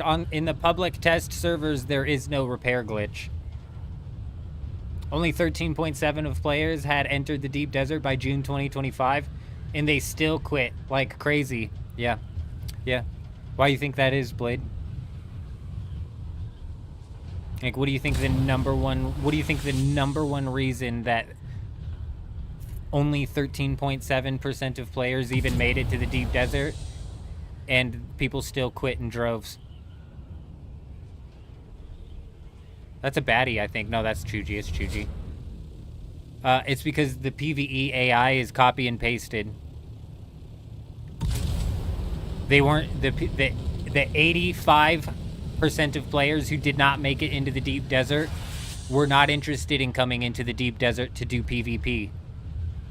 85% of the people who picked up this game were not interested in jumping out into the PvP zone, period.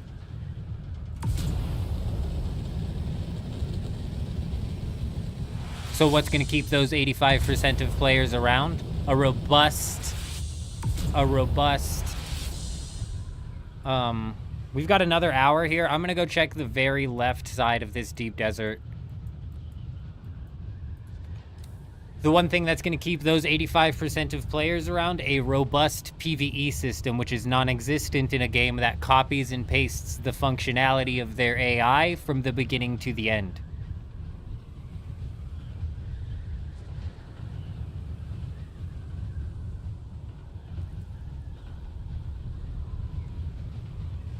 No, Blade. You're misunderstanding what I said.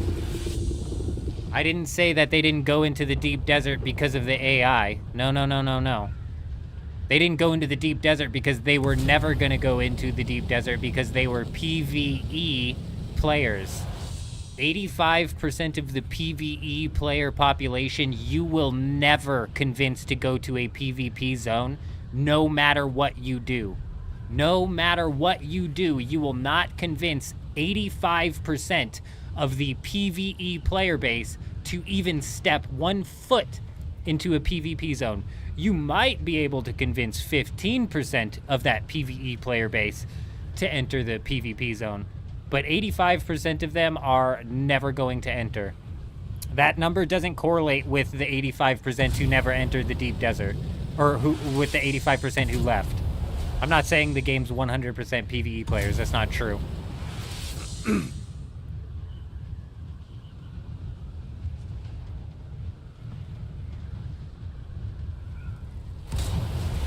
It's okay, Blade. So you guys are part of the 15%. As simple as. No, J-Show. They have to worry about the PvE players. What happened to the game when they stopped worrying about the PvE players? The population fell off of a cliff. The population decline, it was not all PvP players that fell off of a cliff here. That's not what happened. It's not because they've dropped the ball 10 times in PvP, which they have. That's not what happened. That's definitely added to it. The PvE players who played this game got their fill of PvE before they even had to come out into the deep desert.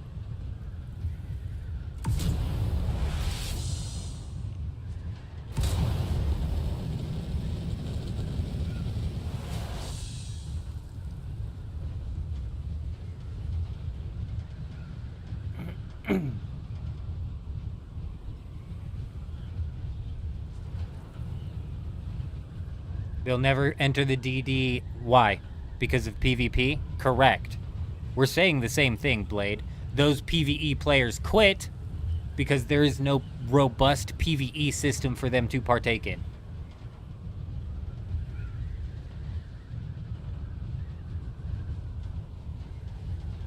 They didn't quit because they didn't quit because they didn't want to go to the deep desert. They quit because they experienced the PvE and moved on.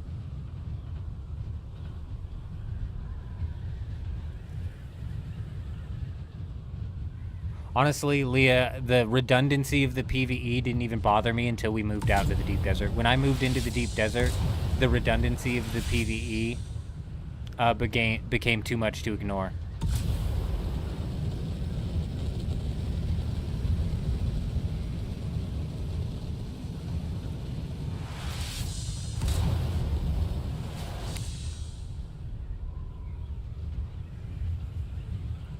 Correct. Juxta just actually nailed it on the head right there.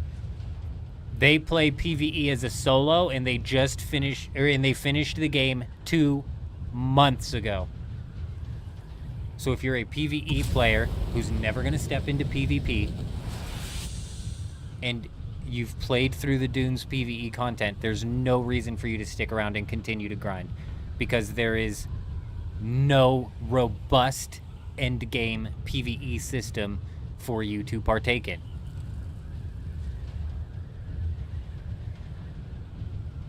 This is something for us to keep in the back of our minds here. These guys have a bit of an operation going on at this field, but they're like 10 people deep.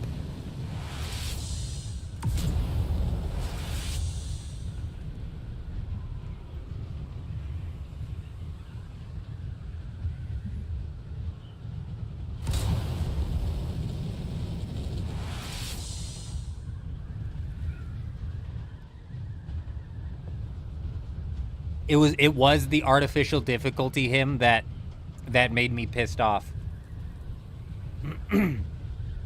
Yeah, it was pitched as that, and it was advertised as that, and even in regards to guild versus guild PvP, for the first 3 weeks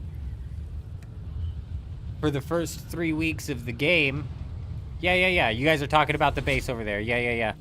I was saying, we got to keep our eye on that one. That's like 10 people deep. Yep, that is the one that attacked me. There's the assault there as well. Yeah, that's like 10 people thick.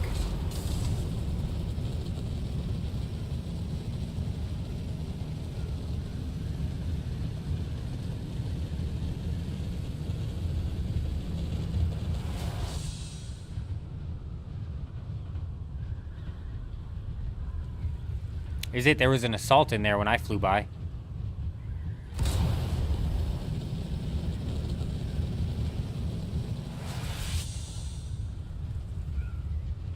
It's an identity crisis, J-Show. It's an identity crisis. They don't know what they're doing.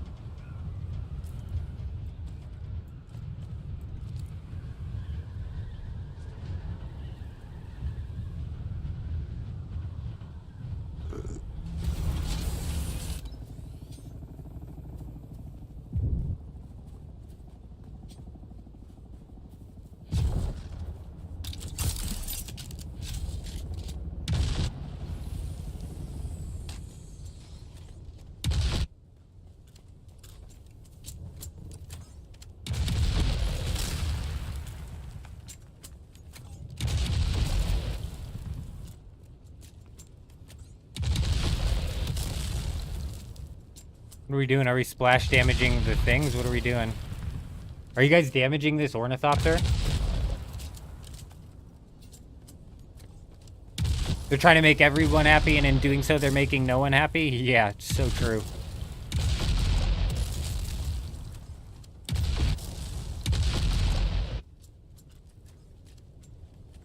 They're not doing anything to keep cheaters to a minimum, J-Show, unfortunately. Hate to break that one to you. Hate to be the one to break that one to you. On infiltration instead of invasion. As a matter of fact, they're hitting cheaters with a big, fat, whopping 7-day ban. Intimidation.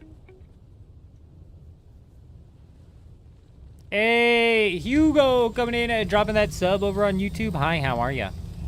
Welcome, welcome, my friend. I hope you're doing fantastic. It was originally not even advertised as why they had 50% refund turnover even after 600 hours and they were forced to pay.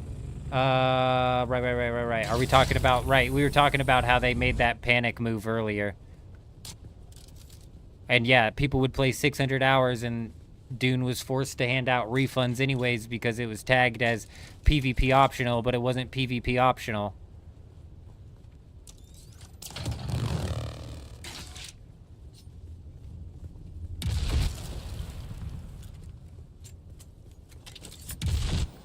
No, we're talking about rage hackers, J-Show, and as a matter of fact, there's been a rage hacker on this server now for 65 days in counting. 65 days in counting, no ban.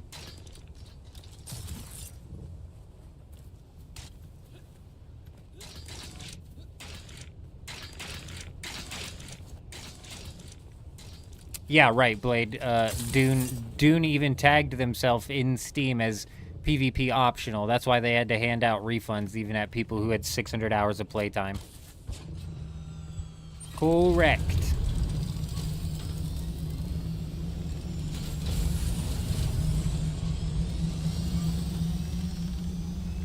Ah, fuck me.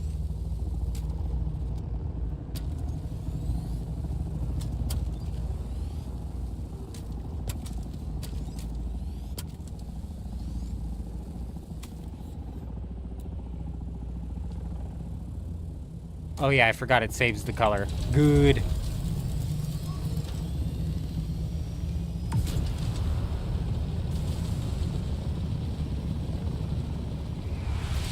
No, technically, J-Show, if you can't complete the entirety of the game, I understand their argument, and that's why Steam allowed the refunds. If you can get up to tier 5 in a game, but you're locked out of doing the end game content because you have to go to a PvP zone, that's not PvP optional, is it? Nope, you're forced into a PvP zone. That's not an option. You could opt out of playing the rest of the game, but that's not playing the whole game, is it? That's not optional PvP, is it? It's not a straw man argument. It's, like, by definition, not PvP optional. If you're forced into a PvP zone to get to the end game content, it's by definition not PvP optional. You're forced into a PvP zone to get the end game content. I'm a PvP player, so I don't give a shit. I agree with you that it was a bunch of dweebs who were just full sold on the lore of the Dune universe or some shit, and then just... I think it was also a good handful of people taking advantage of the fact that the refunds were getting handed out for that.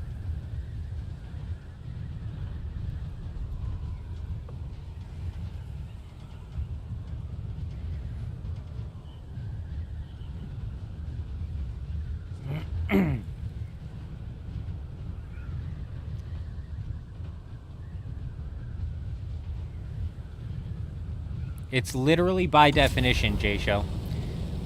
By definition, if you cannot unlock Tier 6 content unless you go into a PvP zone, that's by definition not PvP optional.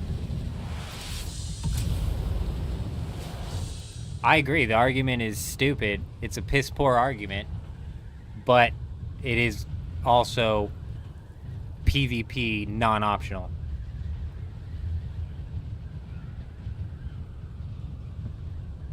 Scratch, couldn't agree more. Could not agree more. I said it before they expanded the safe zone of the deep desert. I said if you're a PvE player, the content for this game ends at the A row of the deep desert. That's where the content ends because there's no fucking reason to do this content. And as a matter of fact, coming out here and doing this PvE content is gonna piss you off about the rest of the PvE content being so damn redundant.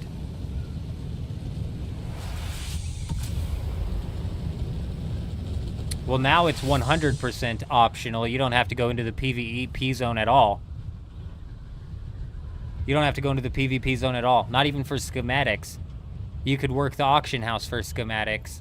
Schematics wasn't even the problem when the game fully launched. It's the fact that the titanium, it wasn't even the spice, because you could technically get spice in the PvE zone as well. It was literally the titanium and stravidium.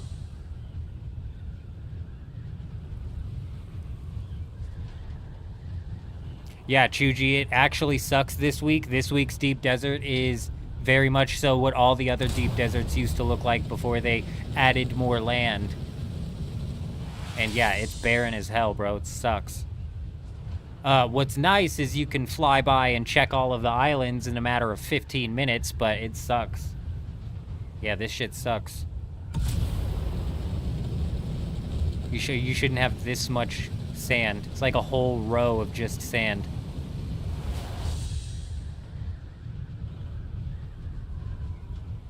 Who won and why? Who won what?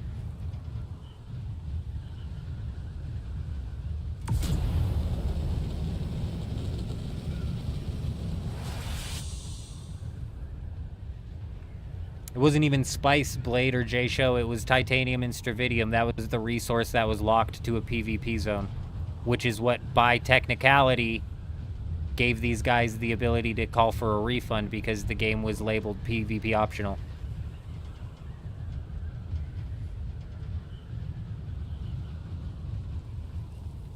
There's nothing wrong with being a PvE player. I can get down on some really good PvE. I enjoyed, like, especially in the survival base building games, I really enjoyed Valheim. It has to be a robust PvE environment, though. This copy and paste shit ain't it. Like, if I was a PvE only player and I didn't enjoy PvP at all, hell no, bro. Hell no, I wouldn't be playing this game.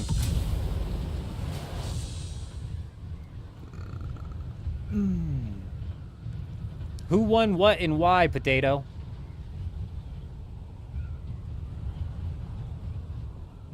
Oh, no. No, you cannot. Oh, actually, yes, you can. Sorry, yes, you can. Correct, you can.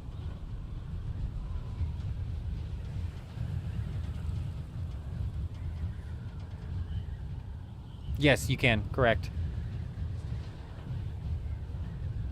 And yeah, well, however it is to you, J-Show, is fine, but just by technicalities, clearly because Steam was handing out refunds to people who had 600 hours in the game, by technicality, the game was not PvP optional. Yeah, no, I got you, I got you.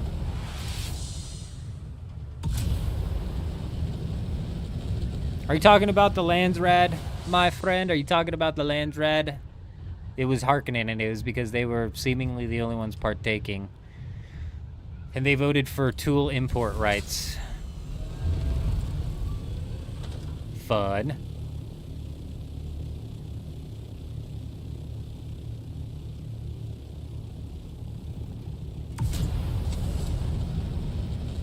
No, the arrow is always the shield. Arrow is always shielded, Leah. There was a lot of confusion when the game fully launched and people were scared to go even to the arrow because they thought if they entered the deep desert they would spawn in a PvP zone and be like spawn camped or something like that. But no, from what I understand, it's... And we were in the deep desert practically immediately.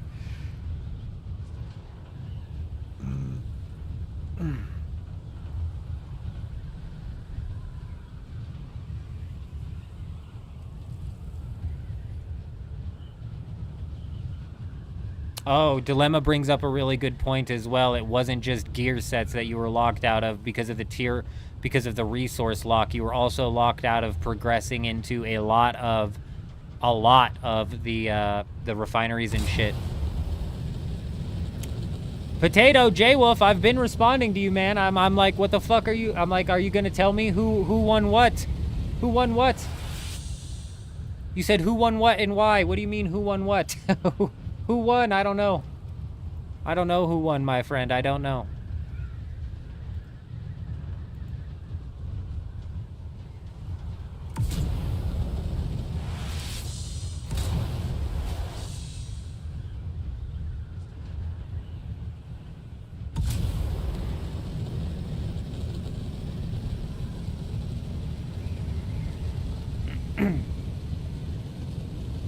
No, it was impossible, Leah. It was impossible unless you entered a PvP zone, which is how the game was pitched.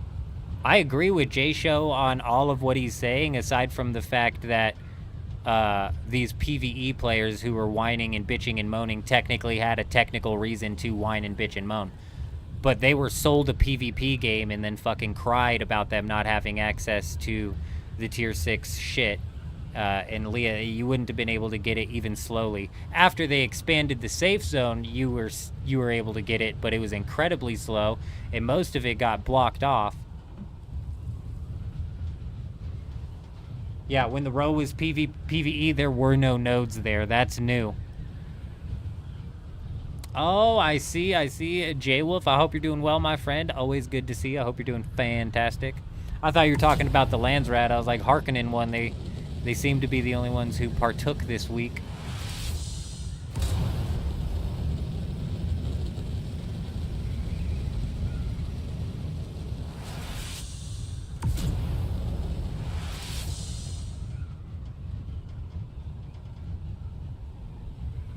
Nope, you're still talking about gear sets, J-Show. You're discounting the fact that there was a lot of the refineries, which are endgame refineries, PvE refineries, that were locked out because of the thing as well.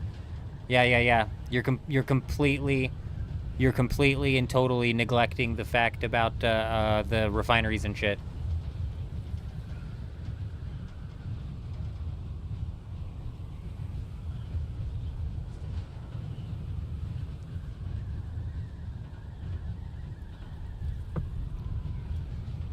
Well, listen, J-Show, I'm gonna do this. I'm gonna give you.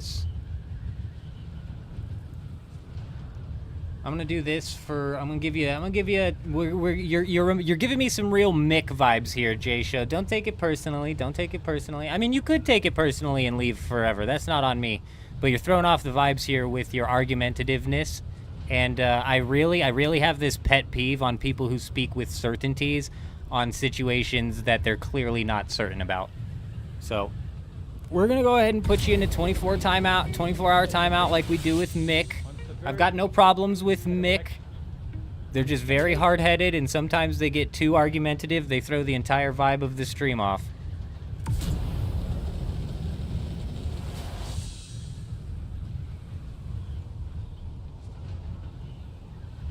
I know. And you guys gotta take it easy on him. He's coming at this from a perspective of somebody who's still in the honeymoon phase of this game.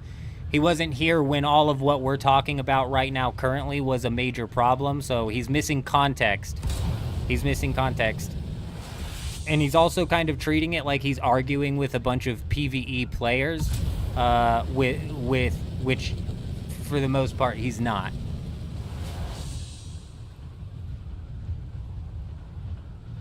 We're all mostly on the same page, but the argumentativeness has gotten a bit wild.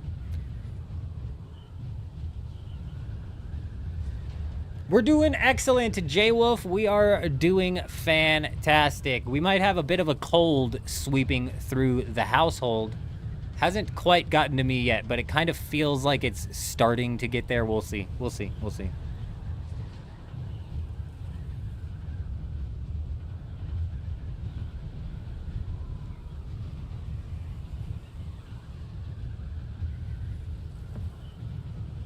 Honestly, Entropy, if the game launched in the state that it is now, none of what we're arguing about would be a problem. PvP players wouldn't give a shit. If a PvP player is complaining that the nodes are in the A row, it's because, in my opinion, they're not a PvP player. They're a ganking griefer who likes to come out and attack farmers. Now, is that their fault? Do I blame them? No. Funcom literally made it to where the only incentivized PvP that you can get into is when you attack a farmer. The only time I stand to gain any rewards from PvP is if I attack somebody who's farming resources. Funcom incentivized griefing PvP. Period. End of story. That, or if I catch somebody coming out of a ship with schematics, in which case I have a 0.5 second window before they're in their ornithopter flying away.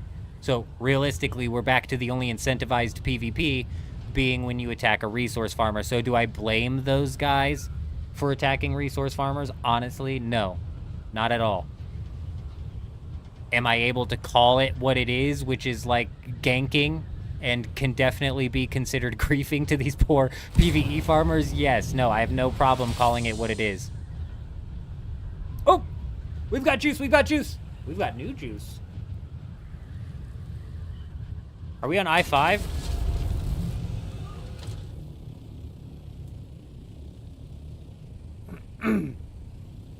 The other day, somebody was arguing to me about the same thing, and you told them the only fact right now is that after all of the changes made to open Tier 6 to the PvE players, the most populated worlds are mainly because of the PvP community. It's right. You're right. No, you're not wrong. That's because the PvE community very quickly after they get to the deep desert realizes that there ain't shit to do in this game. The PvE community probably gets to the shield wall and is like, well, if this is what I have to grind for, I don't know if I've got what's in me to grind for this shit. That looks like a full lab of AI. Nobody's gonna be running this lab. I don't know why anybody would be running this lab. Is the shield on? Did we check to see if the shield was on?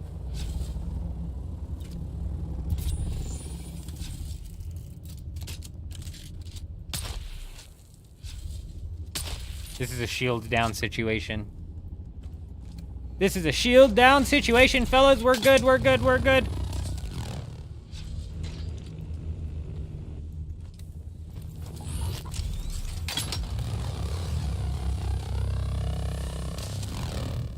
Yeah, the endgame content's not there for either group, you're right.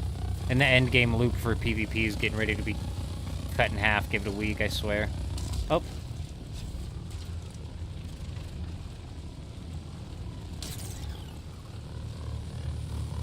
I think you were right when you said it was empty. I didn't break this. It was already broken.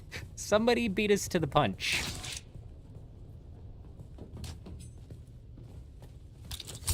There's probably not even a sub-thief there. There's probably not even a sub-thief there.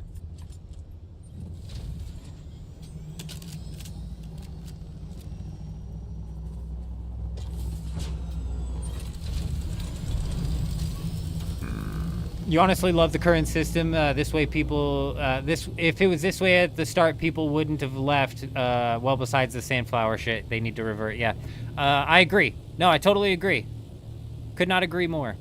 If this was the system that they originally launched with, first off, the PvP players wouldn't be complaining. PvP players would not be complaining because they wouldn't have known otherwise. And then the PvE players, well, see, if the game launched the way it is now, the same thing would happen. The player base would still massively die off. Not to the point where we've broken it down yet, J-Wolf, but we've gotten all of the components and stuff out of there. There's still those vehicles and stuff I need to move. I put some extra power in there. I put some extra power in there, though. I extended the time in which I've got. Yeah, I've extended the time in which I've got. I think we paid the taxes on it too, so it's good. It's good. We've got 90% of it all moved out. That last little 10%. Honestly, I think the players would have still dropped off to the same point because the PvE players would have gotten to the end game and been like, "Well, this fucking sucks." It would have held on to more of them because they would have had the opportunity to grind out to the carrier, and they would have had the opportunity to grind out to the large refinery and to grind out to all of the crafting benches that require the plastanium.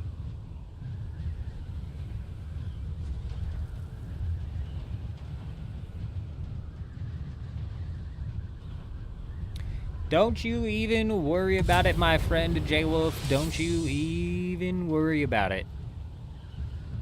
We'll be holding down the hatches here throughout the entire flush that is Dune Awakening.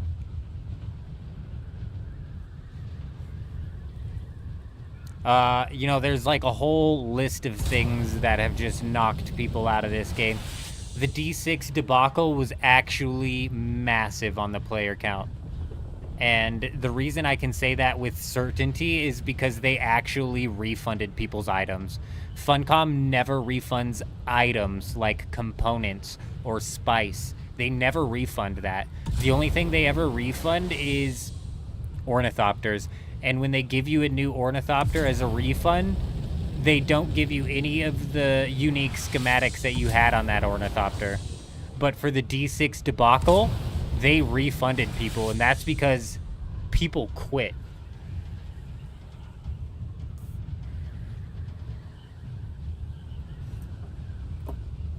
Anything yet content-wise or game change-wise, J-Wolf? Not really. They're getting ready to... I don't know if you've been following what's going on, but they're getting ready to make it to where all of the schematics are available in the deep desert all of the time. And I tell you, I'm massively concerned about that.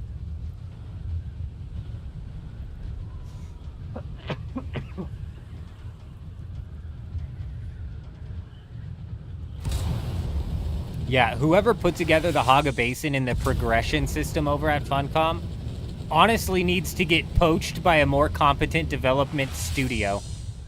Like Rockstar or something, you know? Somewhere big, because those guys are solid. Dude, that's talent being wasted at Funcom. I tell you, that's talent being wasted over at Funcom.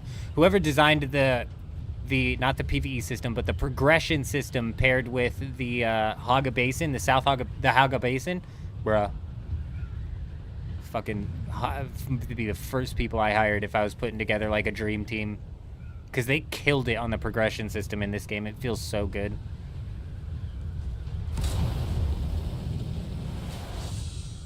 Really, Tag? Really? See, that's interesting, and I know that the reason that the first repair glitch, the repair glitch that we currently have in the game, the reason that that is here and that they haven't done anything about it yet is because when they fix this repair glitch, because they're working with one giant strand of spaghetti code, what ends up happening is items from your ornithopter's inventory end up getting deleted when you enter or leave the world map.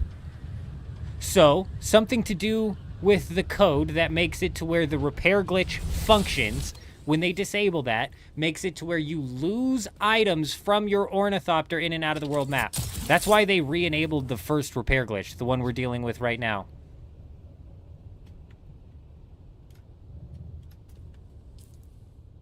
Oh.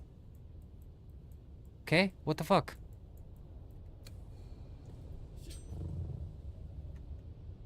Is it on the other side of this? I'm like, guys, we lost our juicy base to raid. Oh, we lost all of our momentum, too. Now we're just dragging across the air. Fantastic. Oh my gosh, you know what pisses me off the most, Builder, about the duping, is how they fixed the duping. So we re-rolled onto Harmony, and when we re-rolled onto Harmony, we realized how bad the duping problem actually is. And it is bad. It's out of control.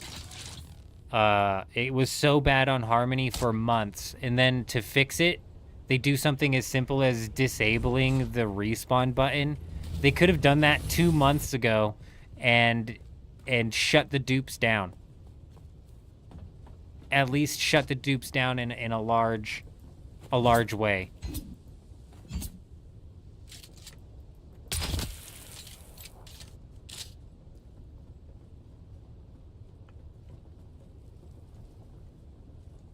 Wonder whose stupid idea it was to make a game that starts fully PvE, just have an end game go 180 degrees. Funcoms, man. And you know what's funny, Scratch, is they immediately 180'd on that. They immediately 180'd on that, mainly because they were getting hit with all of the refunds.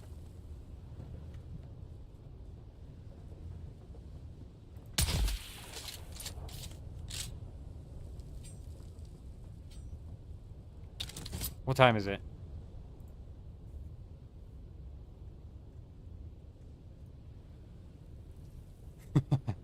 Let's just make a giant empty desert and make it PvP. Players will figure it out. And then people are warning them during the playtest. They're like, hey, players are going to log out camp the chests at labs. And Funcom looks at him and goes, players won't play like that. They won't play like that. You think they're going to purposefully exploit our game? You think they're purposefully going to play in a cheesy way like that? No. No. No. We don't need to disable the functionality of logging out inside of the lab. No. No. Bro, you couldn't... I didn't do PvE or labs for the first 4 weeks over on DoGap because it was a waste of time. Because there was a logout camper in every lab.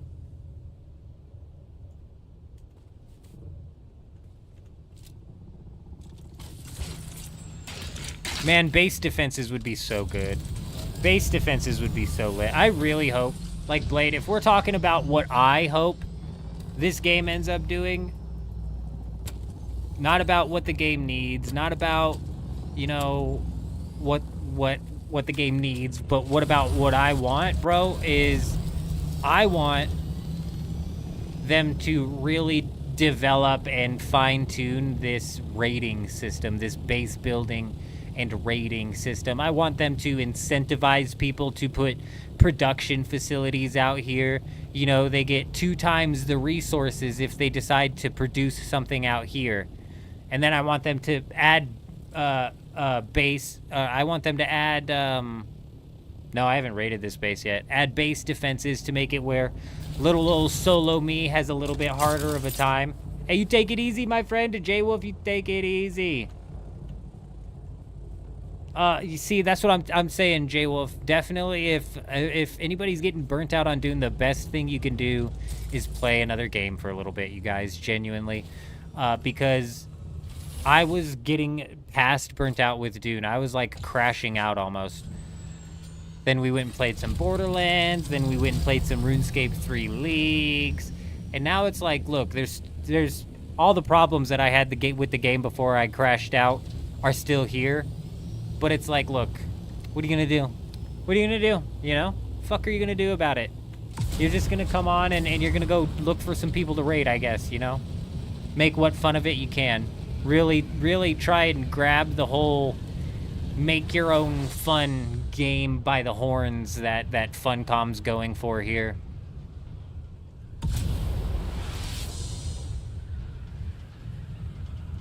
So many afterthoughts in development. It's surprising with these guys. That's why I said whoever made the progression system and the South Haga Basin, like map-wise and layout-wise, the map designing team and the progression designing team for the Haga Basin, not the Deep Desert map team, the Haga Basin map design team. those guys need to be hired on by somebody good. Oh, fellas. Oh, they're fighting each other.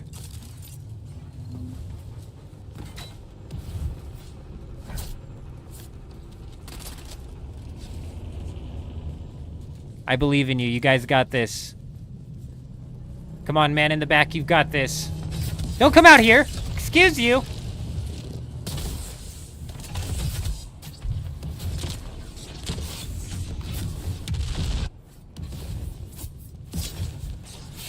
Uh-oh, uh-oh, uh-oh. Uh-oh, uh-oh, uh-oh. I fucking dodged! I dodged! You go to root for somebody, Eurism, and they just immediately come flying out of the door. I know. We're just cheering them on. Give them a little bit of encouragement, you know? Give them a little something to hope for, you know? Give them a little excitement to fight for.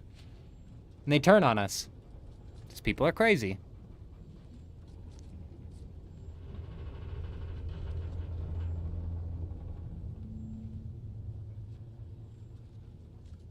They won't, Blade.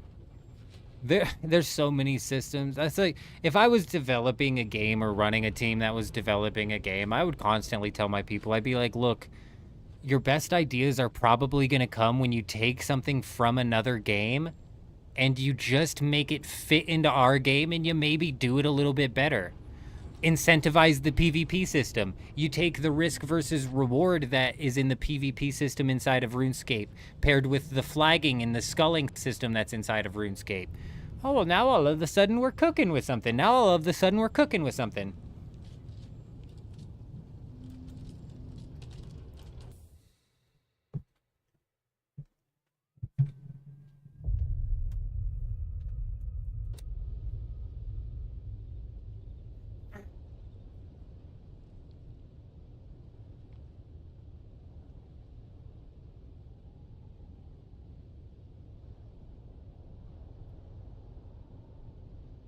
What do you mean if they get paid out? J-Wolf, what do you mean?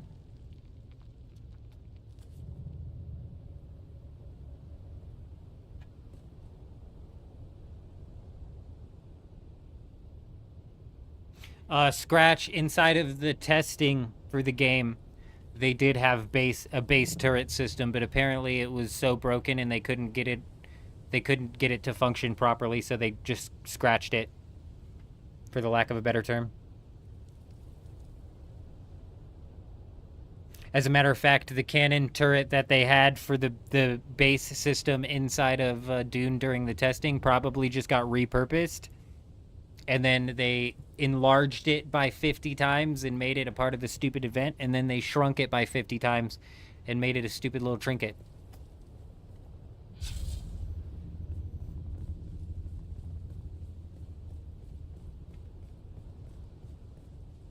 They couldn't get it to not be aimbot and insta-kill. Yeah.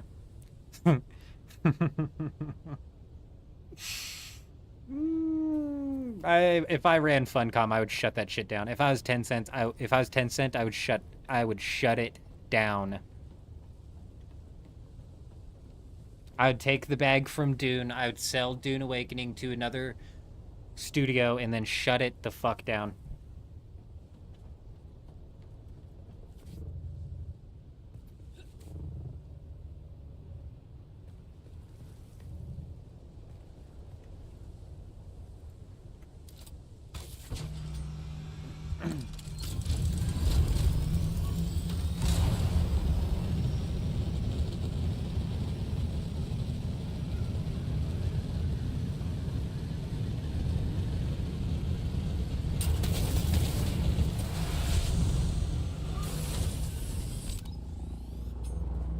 Sky acrobatics is what I call that.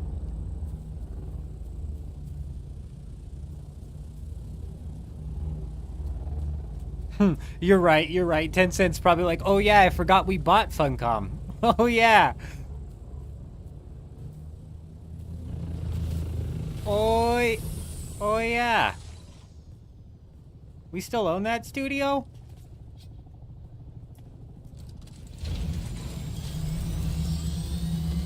Let me just do some testing for them. Looks like I can get myself stuck in this cave.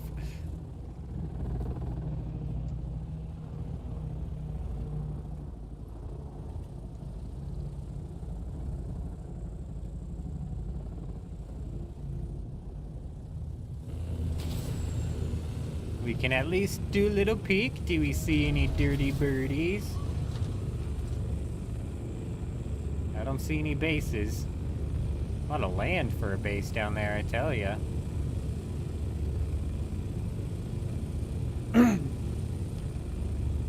I mean, honestly, Majestic, like, the game pisses me off to no end. Don't get it twisted. And I can sit here and just talk shit about the game all day long with how many problems it has. It's not hard to do. But typically I like to preface all of my rants with the fact that the game's got hundreds of hours of content that you can have a solid time with inside of the Haga Basin. And there is a hook out here. Like, the PvP, when you get into it, it's fun. You know, the base rating, it's fun. Right? There's fun to be had in this make-your-own fun style game, but you have to come at it with the perspective of, I'm making my own fun here. I can't rely on the developers to do that shit for me. You know? So, it is what it is. It is what it is. I'll tell you, I'm excited for some big things. Like, we're very much so a variety channel, so we'll be bouncing in and out of Dune Awakening for sure. Especially when Arc Raiders comes up. I'm mega competitive. Even when I'm not winning, I want to compete. I want to compete and be doing my best to win, even when we're not winning. So, competitive games get me so damn hooked into the system. Arc Raiders might genuinely be like a. Oh, are these? Isn't that where the spice field is at? Arc Raiders might genuinely be like a takeover style game for me. That just absolutely takes over my mind and my thoughts, you know what I mean? Oh, there is a spice field over here. But even if that's the case, we'll be bouncing in and out of Dune because I do enjoy coming out here and raiding bases and causing trouble and getting into the random spur-of-the-moment PvP encounters. You know, the random spur-of-the-moment encounters are the best encounters.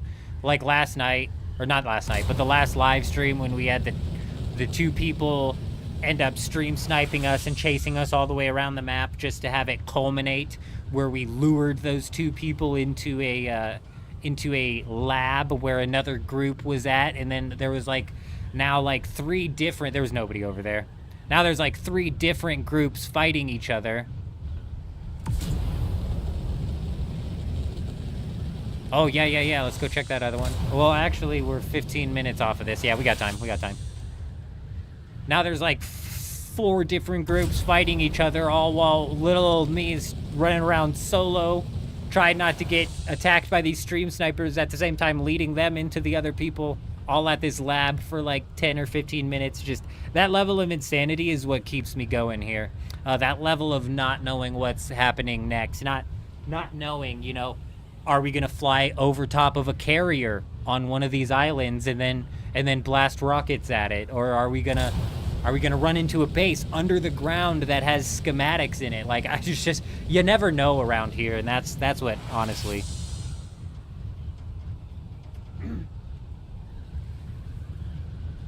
That's what honestly gets me. This it almost reminds me of the RuneScape Wilderness, man. It really does. The incentive isn't there, the risk versus reward isn't there, but the mechanics of the random chance encounters are, and I enjoy that. No, not Battlefield 6 and COD. No, opposite of Battlefield 6 and COD, if we're talking about the competitive games. The competitive games that I like. Battlefield 6 and COD, I generalize as like arcade multiplayer games where you die, respawn, die, respawn, die, respawn. I don't like the multiplayer respawn games. I like there to be weight to my death inside of the game. You know, we're playing a battle royale. If we die, I don't win that match and I have to run a new match and go loot up some new weapons. If I'm playing an extraction, if I don't extract, I don't make it out. I need some, like, actual weight behind my lives. So I don't really get down on the battlefields or the CODs anymore.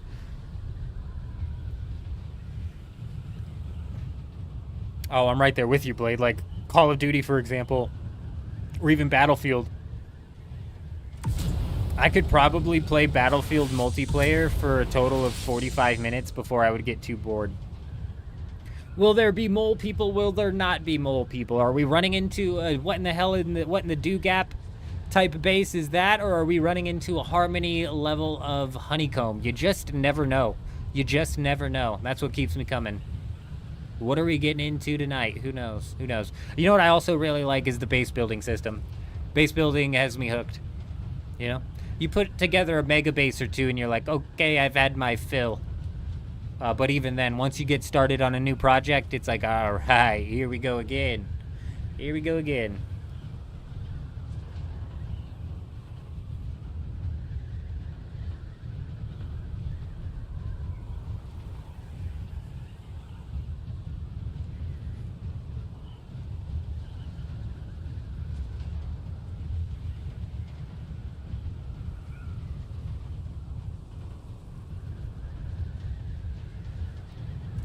When's the patch?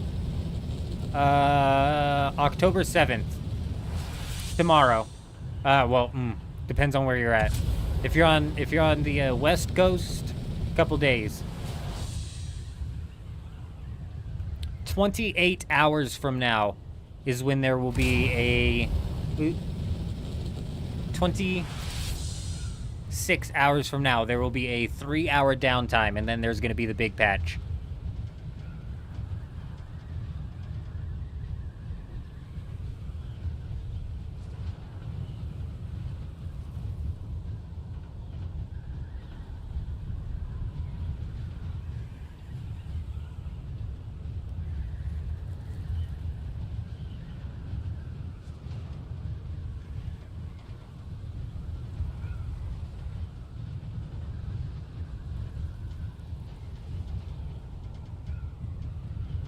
Hey, Nas, good to see you, my friend. I hope you're doing fantastic. I hope you're doing fantastic.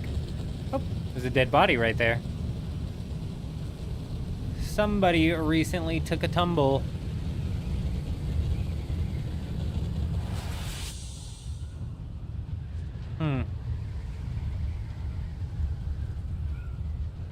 We're doing good. We're doing good. Could always be worse, but we're doing decent.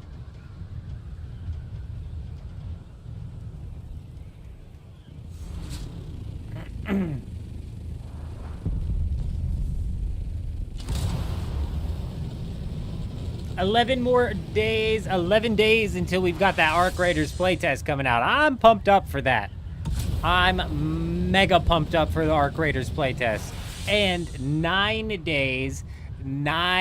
days away from old school RuneScape Gridmaster, which is a seasonal game mode kind of similar to a Leagues, where the experience rates are like boosted to no end. You gain crazy amounts of combat power, making some of the PVM a little bit easier.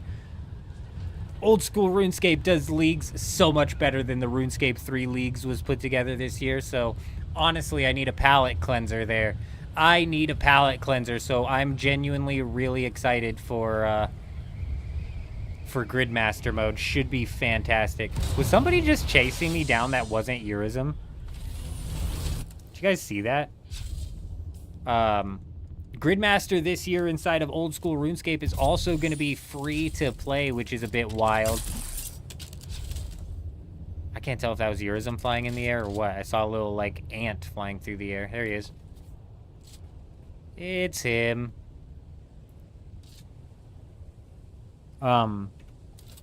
Gridmaster this year is going to be free to play as well. They're going to have a free to play version of it. Obviously, there will be like the member stuff, but there's going to be a free to play version of it, which will be nice.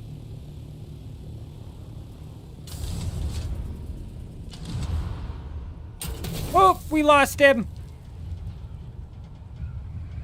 Don't worry, I got you. No, I don't. I'm going the wrong way.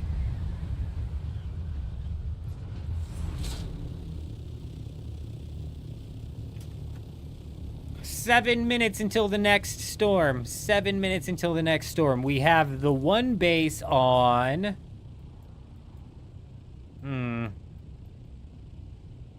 It's either G3, but I think it's G6. We have the one base on G6, and then we've got the one base on H8. So hopefully this storm hits somewhere in those two tiles. The most fun that I have in this game, Juxt, is the base rating. It really is. And I feel like it's twofold. Base rating is just fun to do, first off, because you never know what you're going to get, honestly. Like, typically it's terrible, but sometimes it's fantastic, right?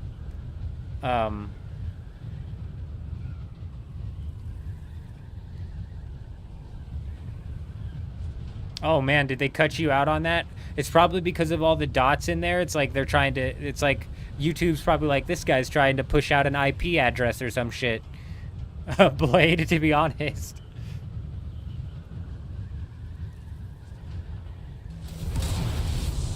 But oh, the base rating. So you never know what you're going to get out of a base. And also, when you're looking for bases, you're more likely to run into those random those random encounters that just are so much fun.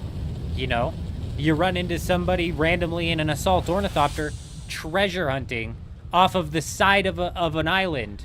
What the hell even is that? What the hell even is that? You don't get that just running the labs PvP over and over and over and over again. You know? That's for certain. That's not the level of randomness you get over fucking like gnat or something.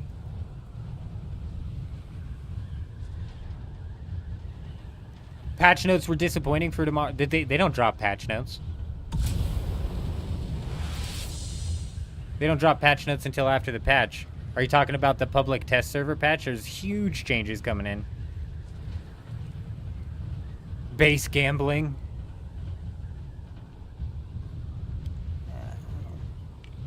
I wish they would evolve this system and kind of like expand on it. Because the base rating can be really good. Hog a basin base rating as well. Like, I just feel like there's no reason for them to not flag bases. Wars would be installing the game immediately if he had the opportunity to go and raid some Hog a basin bases that were abandoned. Yeah, that treasure hunting dude is something else. He's definitely going to go down in the history books as like, what the fuck was even going on there? Do not AFK in Deadman mode. Speaking of Deadman mode, we got that coming up at the end of the year too, and I am so pumped up for Deadman mode. Leading into Deadman mode, I know once I start talking RuneScape, there's maybe like 5 people in the chat who understand what I'm talking about. But it's my game, dude. I can't help it. Even when I was making a RuneScape video the other day and I told my wife, I was like, bro, I can't help it. When I get excited about something, I'm super excited. RuneScape is just so easy for me to flow right into talking about, because we spent our whole childhood playing that game, essentially. But Deadman mode is going to be what's up, dude. If you don't know anything about what Deadman mode is, essentially it's a hardcore PvP game mode where your experience rates are boosted, and PvP is enabled everywhere. Everywhere in the entire map is PvP. If you kill somebody, you get all of the items on them and the 10 most valuable items in their bank. It's a hardcore PvP mode, and I absolutely love that shit. Absolutely love it. Urism, don't leave yet. We're 4 minutes away from the next storm. If you're running out of fuel, I would go and wait at the H8 base, because H8's the juiciest base. H8's the base that I want to hit the most. But we should be 3 minutes from this next storm hitting the map.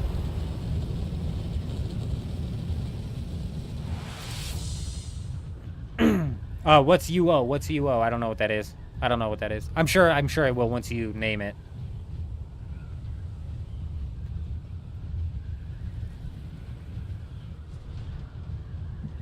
Yeah, the reason they allow you to see the stamina now, though, Blade, is a lot of people were soft cheating in full stamina. Ultima Online, right. I knew I would know. I would know what it was as soon as you named it. I think Ultima Online is a bit before my time.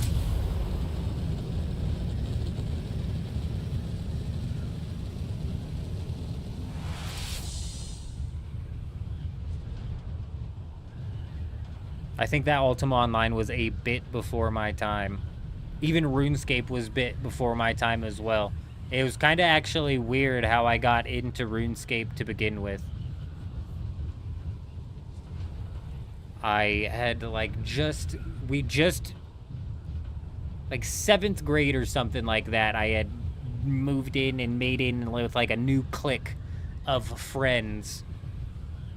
And I was spending the night at one of those friends' house one night.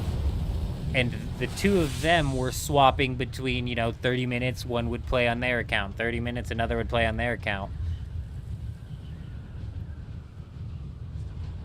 The rest is history.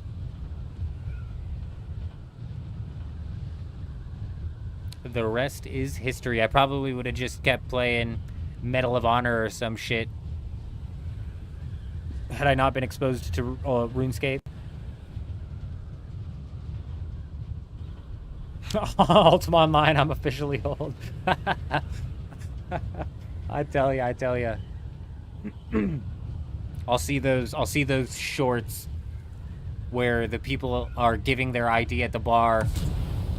It's like 2004 and you can drink nowadays. Like, holy shit. My cousin's kid is turning 18 years old. I'm like, oh my god. Sometimes you just get slapped in the face with how old you're actually getting, don't you? It's crazy. Correct. Should be happening anytime now. Problem is, if the storm's all the way down south, that's why I was flying south. If the storm is all the way down south... Oh, we died. That's why I have no gas. I've got a respawn beacon on that island, worst case scenario. If the storm is all the way down here, we'll never get a warning for it. So I'm going to fly down just to make sure it's not hitting. Because the storm should be hitting at any point in time right now.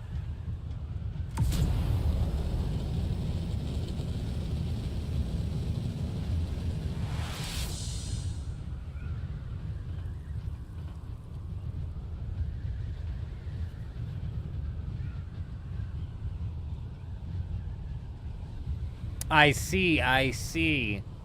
You know what I really like about RuneScape, and I wish more games would, the hell is that? It's just a rock. I wish more games would implement is the skilling system. I wish more games would implement the skilling system that RuneScape has.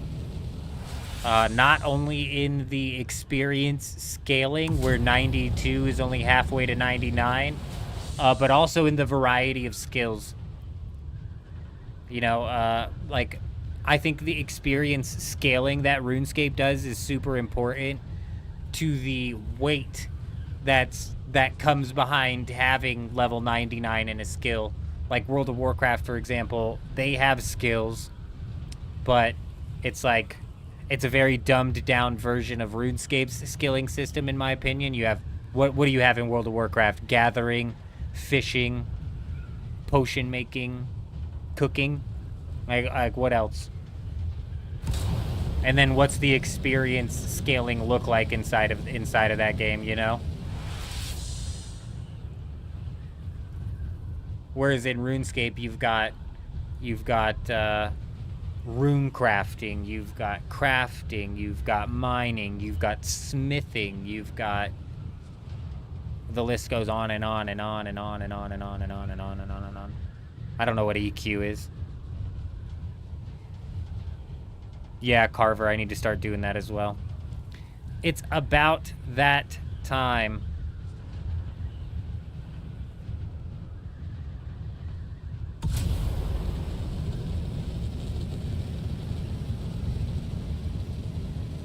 Makes me wonder, because we have had a spike.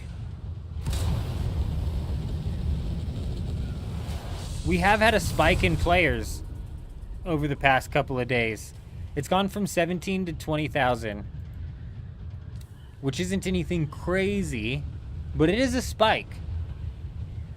Oh, EverQuest system. I see. I've got no context as to what that is. You know, I don't think I ever played EverQuest either. That's another one of those where it's like, all right, you guys made it in at the fucking foundation of MMOs, apparently.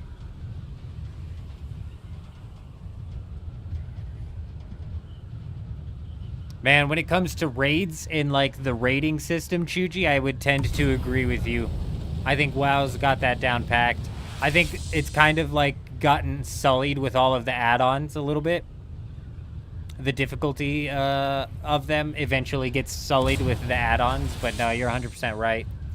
That being said, though, RuneScape 3, I know for a fact, has upped its game when it comes to producing PVM content. I'm not a big PVM guy, though. I fucking suck at PVM. Like, these endgame bosses... Bro, when I was trying to do Araxi on RuneScape 3 the other night... first off, I didn't think we were going to end up killing this stupid fucking spider. I didn't think we were going to kill it. And second off, it just reminded me how much I dislike having to deal with 10 different mechanics for every boss that I fight. You know? Player versus monster. Sorry, Jux. That's a RuneScape, maybe even like old MMO term. Just like when I say PKing, I'm talking about PvP. PVM is PvE.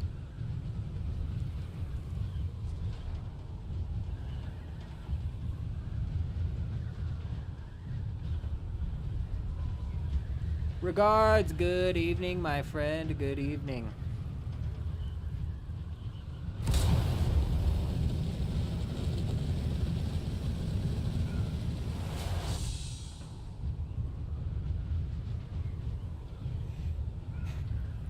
Dune is doing fantastic per usual. We're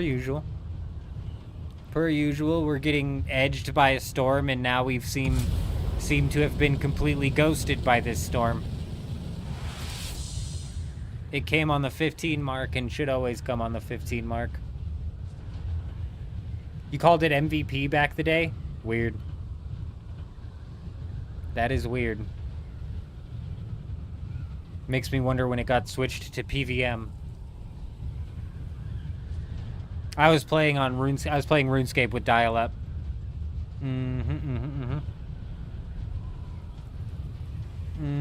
I remember I'd be like, I'd get booted from my game, and I'd go running upstairs. I'd be like, "Are you on the phone?" My mom's sitting there talking to my grandma. I'm like, I'm dead. I'm dead now. Thanks. Fantastic. Little bit of a warning would be nice. That was back in the day when you died in RuneScape 2. All your shit dropped on the ground, and after like 3 minutes was available for everybody else to pick up.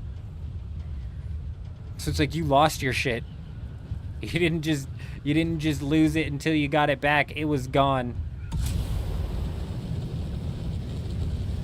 Oh, there are people there? I'm on my way.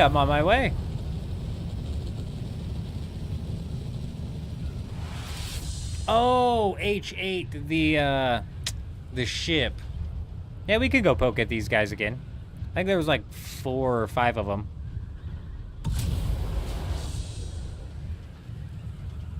We should have had a storm incoming, but if I was a betting man, it probably hit the very south of the deep desert, and we just never got a warning.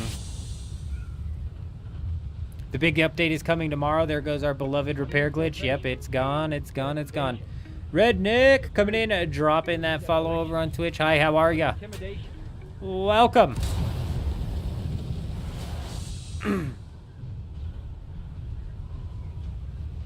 That would require me to end up killing somebody inside of this interaction, Eurism. Which, you know, if I was a betting man, is probably not going to happen. Are you out of fuel? I'm out of fuel as well. Fuck, I was going to come drop some off, but I'm out.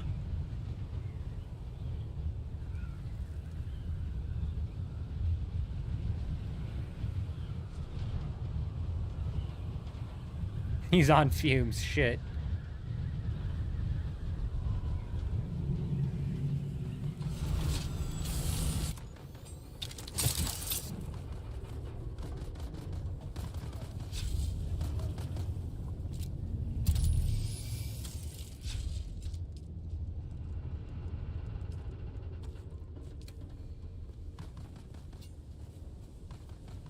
I've not been having a very good time hitting these guys with the knee charge.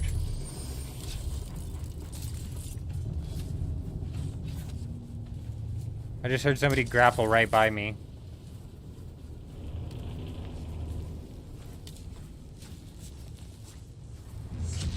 Oh, they took the spice and shit that I had on me.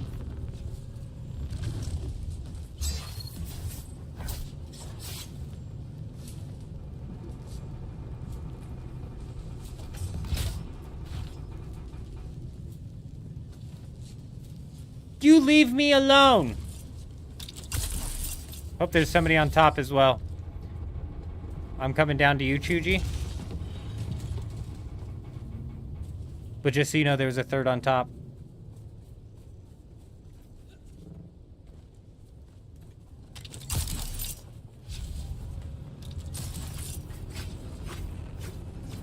Wait for me, wait for me, wait for me, I'm slow! I also don't know where I'm going.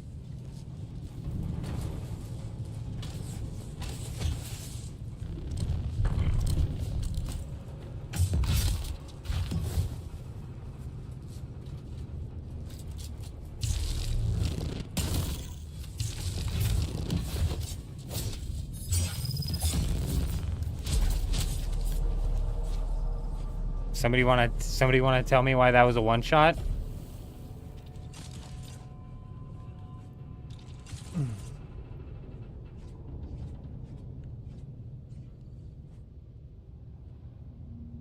It was a sword. Did the swords don't do any extra damage? Did I have no shield on? Fuck me! Am I shutting it off? Am I just never putting it on? I'm pretty sure I put my shield on. So when and why is my shield shutting off? Like, I'm gonna have to fucking rewind that, because when and why is my shield shutting off?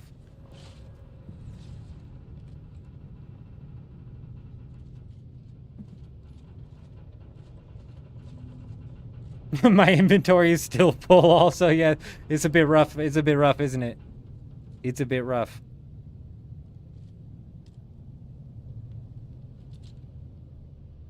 Range is just not fun, man. I don't have fun with range in this game. Fuck, you're as, I'm gonna go grab you some fuel, man, because somebody broke my respawn beacon. It was probably you, wasn't it? It was probably one of you guys. I fucking hit it just fine from everybody else, but it doesn't tell my party members that it's my respawn beacon. Jen's not having fun with ranged either. You know, Jen, after fighting Araxi, I'm like, I remember now. I don't like dealing with all of the mechanics that RuneScape fucking throws into their PVM. Shit's annoying.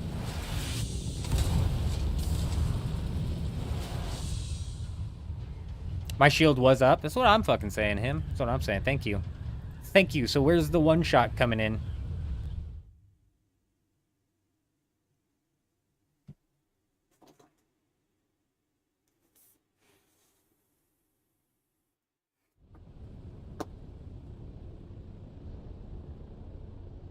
I wasn't at full hit points. Oh, okay, got you.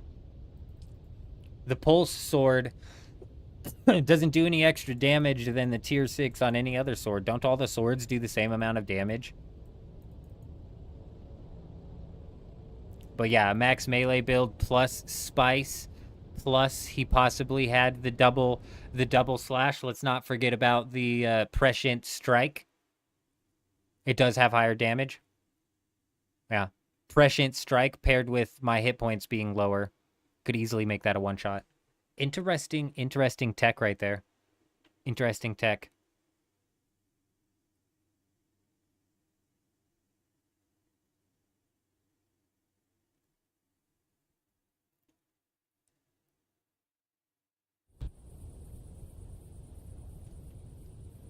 Yeah, it's been like that for a while though, Jen, because even with a boss like Araxi, it's just annoying.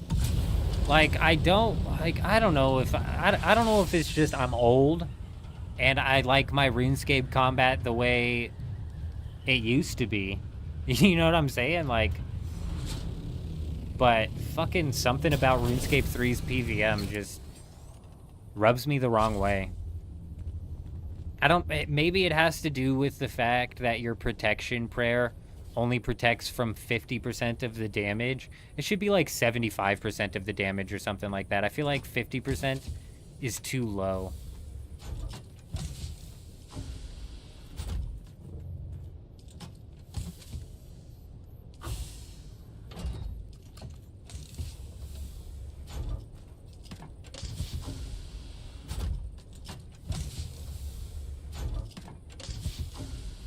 Ah, missiles. That's what I need to grab.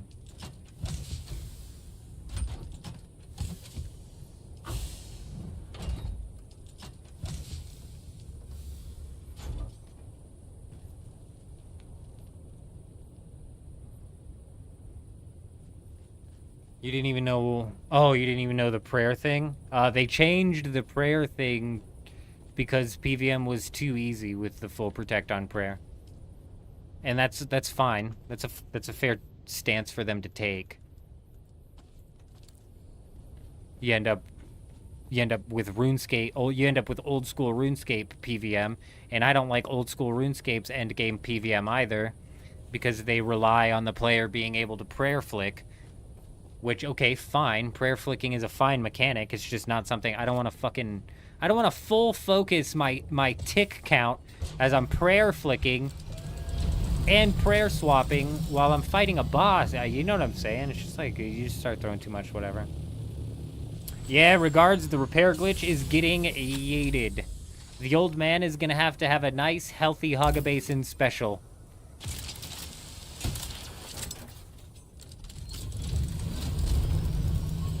It's getting cooked.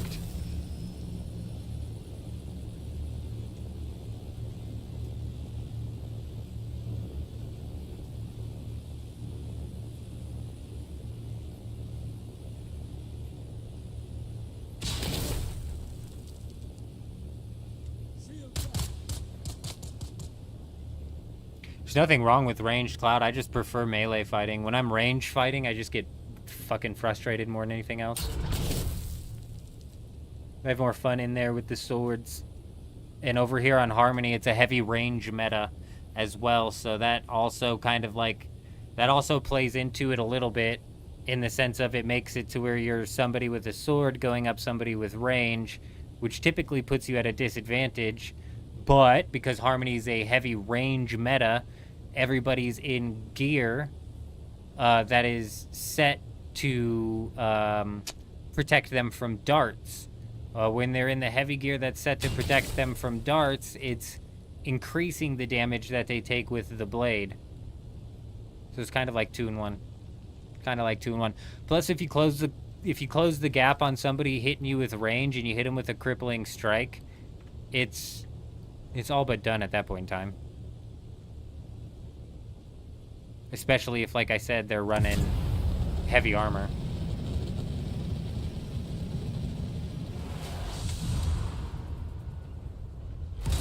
Yeah, I'm right there with you, Carver. I'm right there with you. The vehicles will be getting a nice spit shine. Bro, the fucking lag out here, dude. It's like borderline unplayable in the Hoggabasin anymore.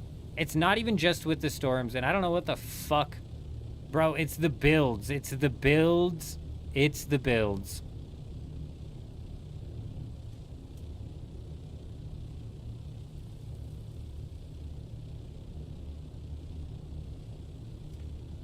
What the fuck? Wake up! Wake up!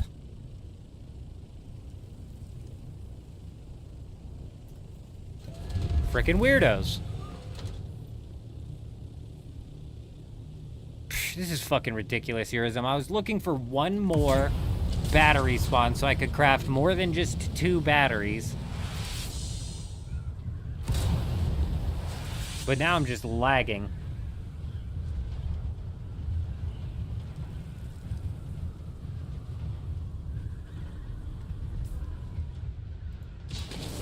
Yeah, you're not wrong, especially if the fights become long and drawn out regard.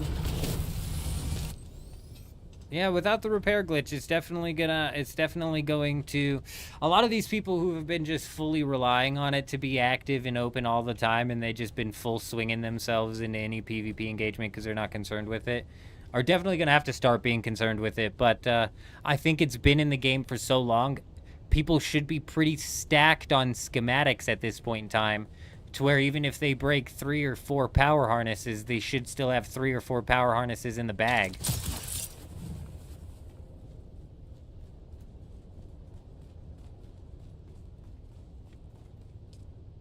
Man, I don't know what's going on in the Haga Basin out here anymore, Leah, but it's gotten out of hand. It's even worse over here with Dune Blade, I swear. It's because they calculate...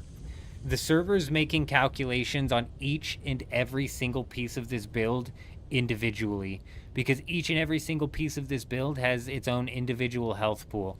So the storm comes through, and it shuts... And it's doing damage to the base, and it's keeping track of the storm came through on this direction, so this piece of the base has 75% health, but this piece of the base has 100% health. It's keeping track of all of that information. Then we got to keep in mind, like, if this piece of the base goes down to 60 health, it changes its texture, so it's keeping track of that information.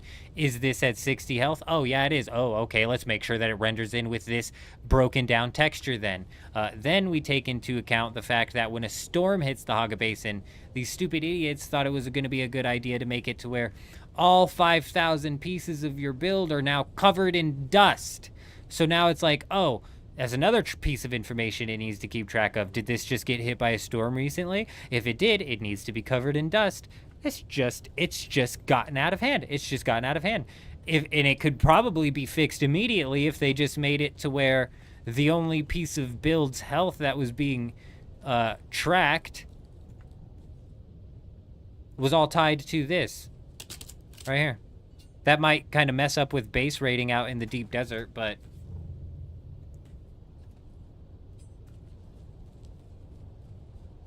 Meta range build on this server has everything to do with the attractor field paired with the Regis Disruptor pistol and or dart for every man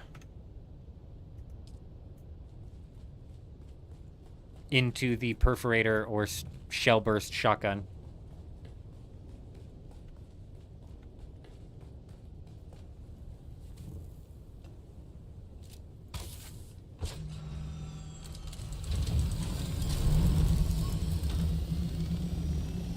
Yeah, Blade, you're not wrong, and the equipment doesn't break down too quickly if the fights that you're getting into are rapid ones.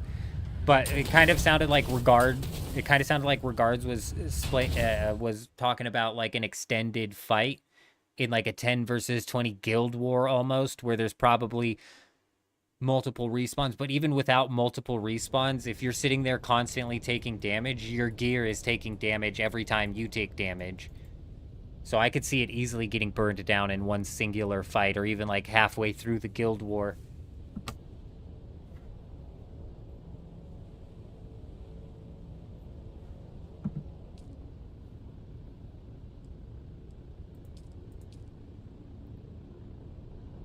Yeah, fuck, did I grab those fuel cells? Bro, I was talking about the build pieces. I don't think I grabbed those fuel cells. This is the whole reason we went back there.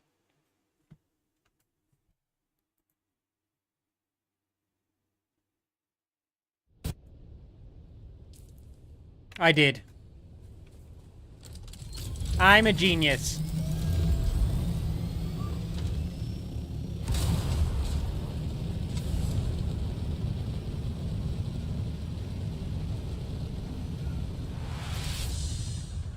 No, you're absolutely right, Blade. The Taylor talents make a huge difference, and after the repair glitch is gone, that's something people are going to have to take into account inside of their builds.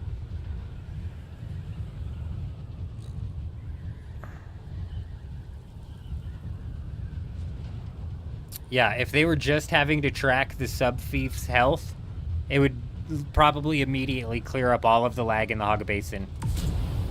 If all they were tracking was the sub-thief's health, it would probably clear up all of the lag.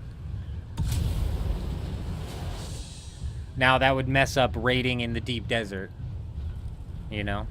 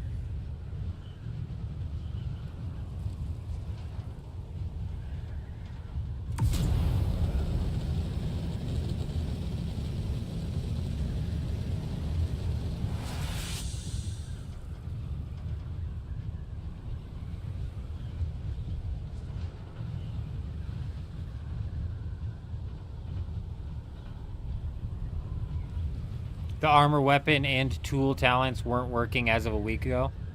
Oh my god, what did Chuji, what did Yurism just die to? Trouble. He died to trouble. Good timing for the trouble. Oh, we possibly found the base that these guys are using.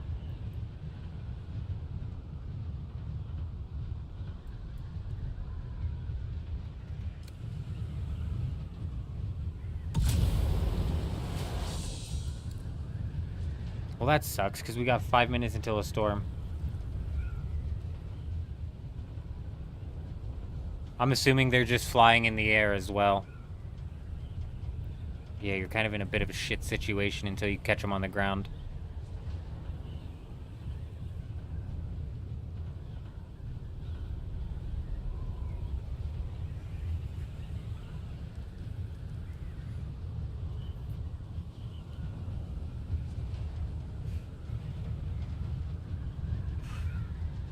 Oh, I see what you're saying. If that was the case, Leah, that would kind of make base raiding too easy. You shoot one wall and you break a sub-thief, eventually. That would have to be balanced in a really weird way. It'd be a little less satisfactory as well. Part of the charm of breaking into a base is wall by wall going deep, you know?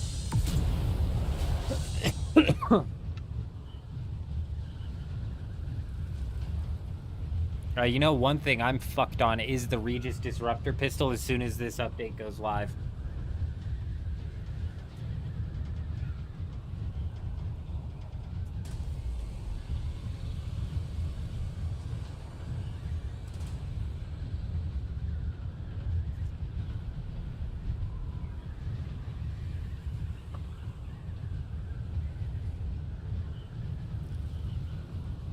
Yeah, the Regis spam's annoying, and I don't know, man. I don't know. What's annoying about it to me is...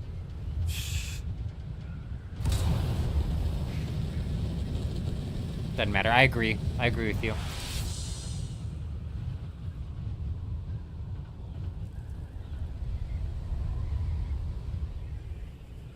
Yeah, I'm with you, I'm with you.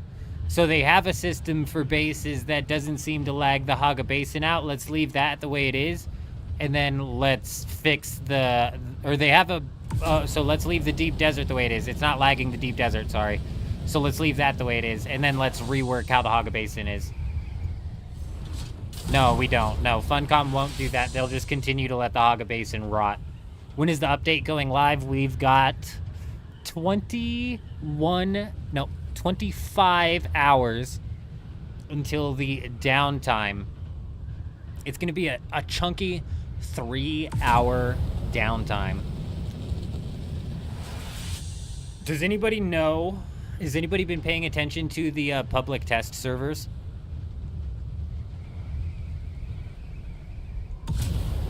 I'm just trying to hang out in the middle of the deep desert here while we wait on what should be a storm coming any fucking minute now.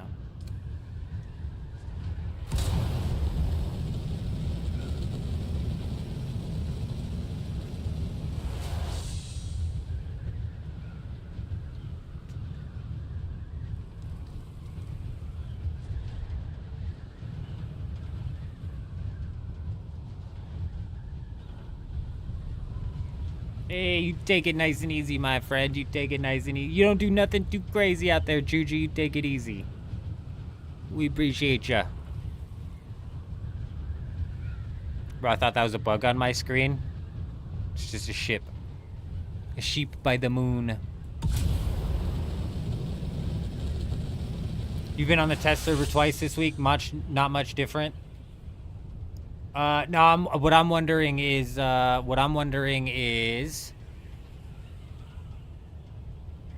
what sort of problems the community that plays on those servers has found that the devs are just not going to end up addressing. Eurism, my friend, if you want to meet up, I've got some gas for you.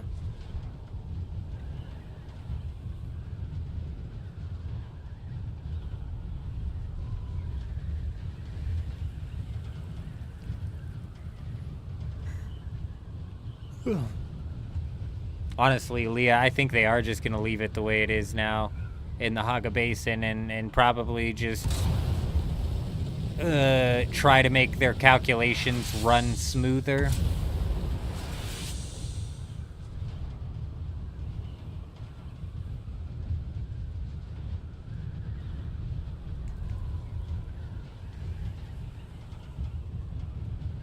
But yeah, Redneck, the update's going live tomorrow. 25 hours until the downtime. It's going to be a 3-hour downtime followed by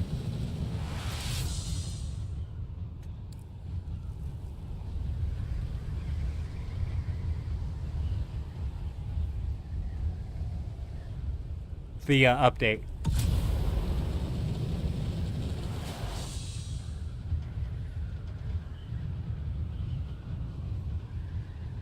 Great. What about the inventory, Blade? Has anybody been testing to see if people are losing items from their vehicle's inventory? Because I know the reason that the repair glitch is back in the game in its current form is because they have to leave whatever function allows the repair glitch to happen in the game. Otherwise, people's inventories are getting deleted from their ornithopters and shit.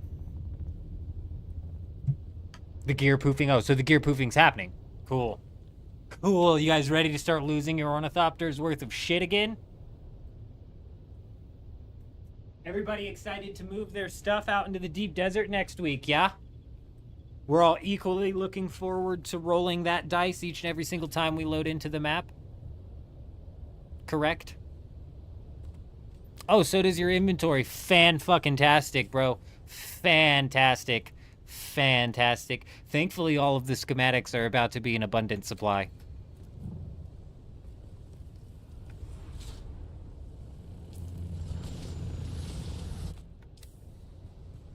There's the juice. Very nice. Yeah, it looks like we got scammed on a storm again. Man, I don't know what happened.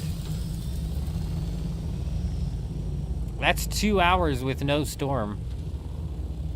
Like it's been shut off. Yeah, no, that's a big problem, Blade. If the vehicle inventory thing is still happening, that's a problem. Did I just cut the... Nope, mic's good. Because from what I understand, that's why the repair glitch is in the game still.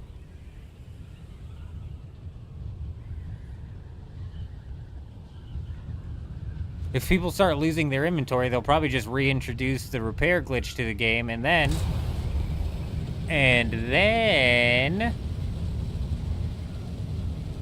the constant flow of schematics into the game will flood it even faster. That's actually crazy. A few dozen guns in the 8 hours you've tested it in over 2 days is only going to piss people off. And when we're talking about losing inventories, we could be talking about losing a perforator. We could be talking about losing a seethe or a black market las gun. Like, vehicle inventories are one thing because, like, you're not going to put your fucking weapons inside of your vehicle's inventory. But you start deleting people's weapons and shit, and they're going to get pissed off. Again, like I said, we can only, you know, look forward to the fact that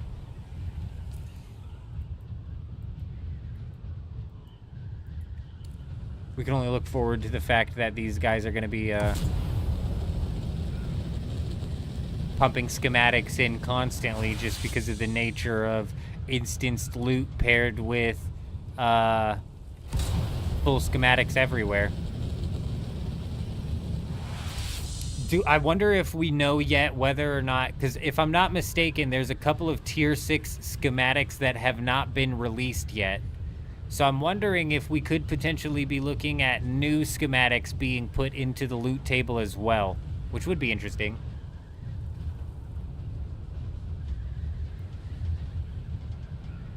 Yeah, that's going to make people stop playing the game, Blade. That'll make people stop playing. You lose a Regis Disruptor pistol, and then you go and you replace a Regis Disruptor pistol, and then you lose it again on your way back out to the deep desert. You're done. I can guarantee you're going to uninstall the game.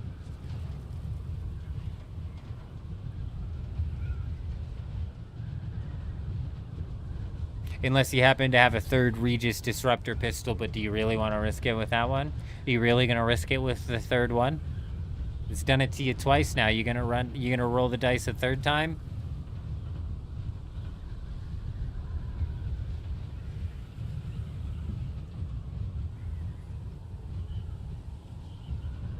Oh, so you're mid-fight when the item disappears? So items are just disappearing for no reason? Just while you're playing the game? It's not just when you load into the world map or anything like that, huh? It's just you're in the middle of firing this weapon and poof, it's gone? Fantastic. Seems ready to push live to me.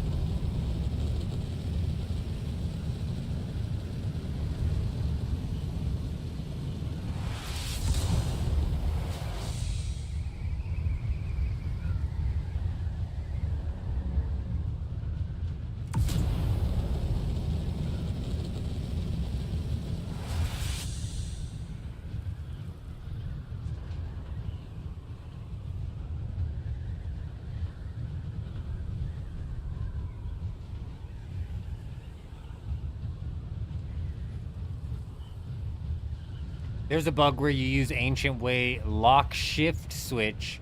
What is shift switch?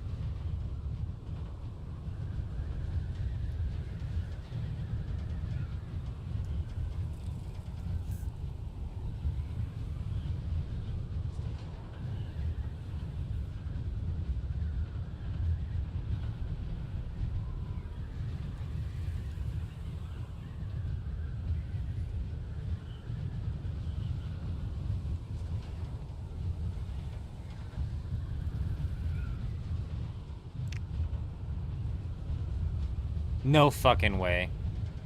Oh, we got a base. This looks like one of those troll bases. Can you shift switch weapons?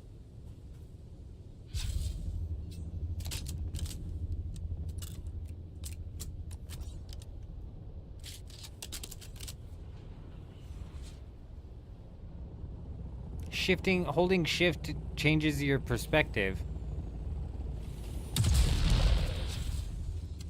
Oh, I hit the wrong fucking button.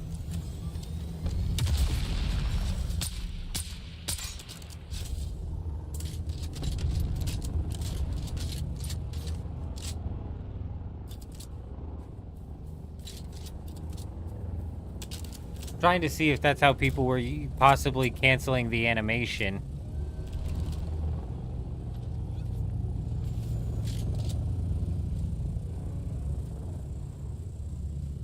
Man, you know what? That's what I'm saying. That's what I'm saying, him. That's interesting if he didn't have anything go disappear. But in the original vehicle inventory disappearing thing, we're deep, we're deep, we're deep. I never really had anything go missing either.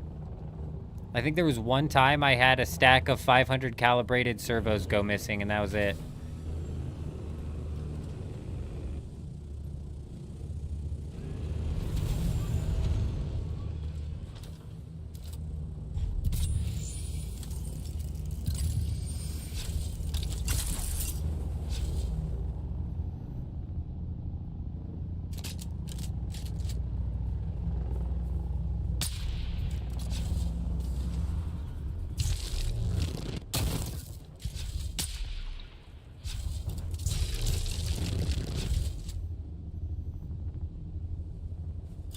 I'm not canceling my animation at all.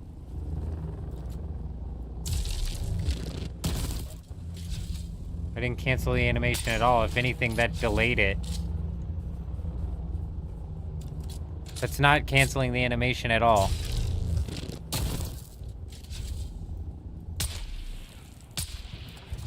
Oh, I canceled. Did I cancel the animation? No, I didn't. I still have to pull this sniper off of my back every single time.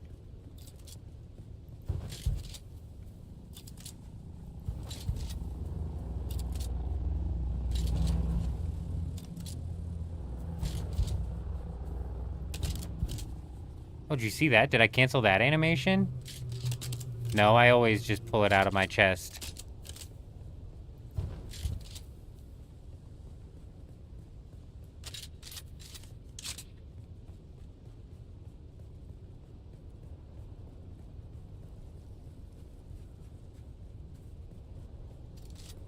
Yeah, so I fire the Regis Disruptor shot, swap, and dash. There's no fucking animation cancel. I still pulled it off on my back.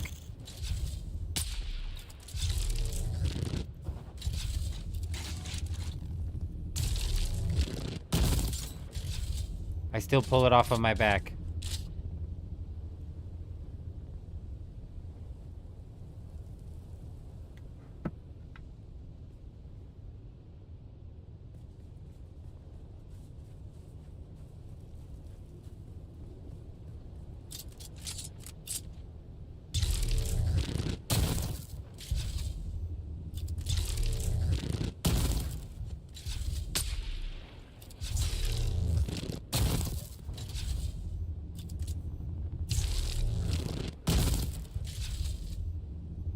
There's still a massive delay before I can fire another bullet.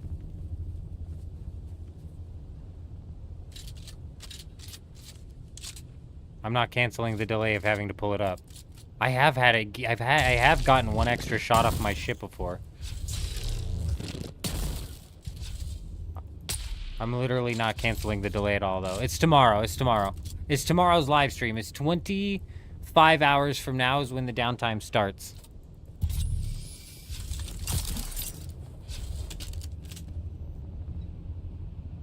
It doesn't matter. The people that I've seen hot swapping weapons were most definitely not dashing as they were hot swapping their weapons. Whoa, what the hell? We're not even on the right G3 island. Isn't that weird, Eurism? What the hell? The people I've seen hot swapping weapons were not dashing. Motherfucker fired off like 4 different weapons in the span of like 2 seconds. So I'm streaming for another 25 hours? No. God, no.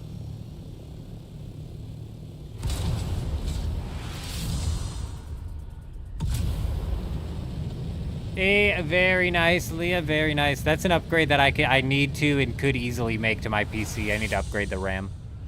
Yep.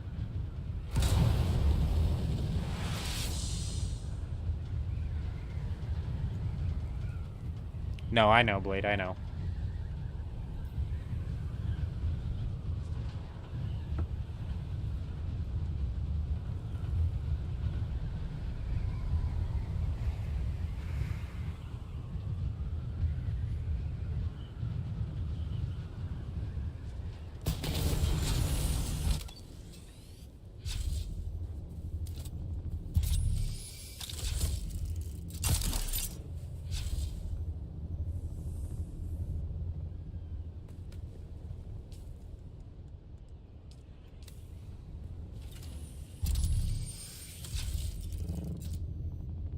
Oh, hello there.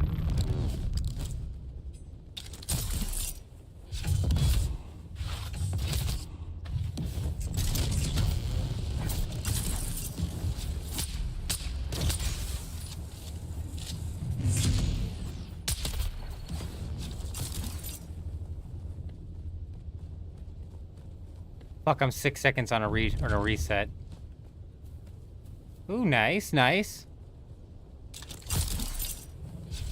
You cheeky bastard.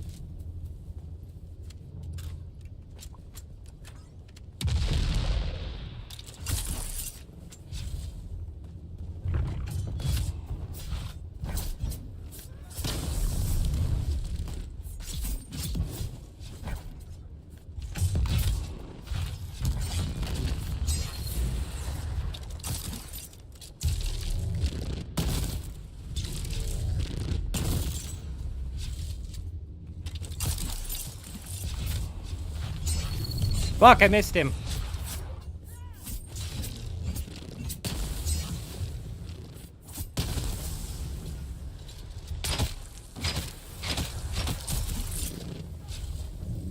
I'll pop this real quick.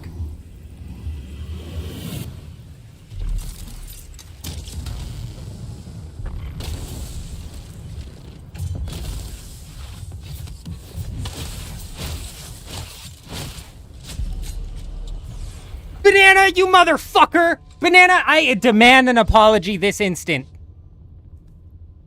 I'm not leaving this screen until we get an apology from Banana. Immediately. I need an immediate apology. Banana? We're waiting.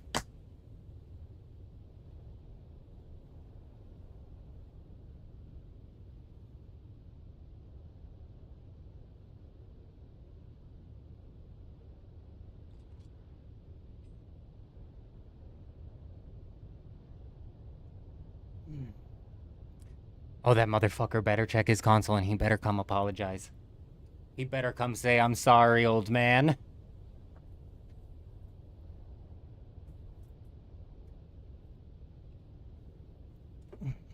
Running into Bananas like running into dirty fucking Mike. I tell you what, running into Bananas like running into dirty Mike.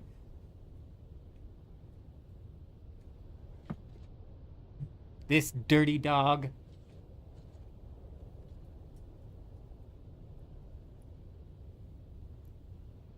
Controllers can insta-switch from your current weapon and favorite weapon. Interesting.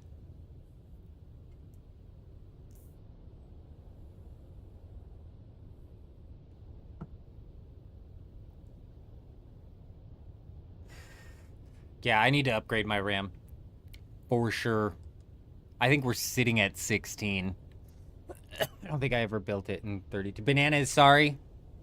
Free speech, he better be. He better be the sorriest son of a gun I've ever met.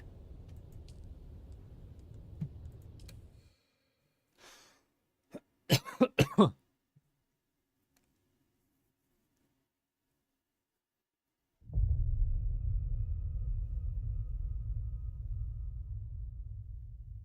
for some reason on the loading screen right there, my GPU and CPU were getting hammered.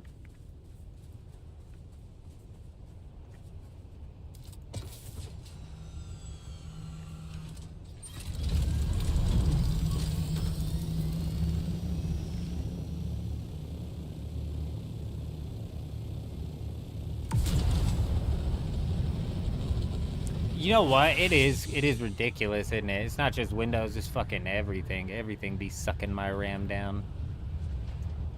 How do I check how much RAM do I have?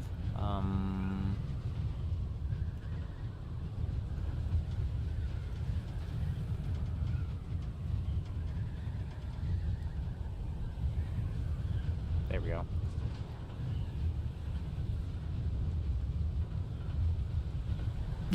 Yeah, we're only on 16 of RAM.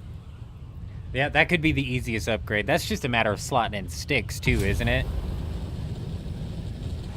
I think when I built the PC, I was like, I'll cheap out on RAM for now, and I'll get some later, and I just never got some later. We just never got some later.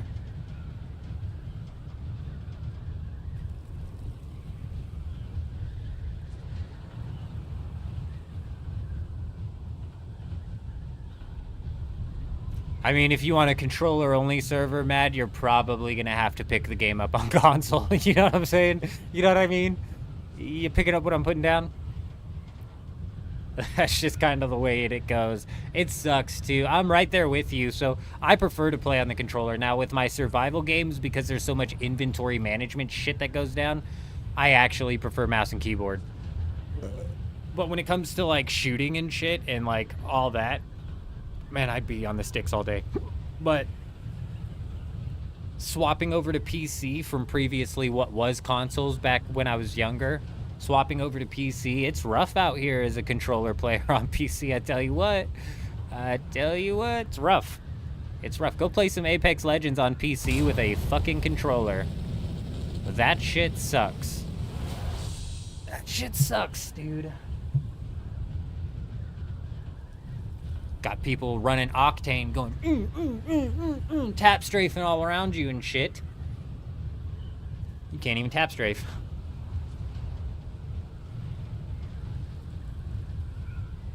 I see, I see. Is my RAM holding on to information? My RAM's not holding on to information, is it? So I could potentially pick up 32 gigabytes of RAM and then slot those in? Does that make sense? Like, pick up 32 gigs of RAM, take the ones that I have out, and then slot the 32 gigs in. Even potentially 64, get two 32 gig sticks and push them into the 16 slot, right?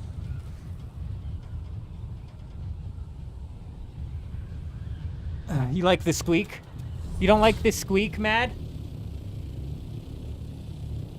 You know what the fucking problem is? It's because for Dune Awakening did this to my keyboard. If you're talking about... Oh, my mic's not picking up on that. Am I when I'm talking, maybe?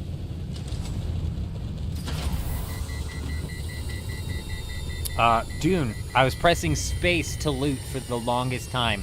Completely ripped down my shit.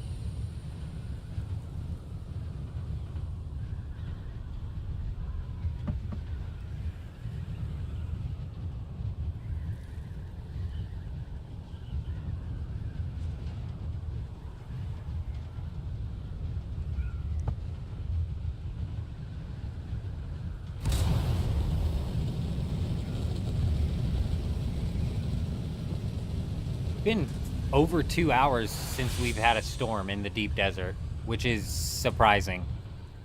This is the only instance that has any sort of like juice on it anywhere, though.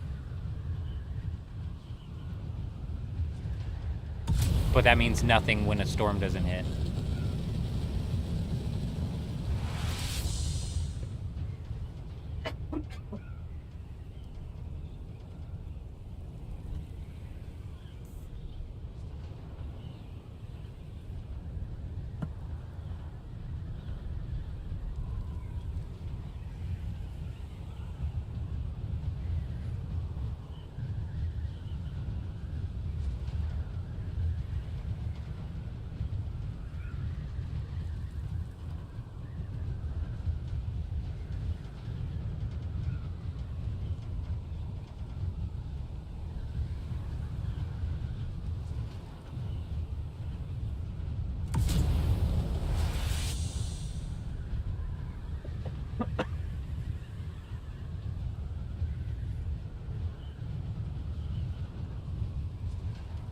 First console was Atari. I never got to experience the Atari days.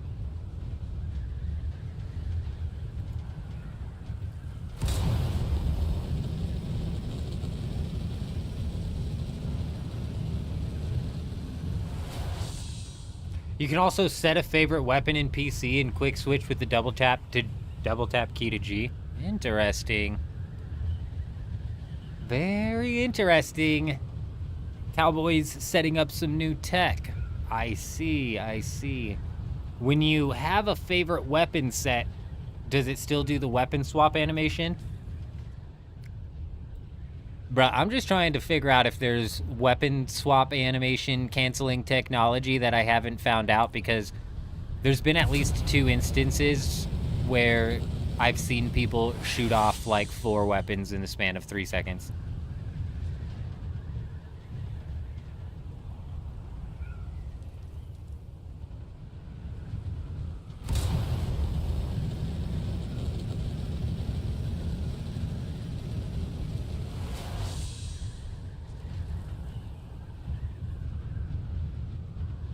Sometimes it feels like I'm the only one who's having to deal with the weapon swap animation.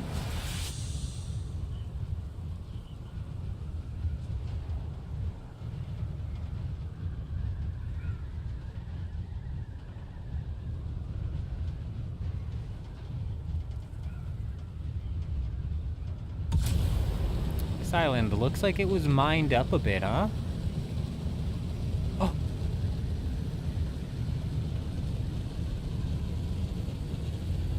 You guys either powered down and left, or... I forgot we had this second island here, if I'm being entirely honest.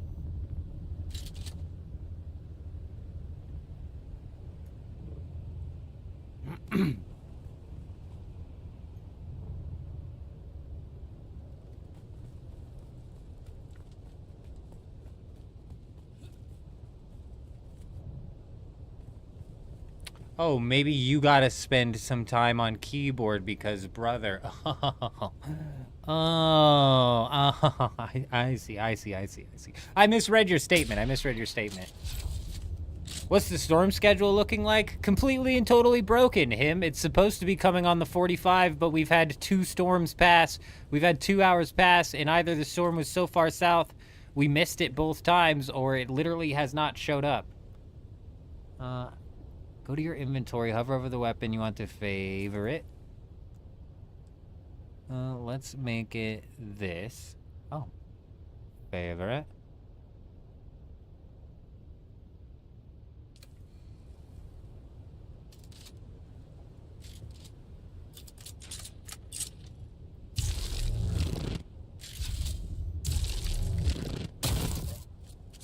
Oh, I didn't double tap G. Damn it. No, I still had to pull it off of my back.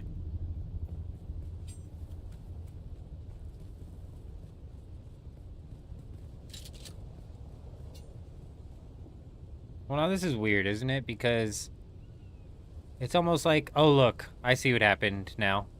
This guy raided it. This base got raided. They broke in there, raided it, and hid their stuff here. So it's entirely possible they end up making their way back.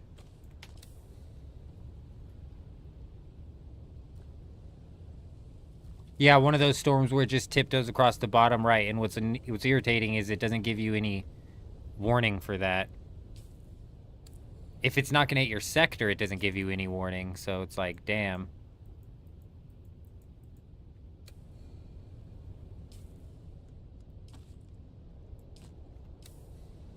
Unfortunately, like, the main there's an ornithopter in that. What?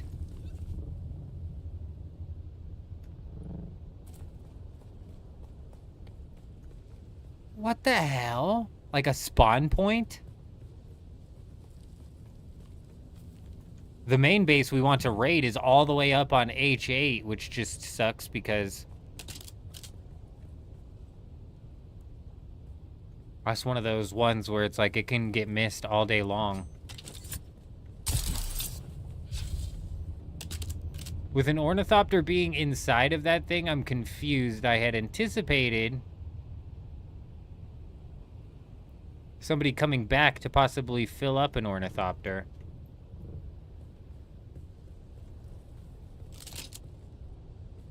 I mean, 2 by 1.5 fits a scout, apparently. Oh no, that's 3.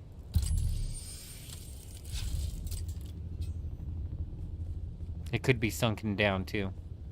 I just didn't expect a scout ornithopter to be in there.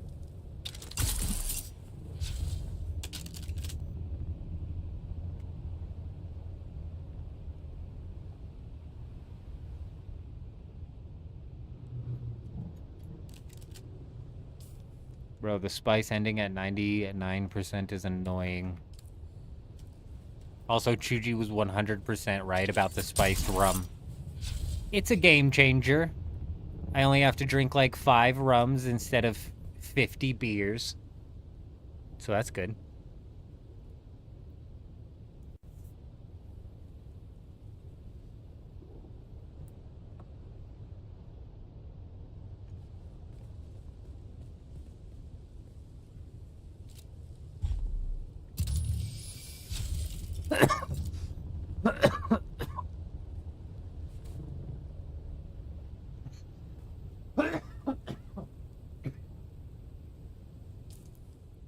I wonder, because the grenade, oh no, the grenade at level 3, 490, the assault seeker at level 3, 550. Let's consider for a second that this guy spawns on his ornithopter, pockets it, and then comes out. He's most likely pocketing it in there to just bring it out here. So what if I was set up and I anticipated he was going to come out and set up his ornithopter? So I fired this. Boom! And as I fired this, he puts his scout ornithopter down. And then I hit assault seeker and grenade. So it's 3 explosions in one almost. What sort of damage do you think realistically would end up getting output to his ornithopter? Because the rocket launcher would hit the wings if it had the right timing. The assault seeker would hit the wings if it had the right timing. And then the grenade would probably end up hitting the chassis, which wouldn't do much unless it's splash damaged up to possibly hit wings as well. Do you think we would one-pop the wings?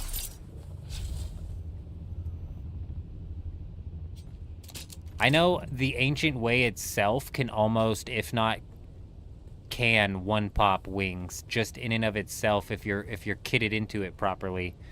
Like with the heavy weapon damage, though, I think him was saying that this wasn't actually functioning with either the las gun or the rocket launcher, one of the two. I think it was the rocket launcher. This wasn't actually giving bonus rocket launcher damage.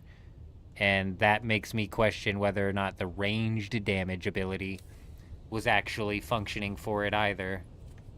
But if we're to consider all of those did function, you probably could one-tap the wings with just the Ancient Way. I just wonder how much damage you could output onto a single ornithopter with that combo. If you can't get a second Ancient Way, maybe equip a Regis rocket launcher. I'm not worried about it. The Ancient Way and rocket launcher fire on Harmony, this never happens. This scenario of having to fire a rocket at an ornithopter very rarely happens over here. And I swear, the Ancient Way is so slow nowadays. Everybody, if they're in a scout with boosts. They just boost away. They just outrun the rocket.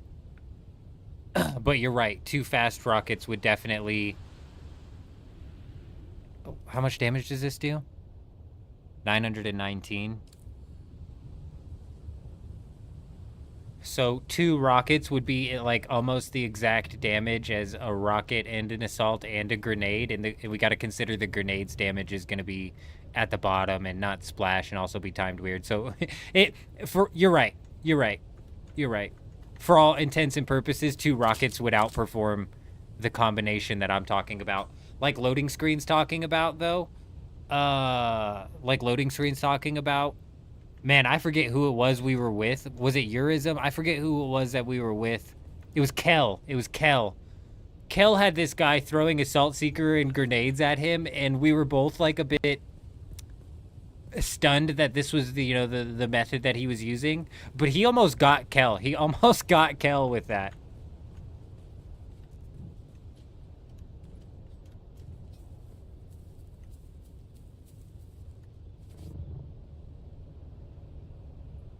Lock-in range is 150 meters in the patch, 500 for an ornithopter to get you. What do you mean by that?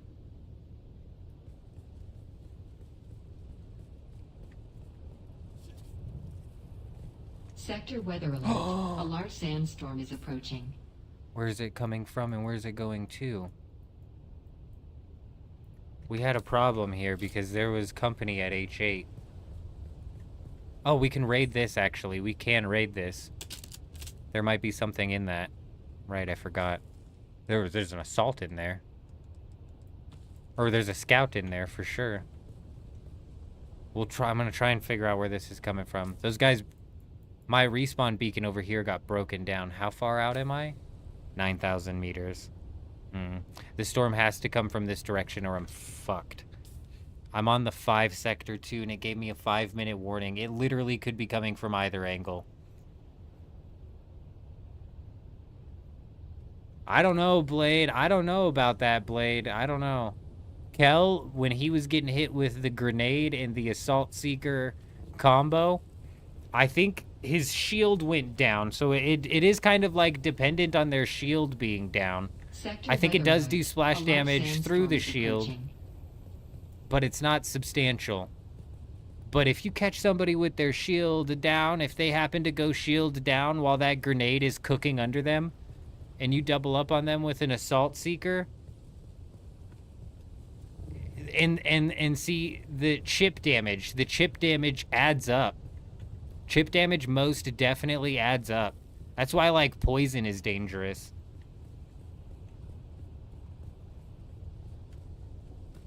See, the confrontation we were in was, like, basically the guy was right there and Kel was right there. And it was like grenade, assault seeker combo, boom, boom. And I think one time Kel dropped his shield before both of the booms went off, and it took him down. Kel got back up. He got back up. He was able to revive himself, but it actually blitzed him. Sector weather alert. A large sandstorm is approaching.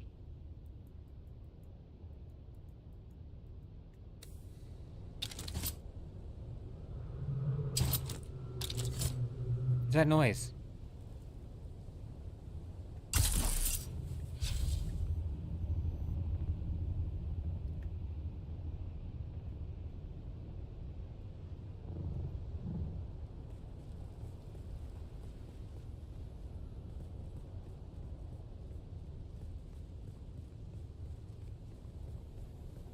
I really don't like the knee charge, man. I really don't like the knee charge. What sucks is they fucking nerfed weirding step, too. I need, like, a really good close gap. Knee charge is about the only one. I'm just gonna have to get better at it. I'm not good at it, is the problem. And I think it's because I don't understand how it's functioning. I don't think I properly understand how it's functioning.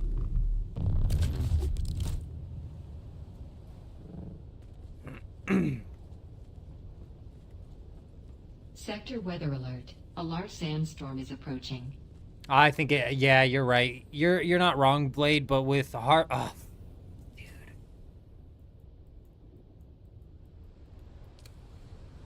Oh, no, perfect.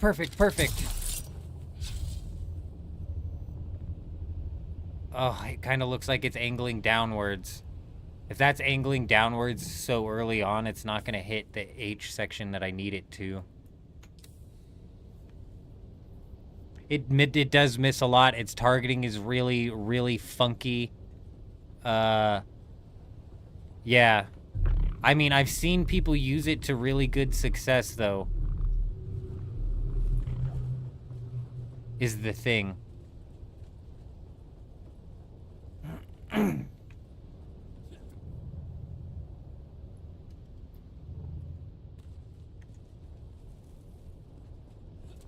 Alright, well, this guy raided these people and then felt the need to place his own sub-fief down. You can assume that he then spent the time to move the stuff in and out of here. But there's an ornithopter behind this wall.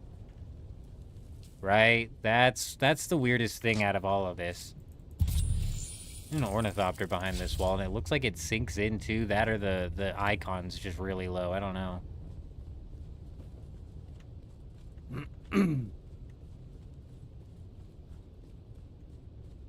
No chip. So you're technically just hitting the stun then, unless you happen to knee charge somebody who has no shield.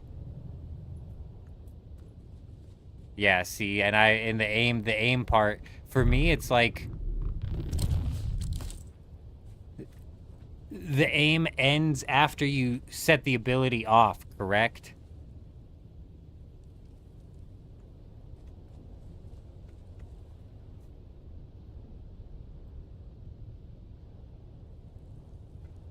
Oh.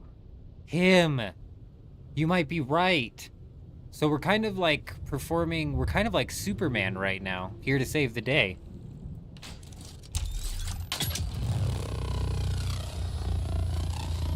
Well, these guys can thank me later. Sector weather alert. A large sandstorm is approaching. This ornithopter was here. It did get boxed in.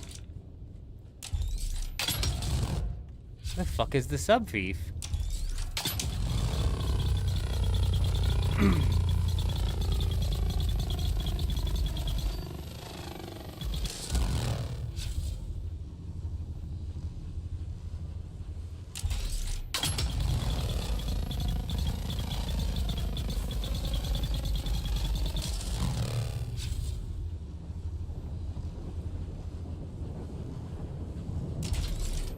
What are you doing, old man?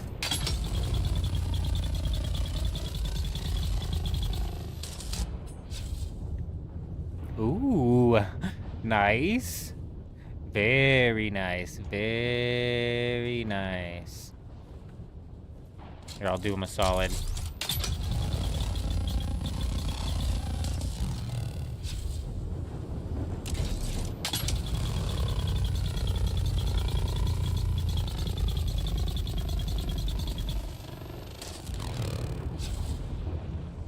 We'll just free their bird up for them, you know? I don't know where the sub-thief is. Probably under here, to be honest. Not that big of a deal. Is the storm over top of me? It is. Okay, your bird should be freed enough. Here, let me check, Nope, I haven't gotten it yet. I got you.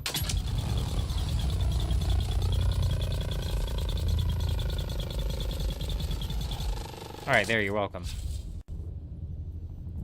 That should be powered down. If it's not, I don't know what to tell them. We try. Aw. This thing is going way south.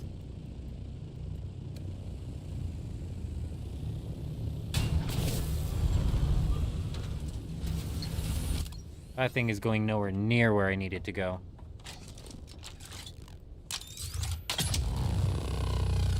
If this pops me out of the base, we're gonna go follow the storm anyways and see if there's anything extra, though there's not gonna be. Yep, nope, that's definitely what happened. Him called it. So whoever raided this base decided to box in this ornithopter, which is funny. Oh, look, we found it. Admittedly hilarious. It is powered down as well. Admittedly hysterical.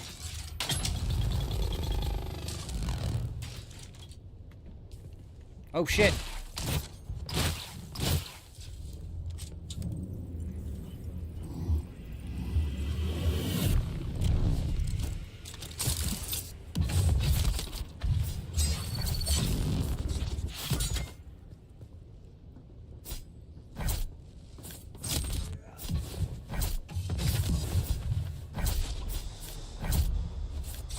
My fucking shield didn't turn. I'm so goddamn fucking tired of this fucking game, dude. I'm so fucking tired of it. I'm so fucking tired of it. I drained my shield all the way, so I thought it was off, and I hit H, and fucking it action delayed my fucking shield and shut it off. It's fucking retarded, bro. It's retarded. Why the fuck is my shield off when I'm in my ornithopter? Why do I have to worry about turning this fucking stupid thing on every single time? It's just stupid, dude. It's just fucking stupid. God. The shield again. Again. I'm sitting there totally thinking, I'm like, what? Where's my health going? He's just poking me and my health is going. I shut my own shield off because I drained it from the thing and then I fucking shut it off. Brilliant.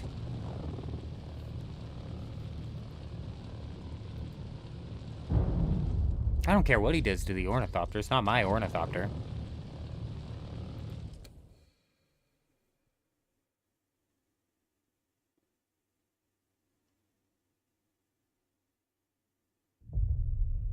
That's exactly what happened, though, loading screen. And who knows if that was even the guy who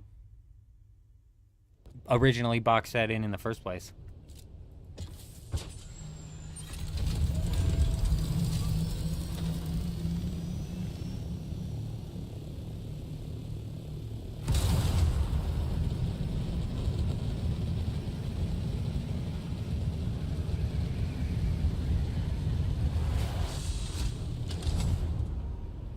Well, we got edged on another storm again, which came at the 20 mark.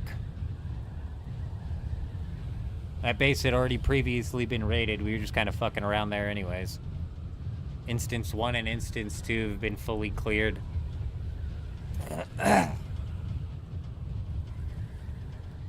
I think it's about time. We maybe go slap some decorations down at the base in the Haga Basin, because we could fly around the deep desert aimlessly, but realistically all of the bases has been knocked. They've been knocked. Except for that one base in the northeast, but that one seems to be storm resistance, you know? Storm proof. The storms don't want to head up that direction.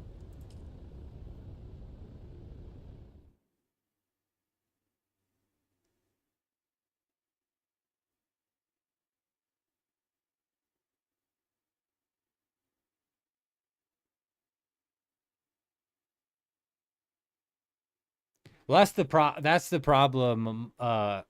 the problem. Blitz is it just when you go shield down, it's like it feels like your shield's off. So you hit H, and then your shield charges all the way back up, and then there's the delayed fucking input. This game has like it stores inputs, and then implements them when they can. This happens with dodges sometimes. I don't know if you've ever had like 2 melee PvE people run up on you, and then they kind of like, you try to dodge before they hit you, but they hit you with the stun lock before you dodge, and then all of a sudden they like stop swinging at you, and then you dodge even though you didn't hit the dodge button. Dear God, the lag out here, bro.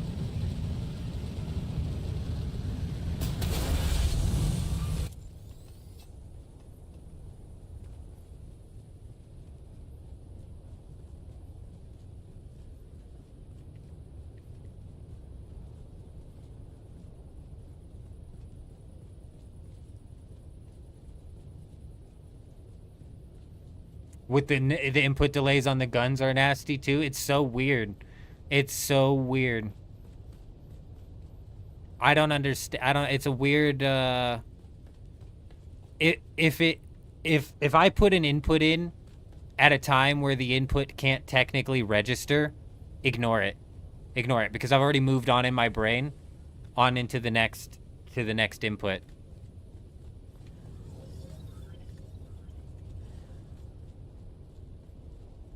Instead, they like store these things and spit them out just to throw you a curveball down the road. Crazy. Crazy bastards. What do we need to farm here in order to finish out the decorations?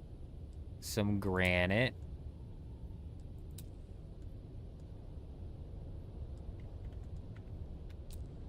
And agave seeds.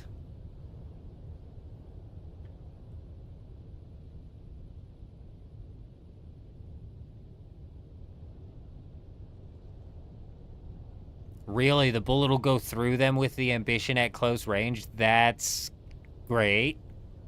That's great.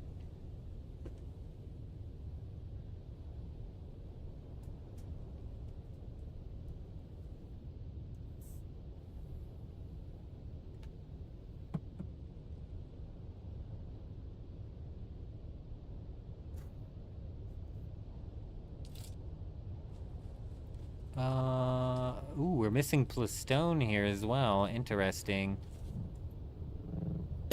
Good to know.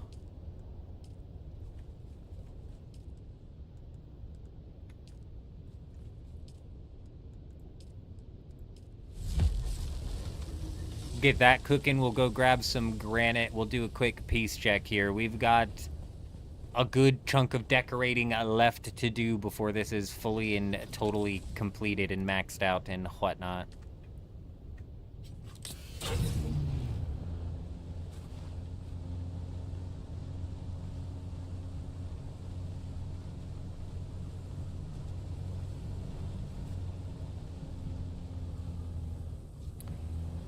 Boy, I tell you what, the only resource that's readily available down here is this scrap metal and basalt. Aside from that, it is just dry of anything.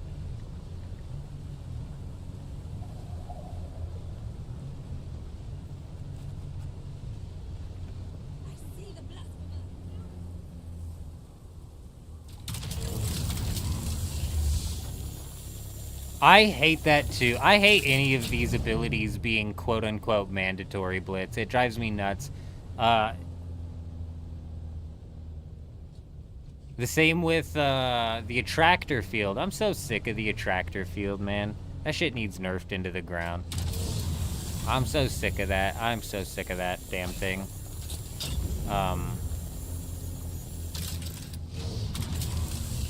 But yeah, Dispenser Blast.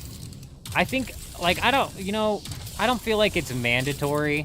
And I feel like the real reason I don't like Dispenser Blast is because it's what everybody uses to counter my melee. So it's like, fuck, I just get hit with I get shafted with it all the time, it feels like.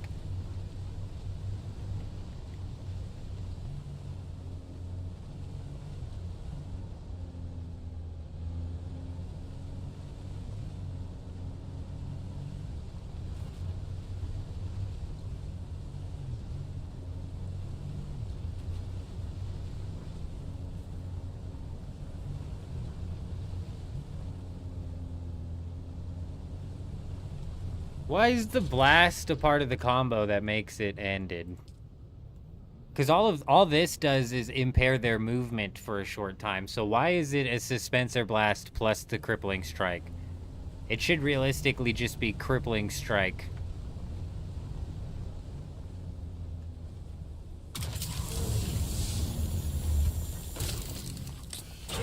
I know exactly why they use the attractor field. I think it should just be nerfed into the ground.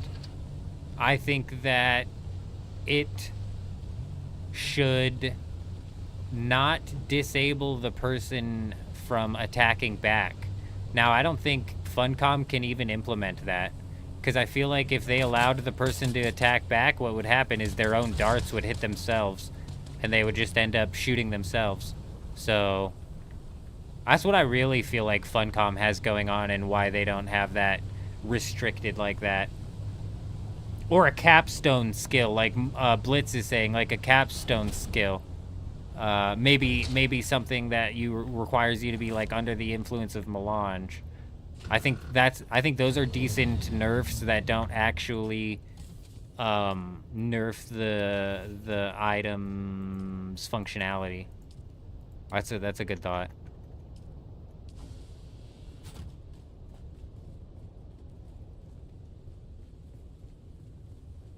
Yeah, or just give it a ridiculous cost.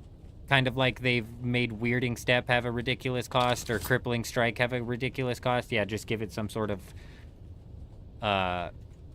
nasty cost. 40% of the power pool, like, honestly, yeah, I mean, that would work, and that wouldn't even be that bad, because your power pool regenerates fairly quickly. So it's like they would still use it, but if they used it right as you hit them with like a Regis pistol, all of a sudden their shield's cracked and a little more dangerous of a fight. Yeah.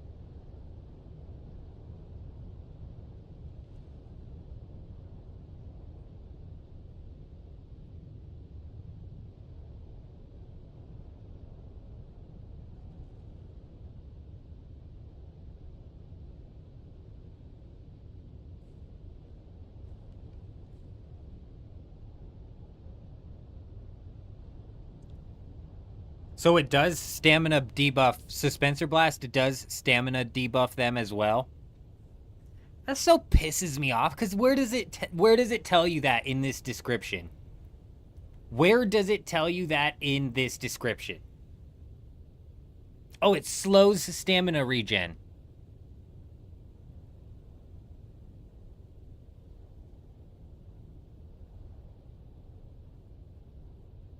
Where does it fucking tell you that? It's a PvP game, you guys. We're playing a PvP game. At its core, it was pitched as a PvP game. Like J-Show was saying earlier, it's a fucking PvP game. I've never played a PvP game that gives you so little detailed information on what's happening, when, what your weapons are actually doing. And you want to know why they don't give you that information? You want to know why they don't give you that information in specifics? Like, it doesn't tell you, oh, it impairs their stamina regen by 20%. It doesn't tell you that information because they probably don't know that information specifically. And if they gave you it and you found out that it was wrong, they would be looked at poorly.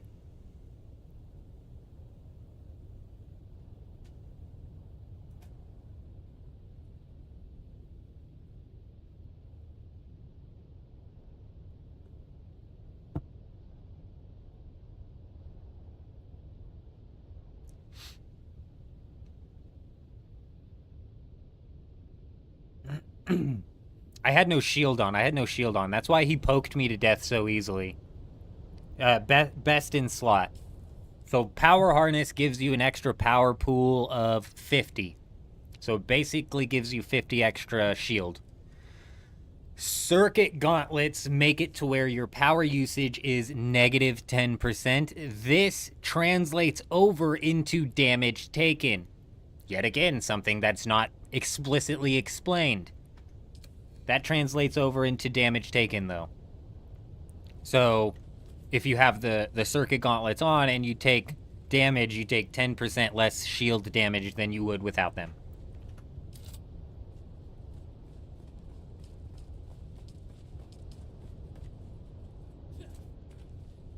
Alright, let's take a quick look at our piece count here. We've still got a ridiculous amount of room for decoration. And doors, surprisingly. And doors. I think what we should do... Anytime. You thought it increased the stamina cost of dodging, not regen. Either way, Harrower, whatever Suspensor Blast does to stamina, it's not explicitly stated, and the reason it's not explicitly stated is because they don't want to look a fool when it's explicitly proven that that's not what's actually happening. There's already so many abilities and stuff and whatnot that people are finding out don't actually function the way they're stated to be functioning.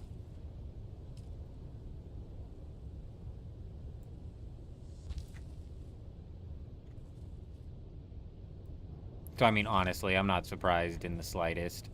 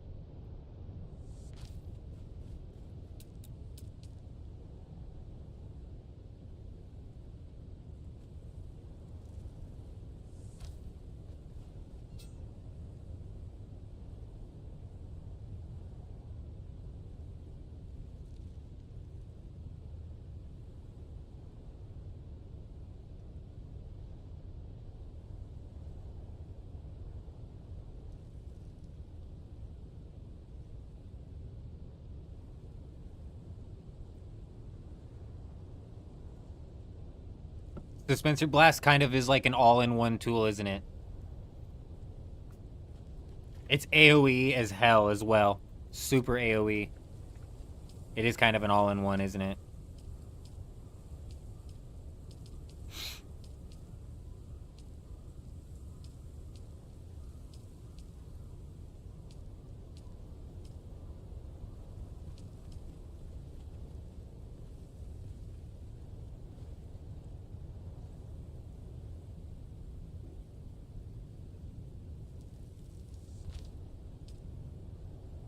Get some benches put down here. Very nice.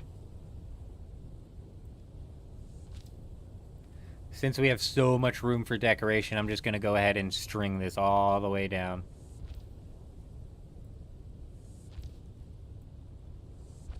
That's far enough.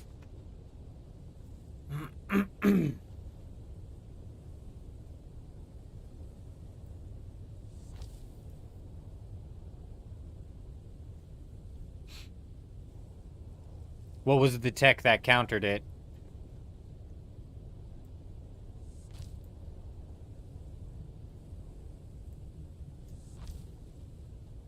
Like, honestly, you guys, I've never... What's weird is I'm super competitive, but I've never looked at Dune's PvP as something that's to be taken seriously in a competitive manner. You know what I'm saying? Like, typically I'm all about working the metas and all of that. Inside of Dune, it's like, shh.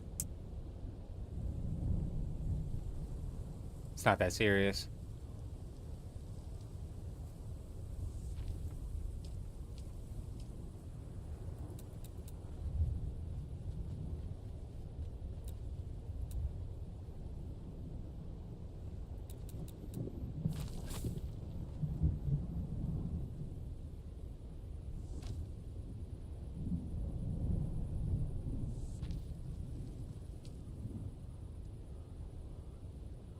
Thrive on Danger still works, but not as well. Thrive on Danger got rid of the stamina regen. I see, I see. Where is this Thrive on Danger that you speak of?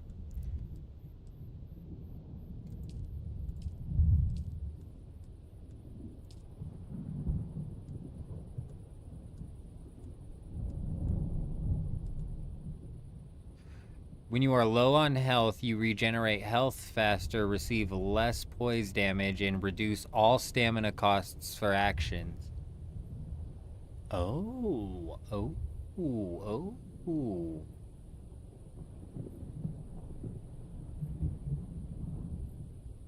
It should only be. This is only 30%. It's only a 30% stamina.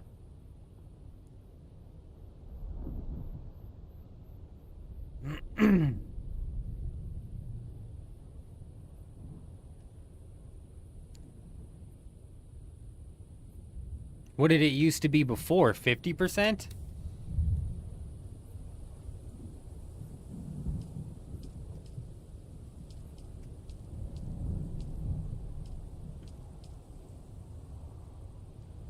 Jeez, bro. Jeez. Yeah, that's way broken. That's way broken. It needed toned down, that's for sure. That basically lets somebody get away with a grapple even though they're low stam and low health. That's fucked up. Hell no. I think I'm out of lighting. We're gonna need to rework lighting like we were talking about earlier, but I'll worry about that in like the final phase of decorating.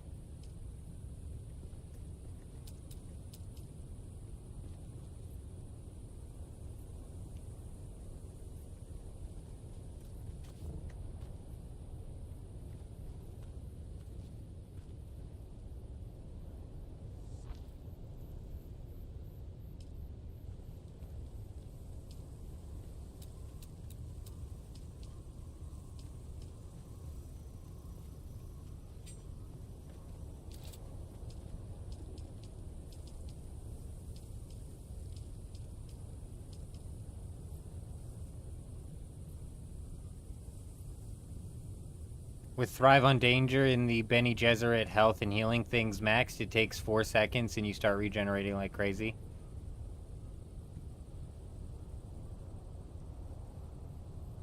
One bar of hit points in 2 to 3 seconds.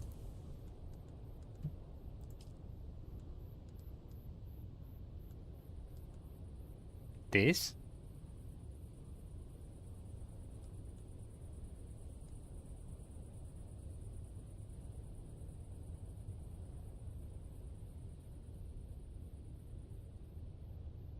See, that's what I'm running, is Discipline disciplined breathing, but this doesn't seem to be... This is what I've been running all week, Blitz, and this doesn't seem to be doing much. You don't really feel this.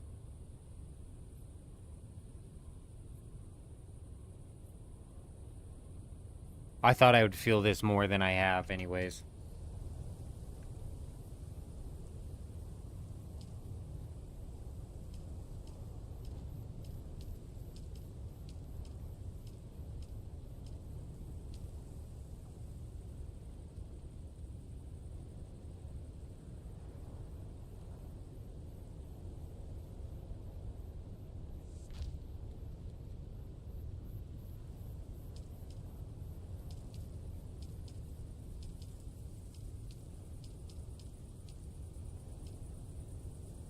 This is where all of the spice heads come and hang.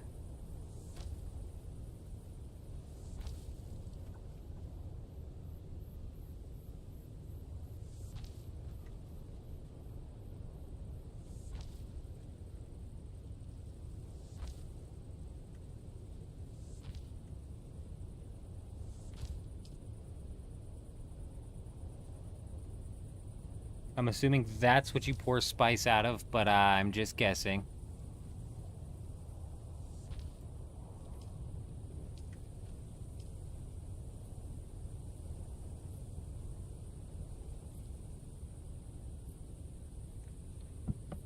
Especially if you start adding in multiple people to the scenario, Blitz.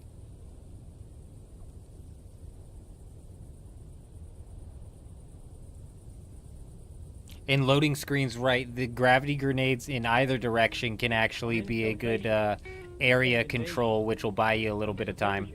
Like, there's things you can do for sure. On intimidation. Hey! Boa's coming in, dropping that follow over on Twitch. Hi, how are ya? Welcome, my friend, welcome. I hope you're doing fantastic. I hope you're doing well.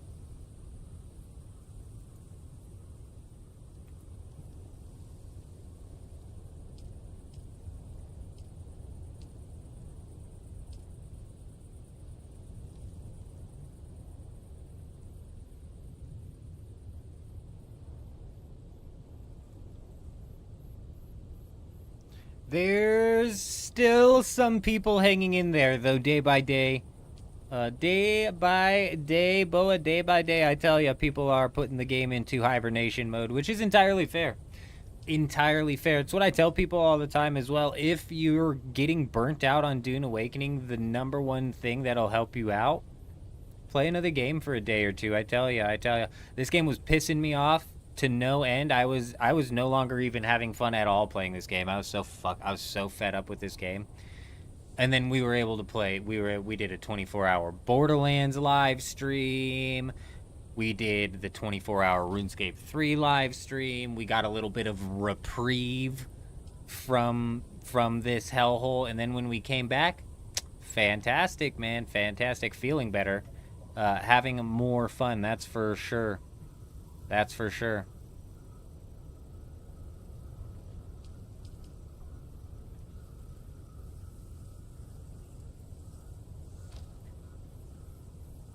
What's funny, though, is the game still has people cycling in and out of it. It does have people cycling in and out of it. We still have people, grow inactive from the guild, and then we have people, join up on the guild still. So, I mean, it's still like an ebb and flow here, so quite interesting.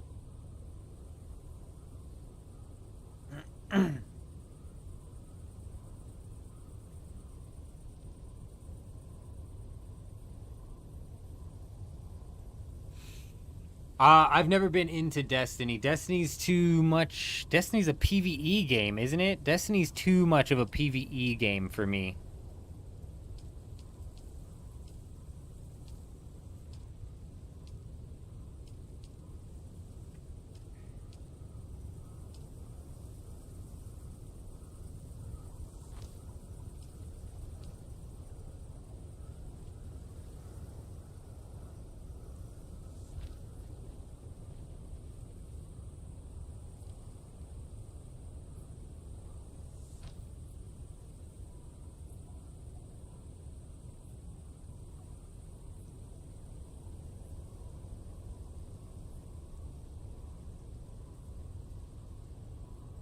It wasn't even that. It wasn't even that like Leagues in Borderlands was bad either. So I was like, oh, desperate to come back into Dune. It was like, oh, just finally got like a bit of a breather, playing something else for a little bit, you know.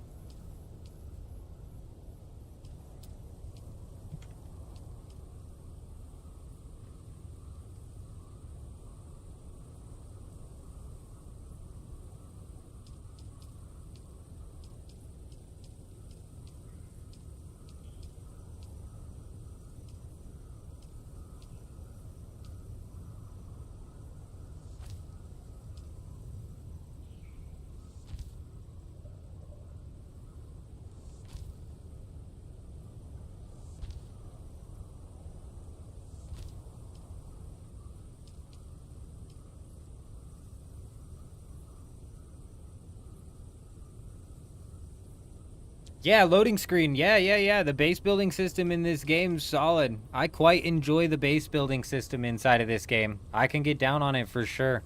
I don't know if you watched the video that we put out where we ran into Lance Walker and the turret base that he put together. But not only is Lance Walker a freaking character, man, I tell you what, that guy is something else. His base was sweet, too. His base was actually badass. And it was kind of one of them, like, unique themed bases. Super cool. Super chill, dude.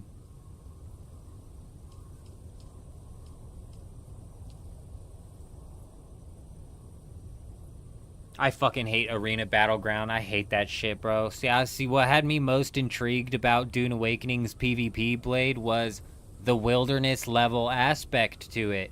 What does the deep desert remind me of the most? Old school RuneScape's wilderness. It's nothing like the wilderness, bro.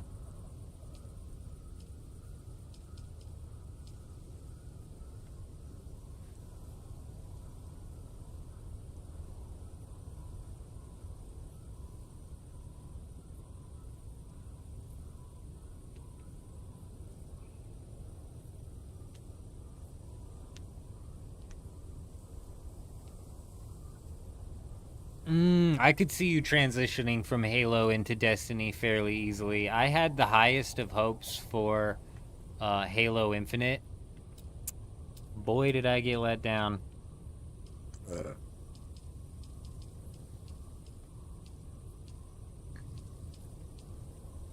I think what killed Halo Infinite the most for me wasn't the lack of content. It wasn't the lack of like balance or whatever anybody else was complaining about. The thing that killed it for me was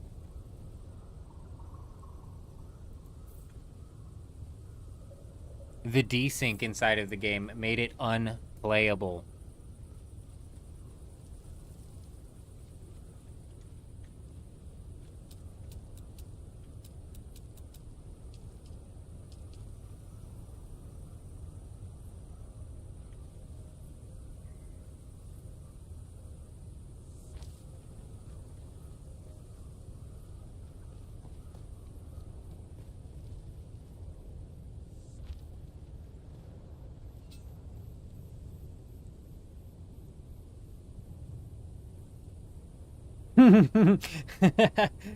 What I'm saying, Blade, is the mechanics of the deep desert, you know?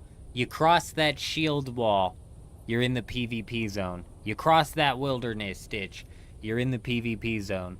I was excited to have that area in which you just don't know what you're gonna run into. And Dune does provide, that's why I still come back to play Dune, is because you run in and you go into the deep and you don't know exactly what you're gonna run into. You don't know exactly what's gonna happen out there. And it's so much fun. What sucks is there's zero risk versus reward inside of Dune, so that majorly sucks, but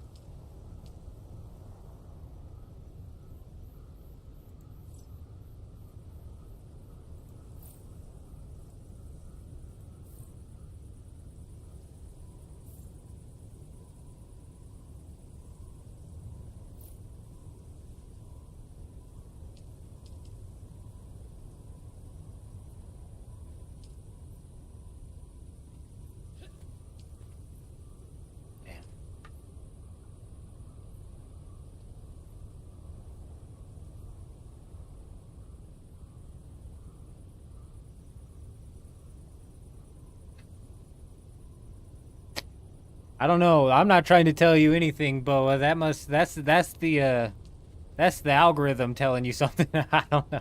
I don't know. They're trying to get you to be recruited. They're looking for you, pal.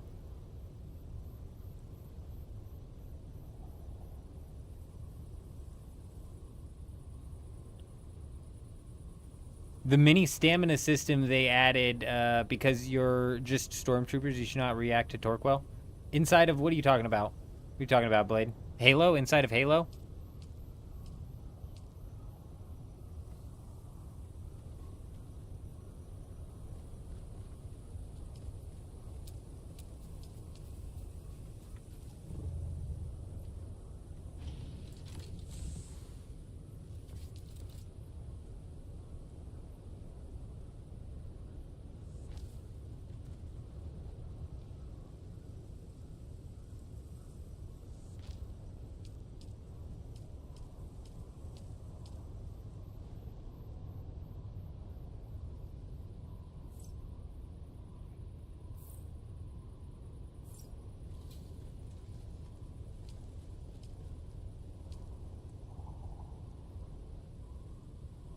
Fish.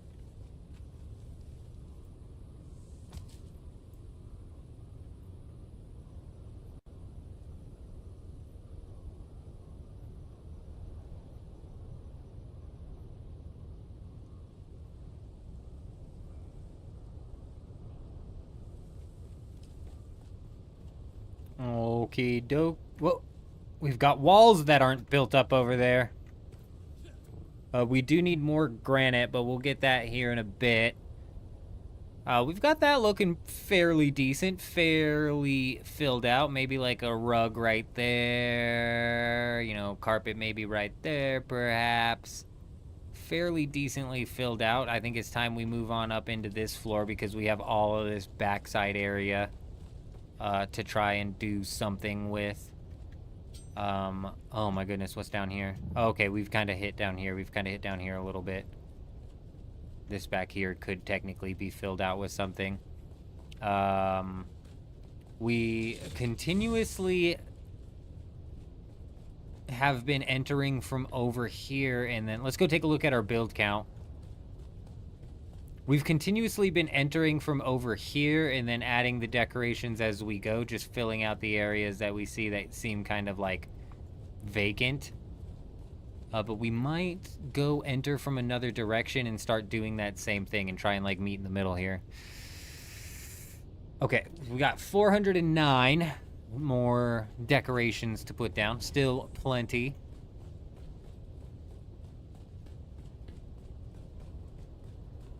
This is the side that we've continuously entered in on. Just doing like a last check. Because like... I mean like... that light could maybe go, perhaps. Save me a light. Especially considering that I have these up. What's that light? Yeah, that's not bad. That's not bad.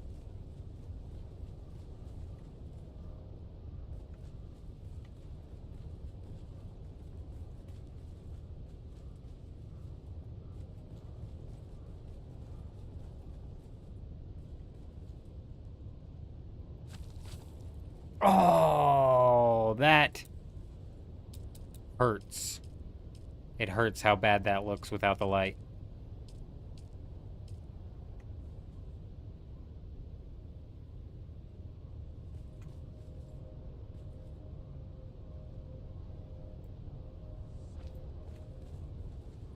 Much better.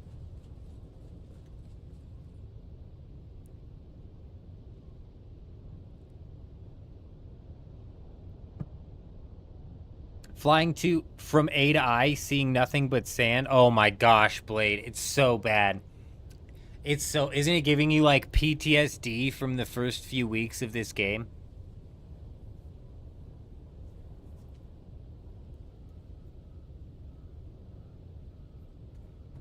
So, something happened with this map, you guys.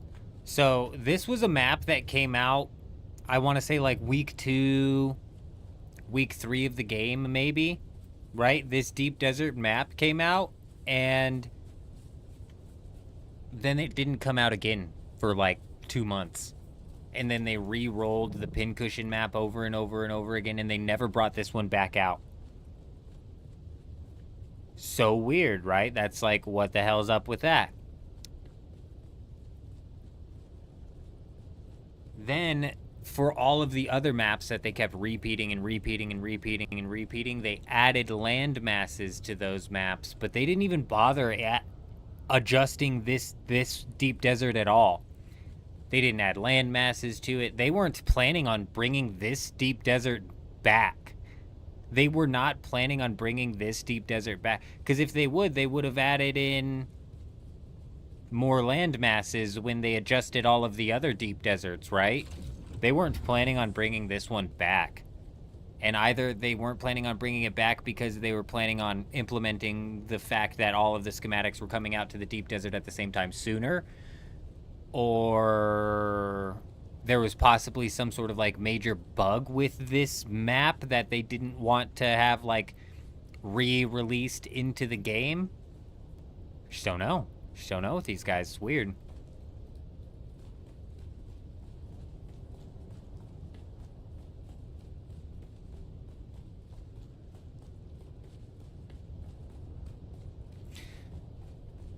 Let's head in from another direction here. Let's head in from down here, because we've done 0 decorating down here. We've put up 0 decor.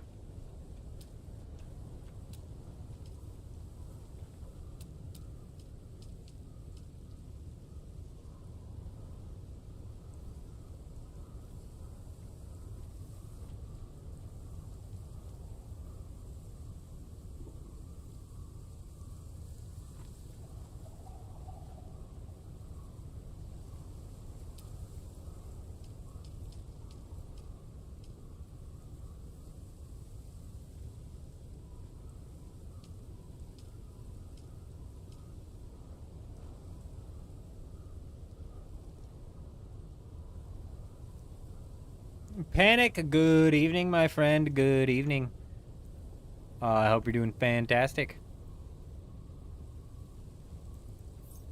I don't know if that's literal or what specifically.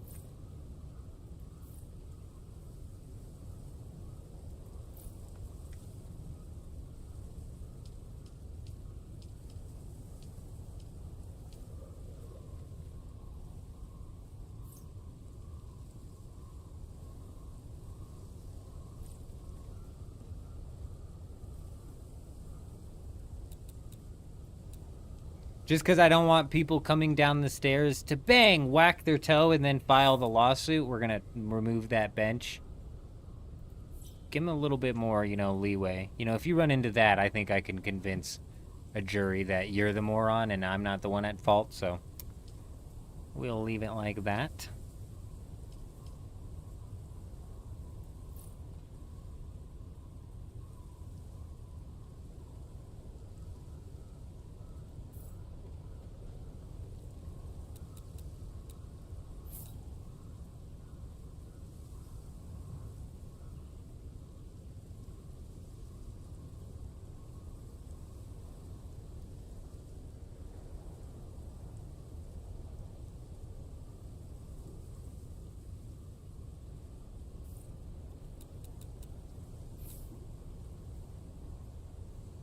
You think the uproar about pincushion items finally registered on their radar a couple weeks ago and they had to how the fuck did it take that long? Guys, it's actually, it's mind, it's crazy, it's crazy. Oh, you mean they don't like the pincushion coming out every other week? I thought the people loved the pincushion.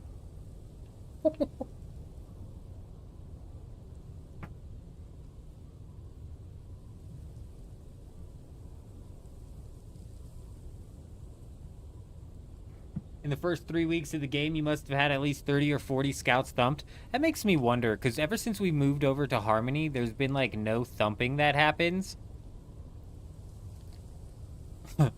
And I'm almost just like, maybe people just stopped thumping in general. Like, maybe that's just something people stopped doing. They're really thick in the skull, aren't they? They're really thick in the skull.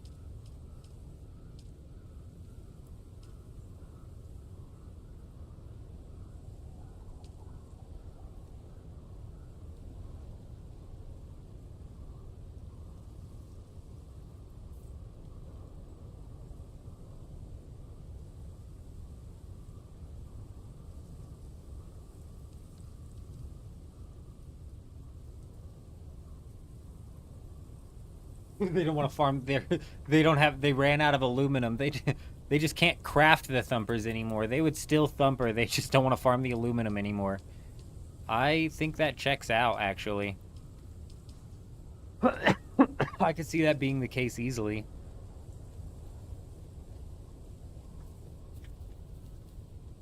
You work your way up. You're like, oh, nice, a fancy rug. Oh, a nice table with some stuff on it. Don't mind if I do. Oh, wow, look at those nice benches. Cool. Continue up. You might be like, oh, what is this? Well, I don't even know what this is. This is nothing. This is absolutely nothing. I don't know what the hell this is. Got no purpose for this. I don't even know how to decorate it. I feel like I'm just gonna skip over it for now because I honestly don't know how to decorate it. I don't know what the fuck... I don't know what to do with that thing. Ever since we've built it, I haven't known what the hell we're doing it. Where's the brazier for nights out relaxing? What the hell's a brazier? We don't have any braziers. One of these? One of these fancy things. I'm gonna have to rework my whole lighting system and probably delete a good portion of my lights and then actually come out during the nighttime and light up the proper areas that need lit. Throwing down lighting in the day, you're just gonna end up throwing yourself off.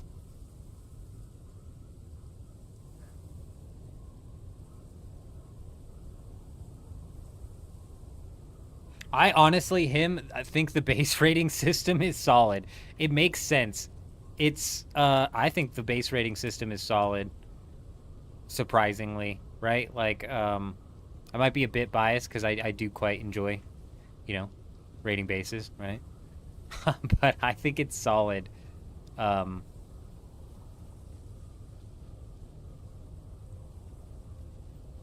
think that because base rating is so easy, it has to be restricted somehow, and I feel like the storm timing system is a decent enough of a restriction, paired with, we've seen over here on Harmony, that you can honeycomb your base to make it pretty hard to raid, even with a group of people. We've had 4 people out raiding before at one single time, and not been able to fully clear a base because all the frickin' honeycombing that they put out here. It's unnecessary amounts of honeycombing out here.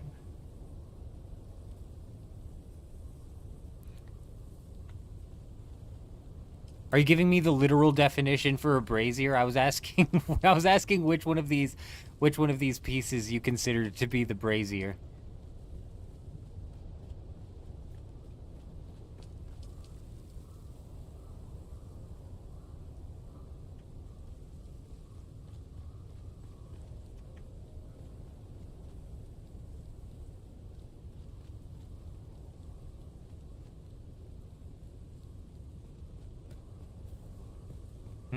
I might wall this off.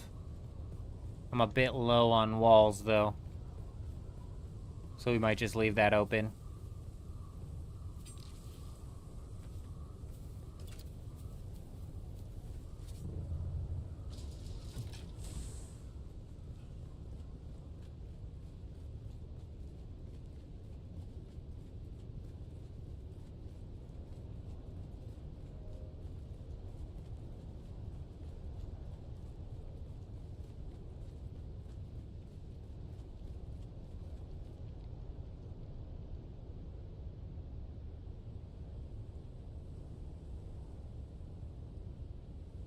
Honestly, some sort of something like that, I don't think would be a terrible idea.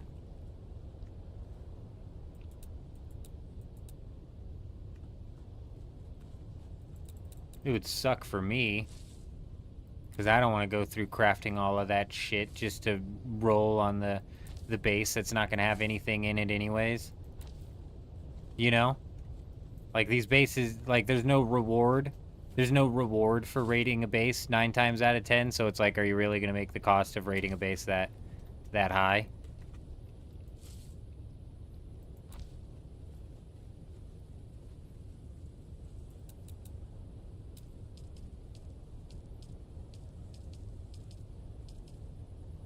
But I get what you're saying, and I like where you're going.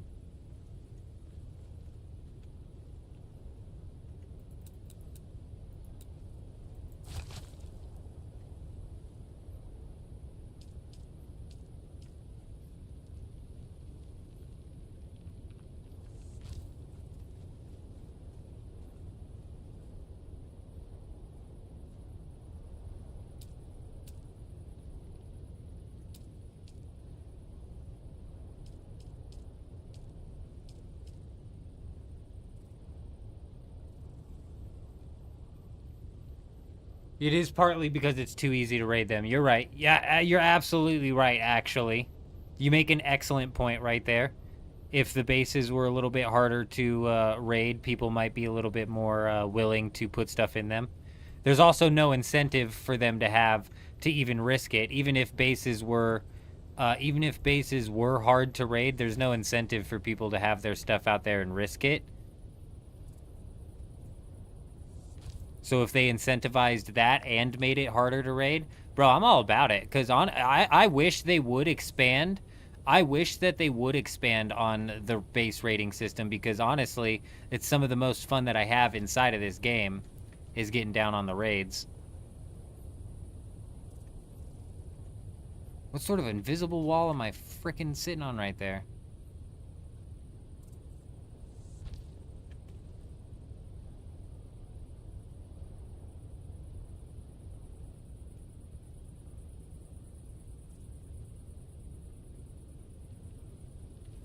Yeah, all your good stuff's securely saved on another map, or just 1,000 meters to the south in the safe zone. But yeah, they would have to incentivize it. I think an easy way for them to incentivize it would be to give people like production multipliers while they're out there.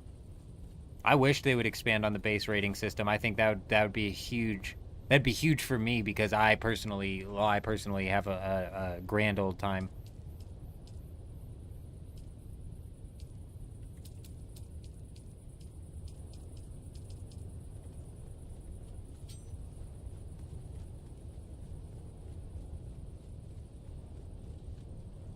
I don't think they're ever coming out with the storage carrier.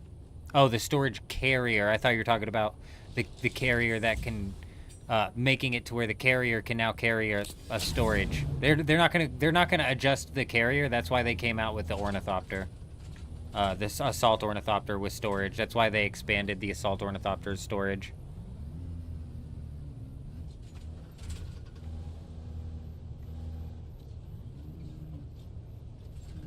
I wonder if I can like pull any builds from somewhere and then maybe make like a garage here to slot these into properly.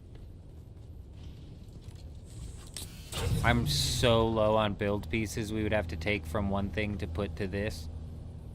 But perhaps.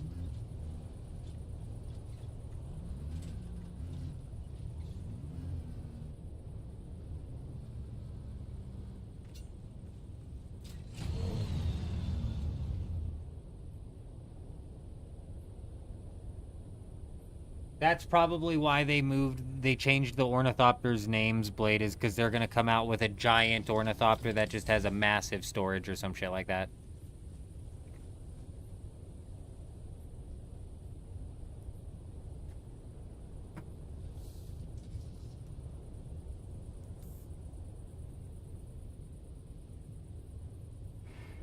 Is that something that's in the loading screen notes, like the little words that come up on the screen. Because that feels like that's something they should have taken out.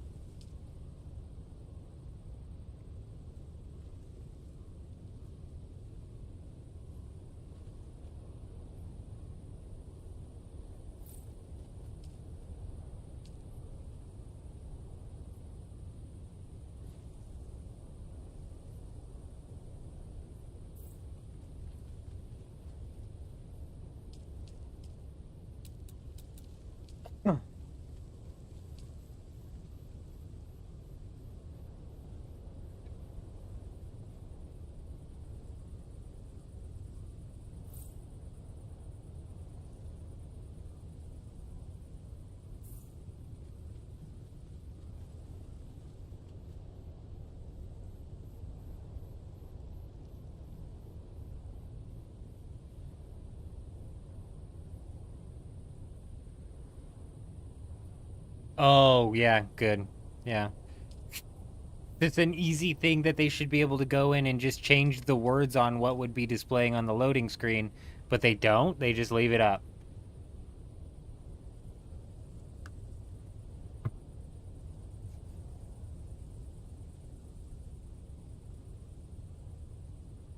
Yeah, him, but there, and then here we are back again at the whole, here we are back again. We've just gone full circle, and now here we are back again at the, it was tagged as, PvP optional. We've just gone full circle back to this thing here. And I have zero problem with the game not being PvP optional, meaning that PvP is necessary in order to partake in the entirety of the game. I have no problem with that. Funcom, as soon as they started to get hit with refunds, had a massive problem with that.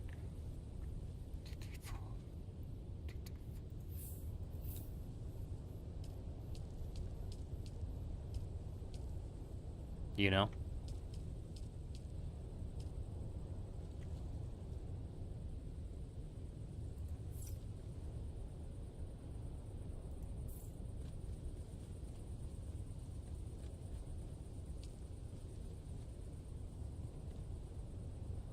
I'm just gonna put Eurism's cactuses in random spots. I don't know if he was going for a cactus when he made that, but that's all that I saw when I seen it, so that's what we're calling it. Looks like a cactus.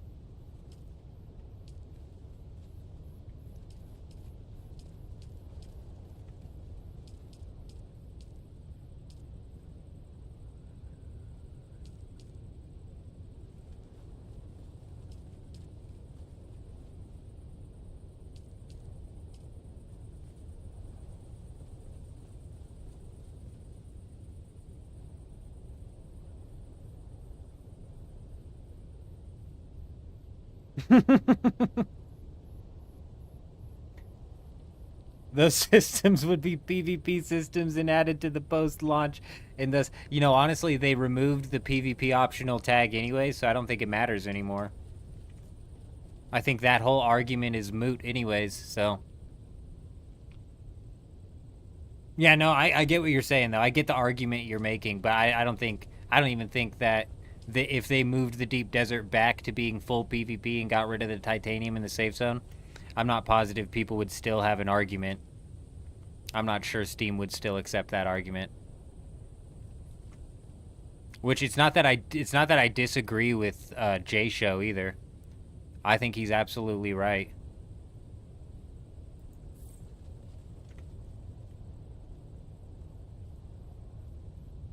But that doesn't mean that I don't think that the people who were asking for refunds weren't technically correct either, because they were.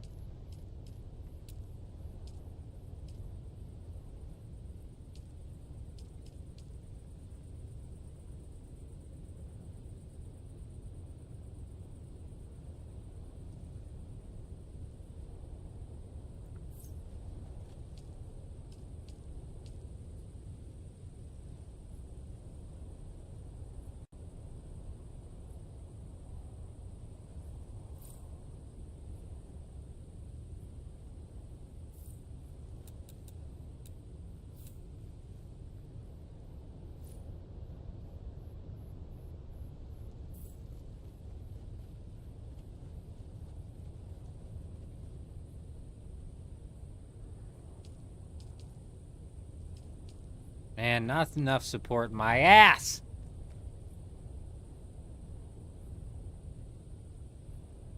A Harrower, that's not a bad idea. It wouldn't, I wouldn't want to raid a base just to gain access to the control point. But that doesn't mean that guilds wouldn't turn that into some sort of warring system. So I think that's actually a really solid idea and might start to incentivize some guild versus guild combat, which is kind of what we were sold this game being anyways. Right? That's why I never really complain about the balance being so heavy-handed when it comes to the numbers issue. Like, as a solo player, you so quickly get dicked on. The second numbers are like at your disadvantage. Numbers play a big role in this game, but they should, because it's a guild versus guild game. Makes total sense, right?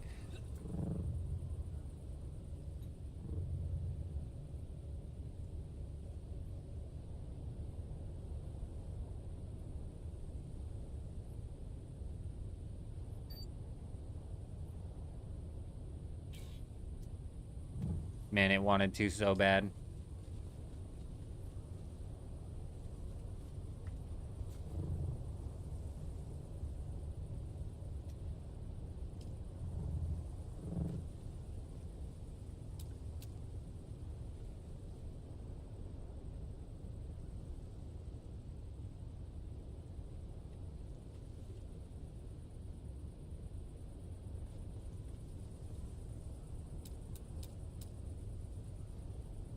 Honeycomb a super base will suck 500,000 Solari out of your guild each week also. Why 500,000 Solari?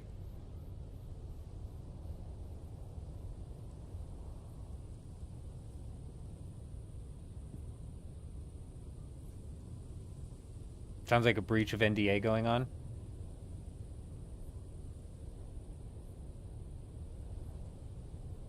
Did I sign an NDA or something?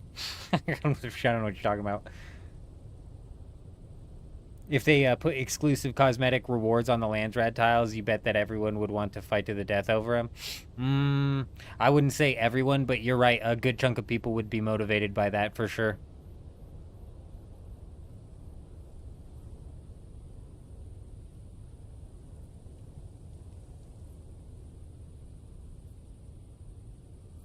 It would get the 15% of the PvE group that you might be able to convince to do PvP riled up. But I'm telling you guys, 85% of PvP players will never do PvP.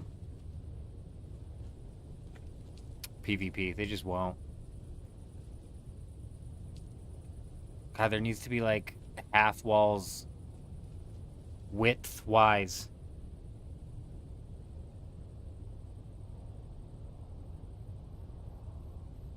Max base is 10 by 50,000 for expansions. Blade, have you lost your mind, Blade? What are we talking about, Blade? Maximum base is 10 by 50.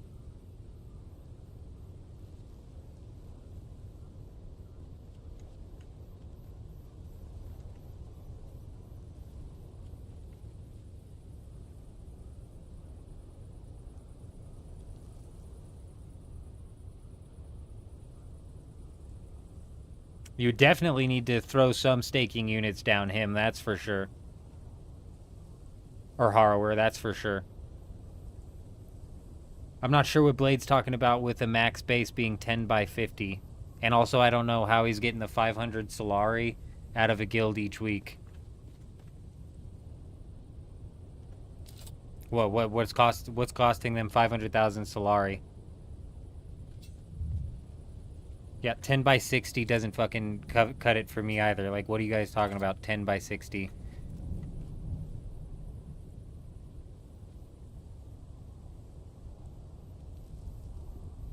What planet do you live in where it's 50,000 per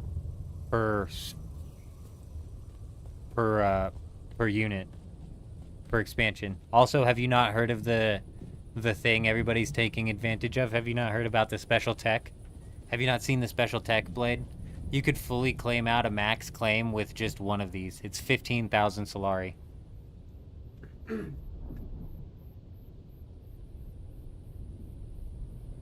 So that would be 10 by 15, which would be 150. Yeah. If it was 10... I see where you're getting at now. If it was 50,000 apiece, that would be 500,000. Also, that would require you not being able to just pick the thing up and reuse it. As soon as your staking unit hits 0, you can just pick it up and use it again. Oh, okay. So we create a new staking unit that's for the deep desert only.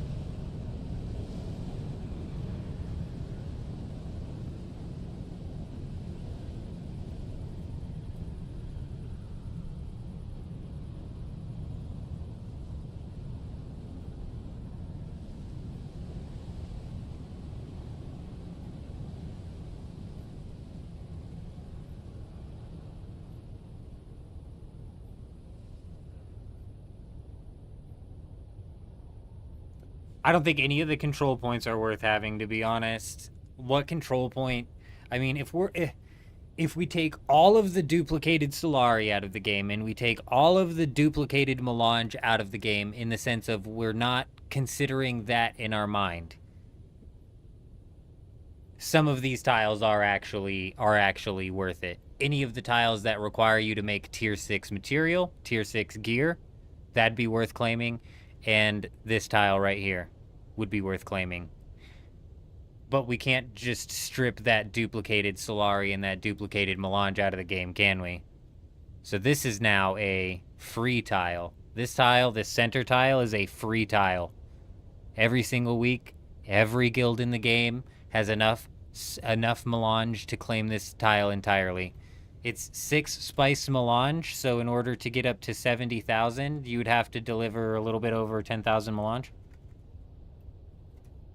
11,670 melange you would have to deliver to this thing, which means I could probably myself fully claim this tile for at least 1 week.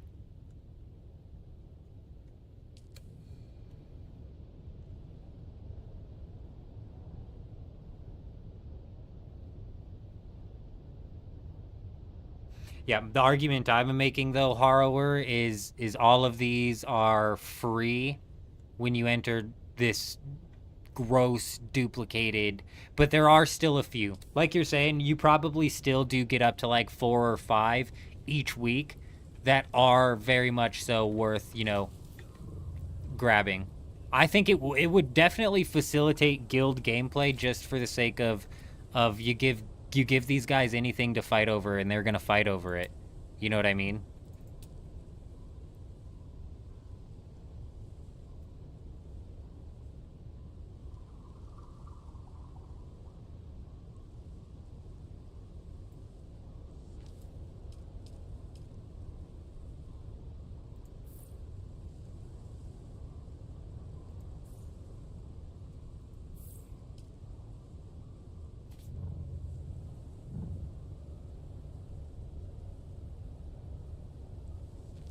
Nailed it.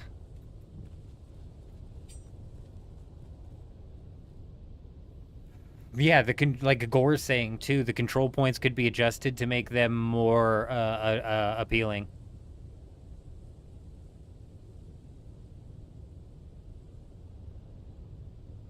What's a bannable exploit?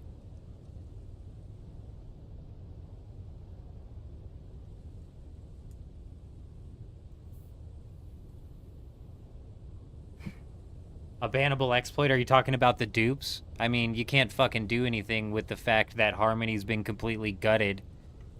You can't do shit about that. You had Chinese bot farms fucking flood this server with billions and billions and billions of Solari, and then they came in and they duplicated the melange to hell and back, so now people have 143 million Solari, and melange was as cheap as 1.5 thousand apiece. I mean...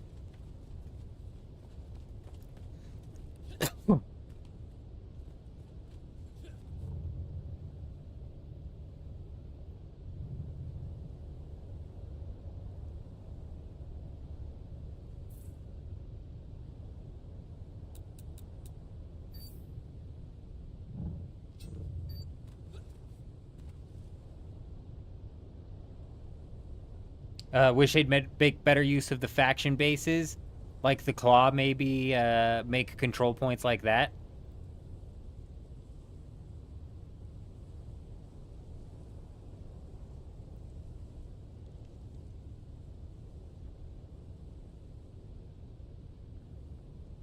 No, they'll never get rid of duped items. See, and this is it. They won't do that because if they just went and fully wiped the duped items, first off, we would have to assume that they're tracking the items good enough for them to know that they are duped items, which they're not. So what they would end up having to do is they would have to delete legitimate players' items. So we were talking about this earlier. They're never going to do something that's going to end up affecting the entirety of the population in that drastic of a way.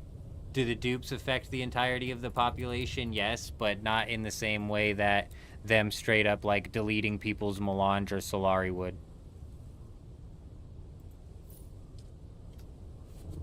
They're not going to punish the average player for basically their problems, essentially.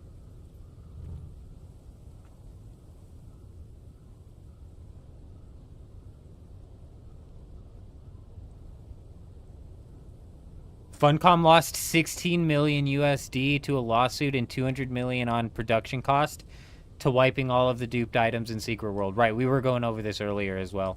Yeah, we were going over this earlier as well. They're not going to do it.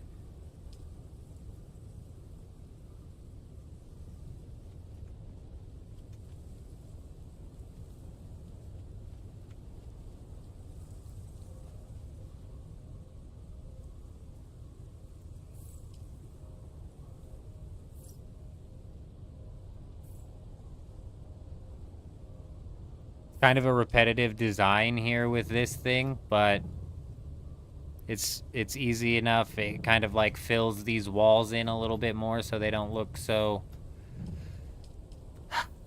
just extended, just unnaturally extended.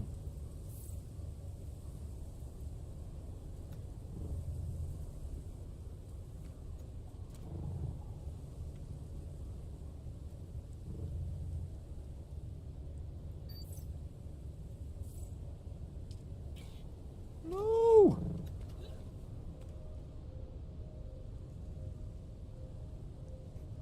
No, him. It's just the only wall decoration that fucking works, you know?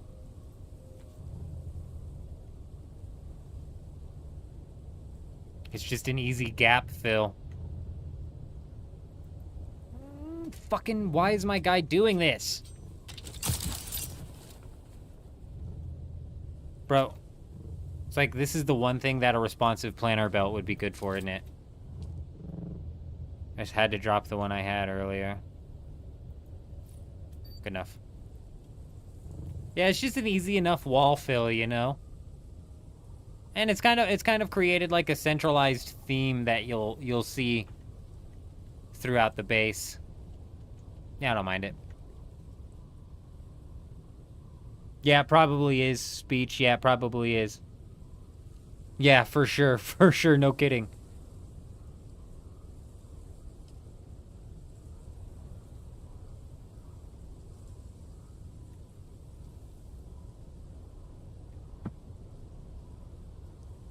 Nah, they won't do that either, Harrower.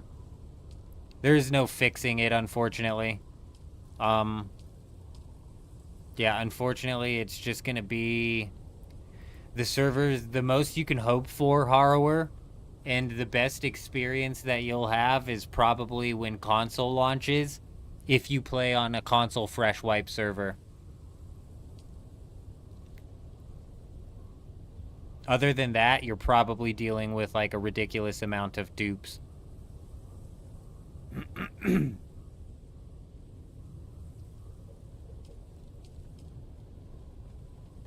Because we were even talking to somebody earlier who was like, I just found dupers on my server, and I almost never see dupers on my server. And that's because they dupe on demand. They'll show up if an order comes in for them to be there. You know?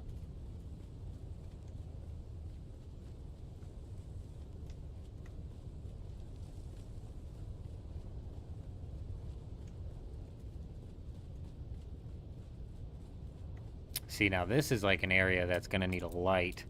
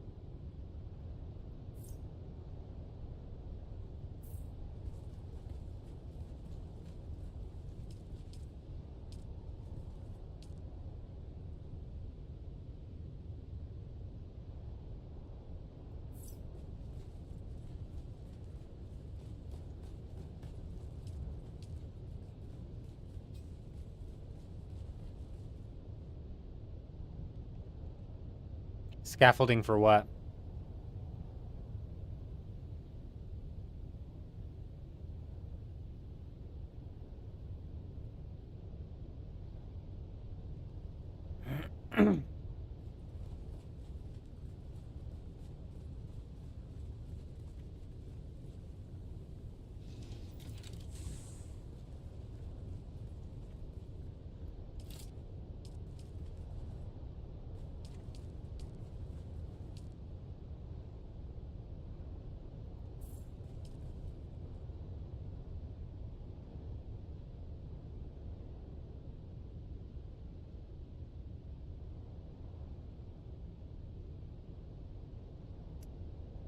$20,000 people at even $100 each.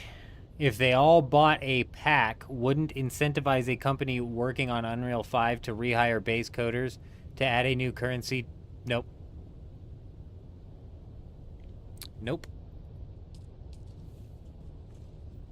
Nope. If all of the people bought a pack, Funcom would be like, ah, we must be doing something right. Pump out another pack.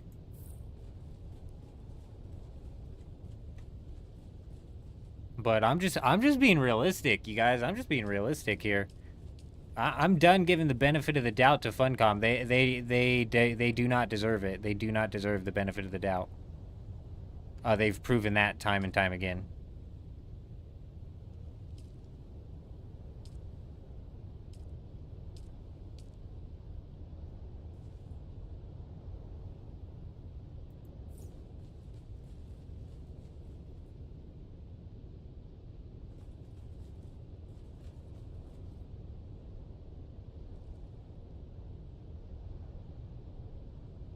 What do you mean not enough support?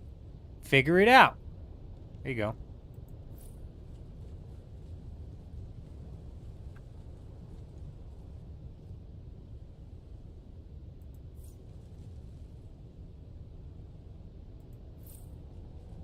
Alright, man, we have got to be running out of decoration space, dude.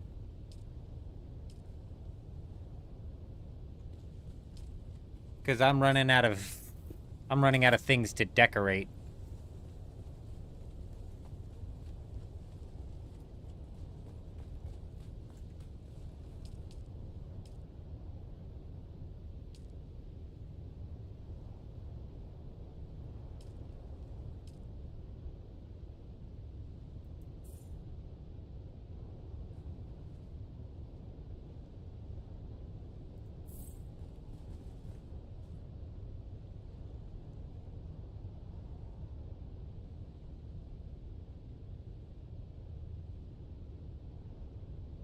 Well, then, expect some more tread wheels to come out, Blade. I don't know what to tell you.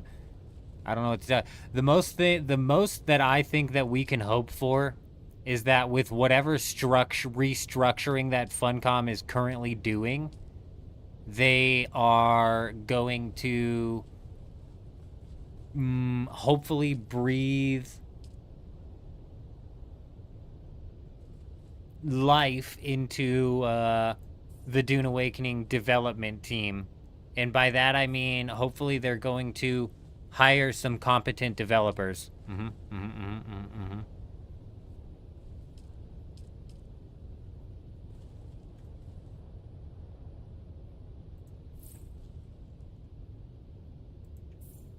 Bro, why does everything just end up looking like a face? Every time I make one of these doors, or just end up making a face.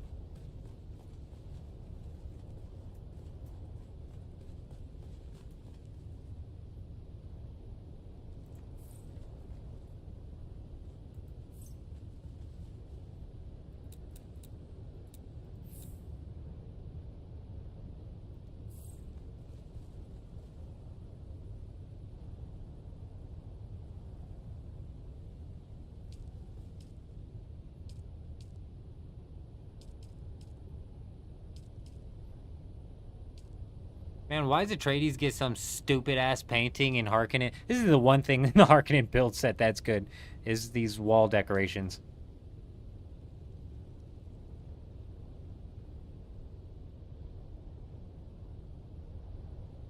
Exactly, exactly. They just all turn into this open mouth.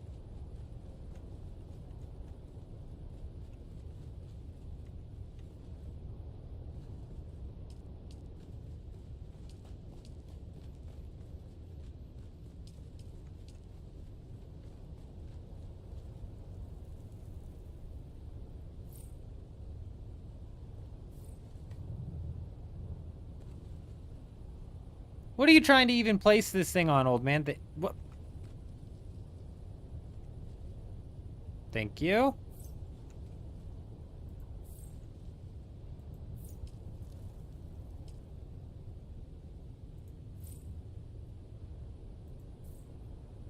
I wish I could, like, flip these horizontally so the ones up top were rotated. That would be nice.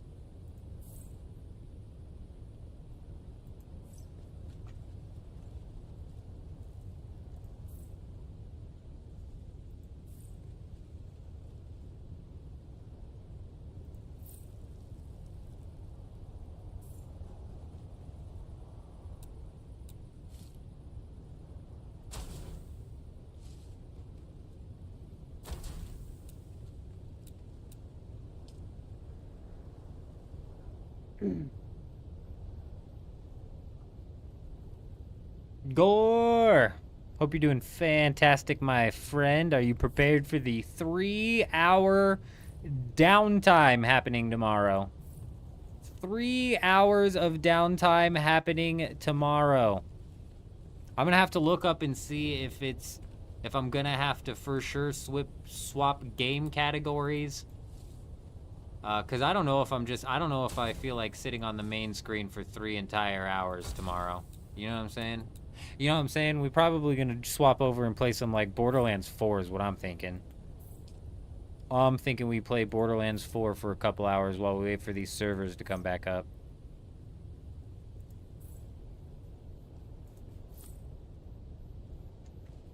But, you know, 3 hours isn't a guaranteed...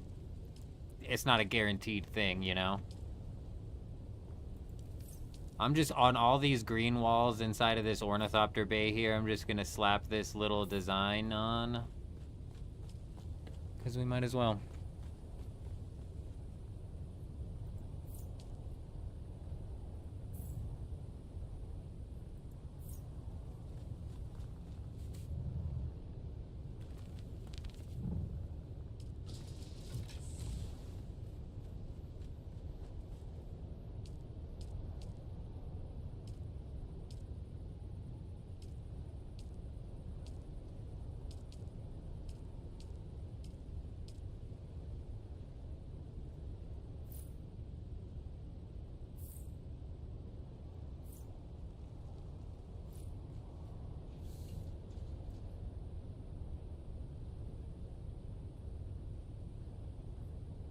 Yeah, right in that sweet spot. Yeah, they really do the Australians dirty.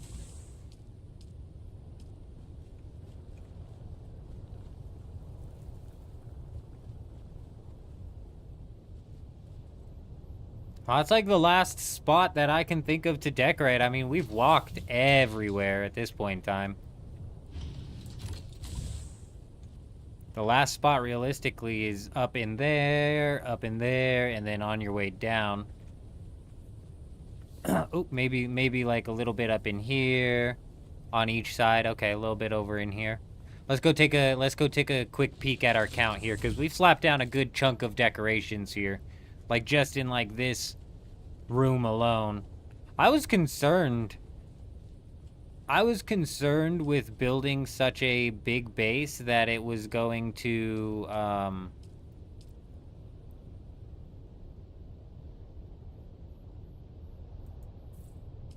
be a problem.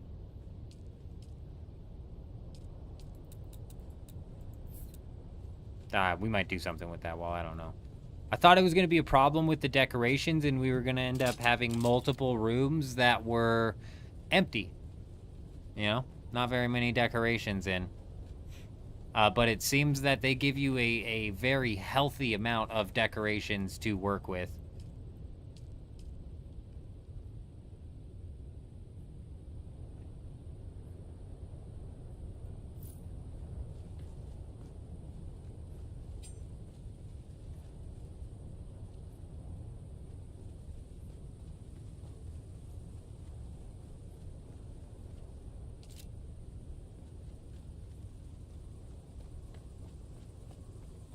We got a shitload of granite that I'm gonna need to mine.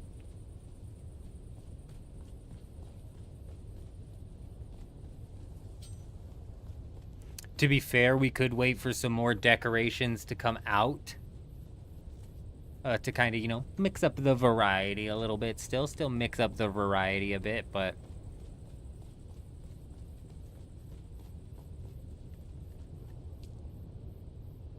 we still have 287 decorations that we can put down at this place, which is crazy.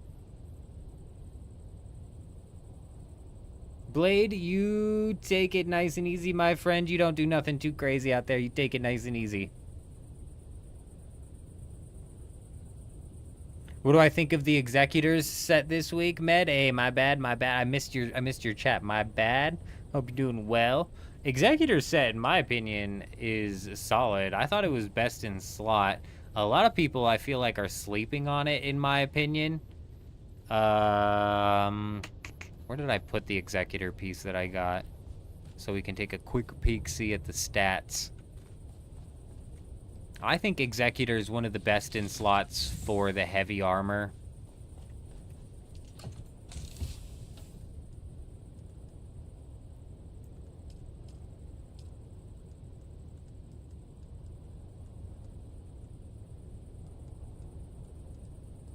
Oh my gosh.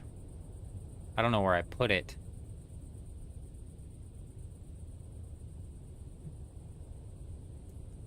Is the thing? I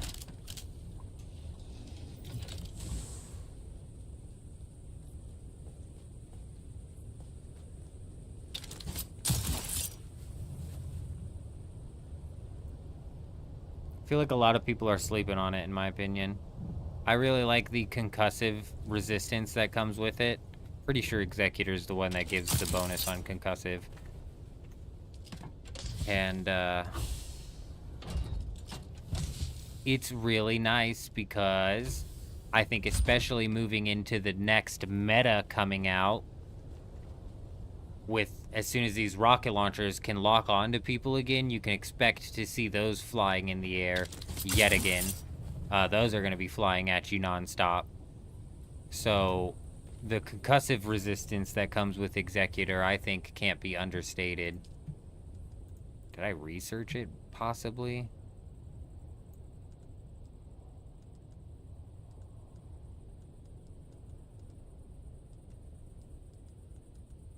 Man, I don't know. I don't know what happened to it. Might be in the auction house. I also don't have to place all 700 decorations. That is dirty. That's dirty talk right there, him. This is going to be a fully maxed out base. It's going to be maxed.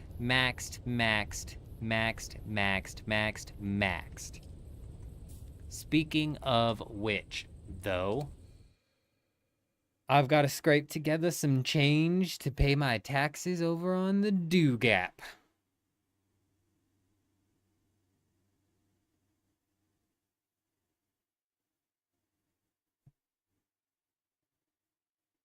Oh, I told you guys. I knew it. I told you guys. I was asking this yesterday. I said, what are they going to do? Are they going to do that again? Yes, they are. Yes, they are.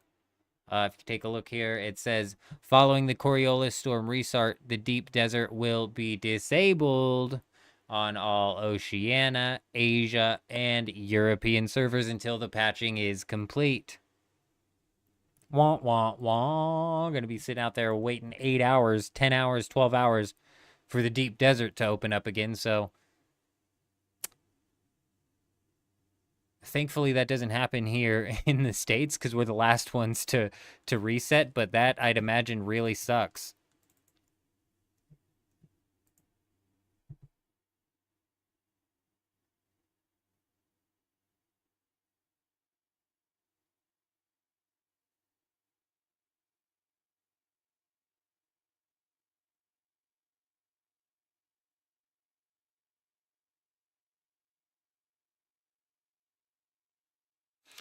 Yeah, Hayden, I wonder how many people are going to end up losing their stuff this time, because I'm pretty sure some people over on the European and Oceania servers, last time they did this, I'm pretty positive during the live stream they were in here like, man, I got kicked out of the deep desert and now I can't get back in, and they couldn't even play for 8 hours, and I'm pretty sure all of their stuff was reset.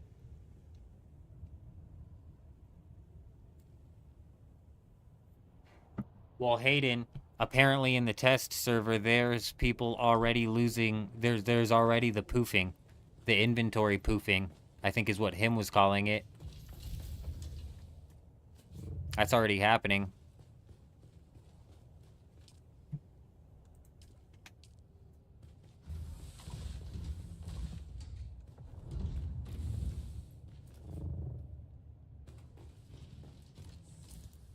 Oh, I've got 300,000. I'm rich. I'm loaded. Old man, don't you even worry. Don't you even worry. You could pay this, no problem.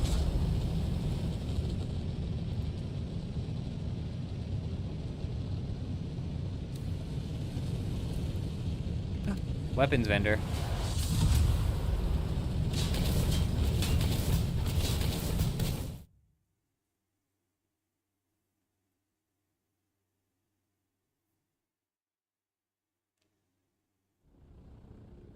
Not you, Blade. I don't know what you're talking about.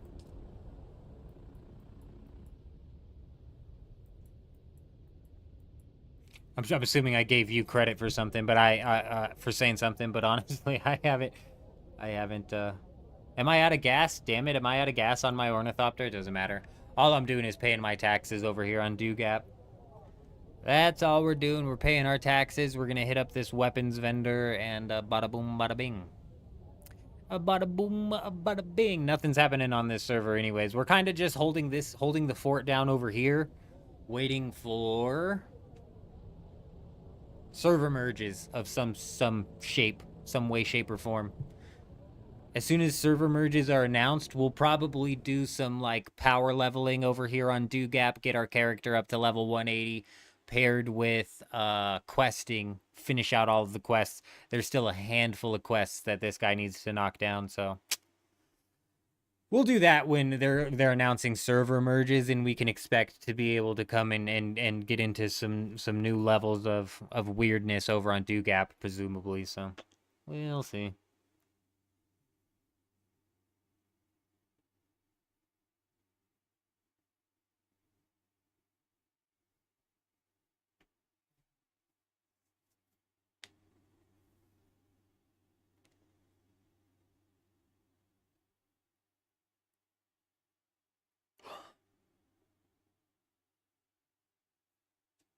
Man, I can't believe we're only 9 days away from the launch of Old School RuneScape's Gridmaster mode. We're going to be running a 24-hour live stream then. Then we're going to be taking the 16th off so I can sleep as much as humanly possible.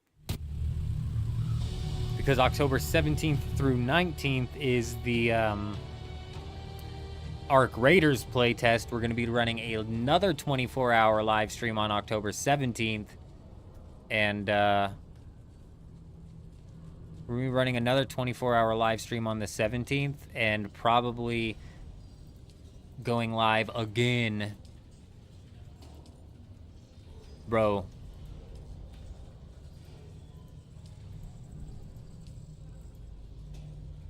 My god. 14 Solari per spice residue. Anybody on Harmony seeing that right now?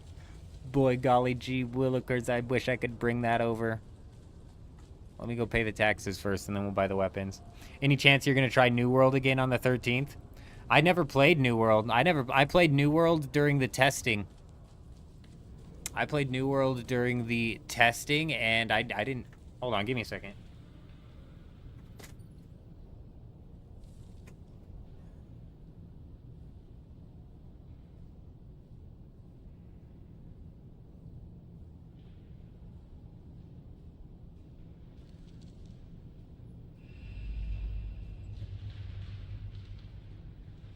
I played New World during the testing, and I never played during the actual live game.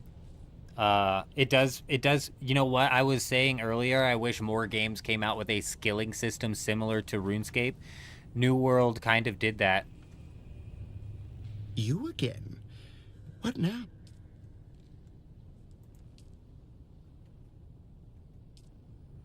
New World did kind of do that, didn't they? I was excited for New World when I played the test, but after playing the test, I was not excited for New World anymore. Especially, I was like, I didn't even play it.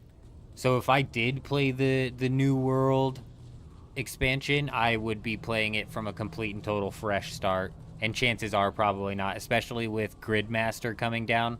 Especially with Gridmaster coming down the pipe, paired with Arc Raiders. But yeah, we may eventually have to give New World another go sometime down the road. In the name especially of now Duke, that it's been a bit more, expanded on.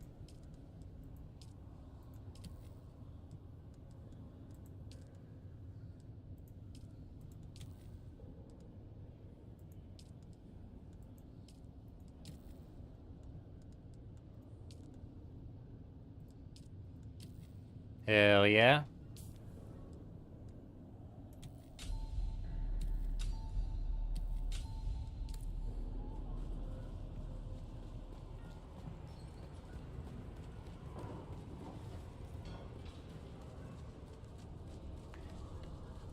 Yeah, no, New World skilling system is actually the closest thing that we have to like a next gen MMO taking and using that skilling system, which is solid.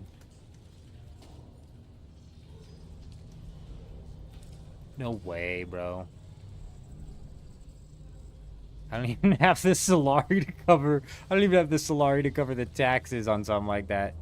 Can you believe the prices that they're asking for that thing? Hey, buddy, you got like 100,000 Solari I could borrow to put this up on the auction house? This guy's an asshole.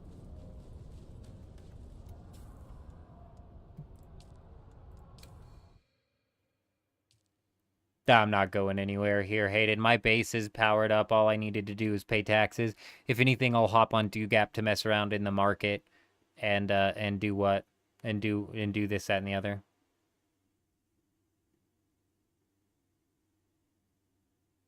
Yeah, you know, it wasn't the combat that turned me off of New World in the beginning. I don't know what it was.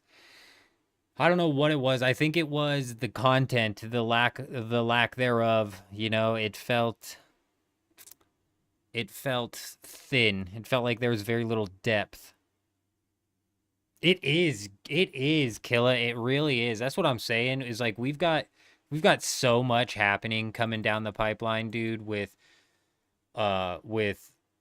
There's two more RuneScape leagues seasonal game modes that I've got planned this year. One coming in October, one coming at the end of the year. We've got Arc Raiders. I'm so pumped up for Arc Raiders. I need to look up.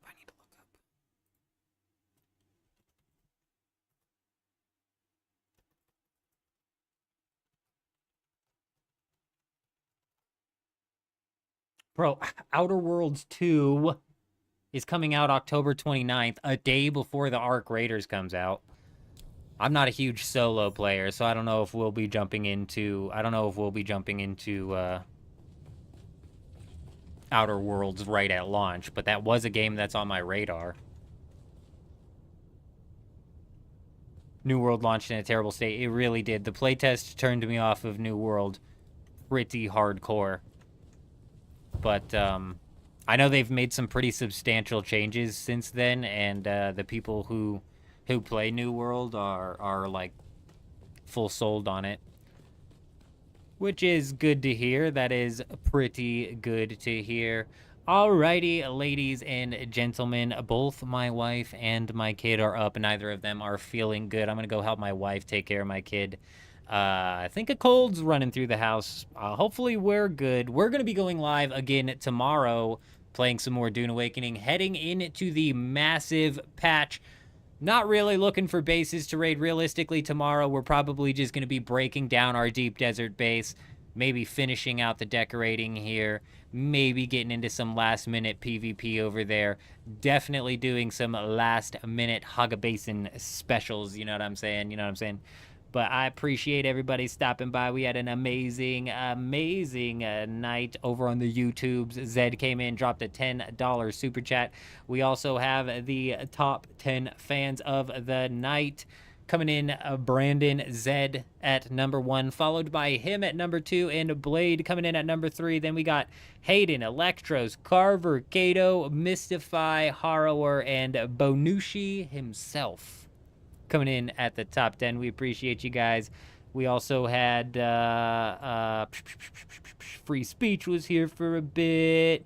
Gallia was here for a bit. Chaz was here for a bit. We appreciate you most definitely. Killa over there on the Twitch, and Mr. Panic swang by for a little bit. Gore as well. Blotch coming in with a first-time chat. We appreciate you guys. Redneck first-time chatter. We'll be going live again tomorrow. That's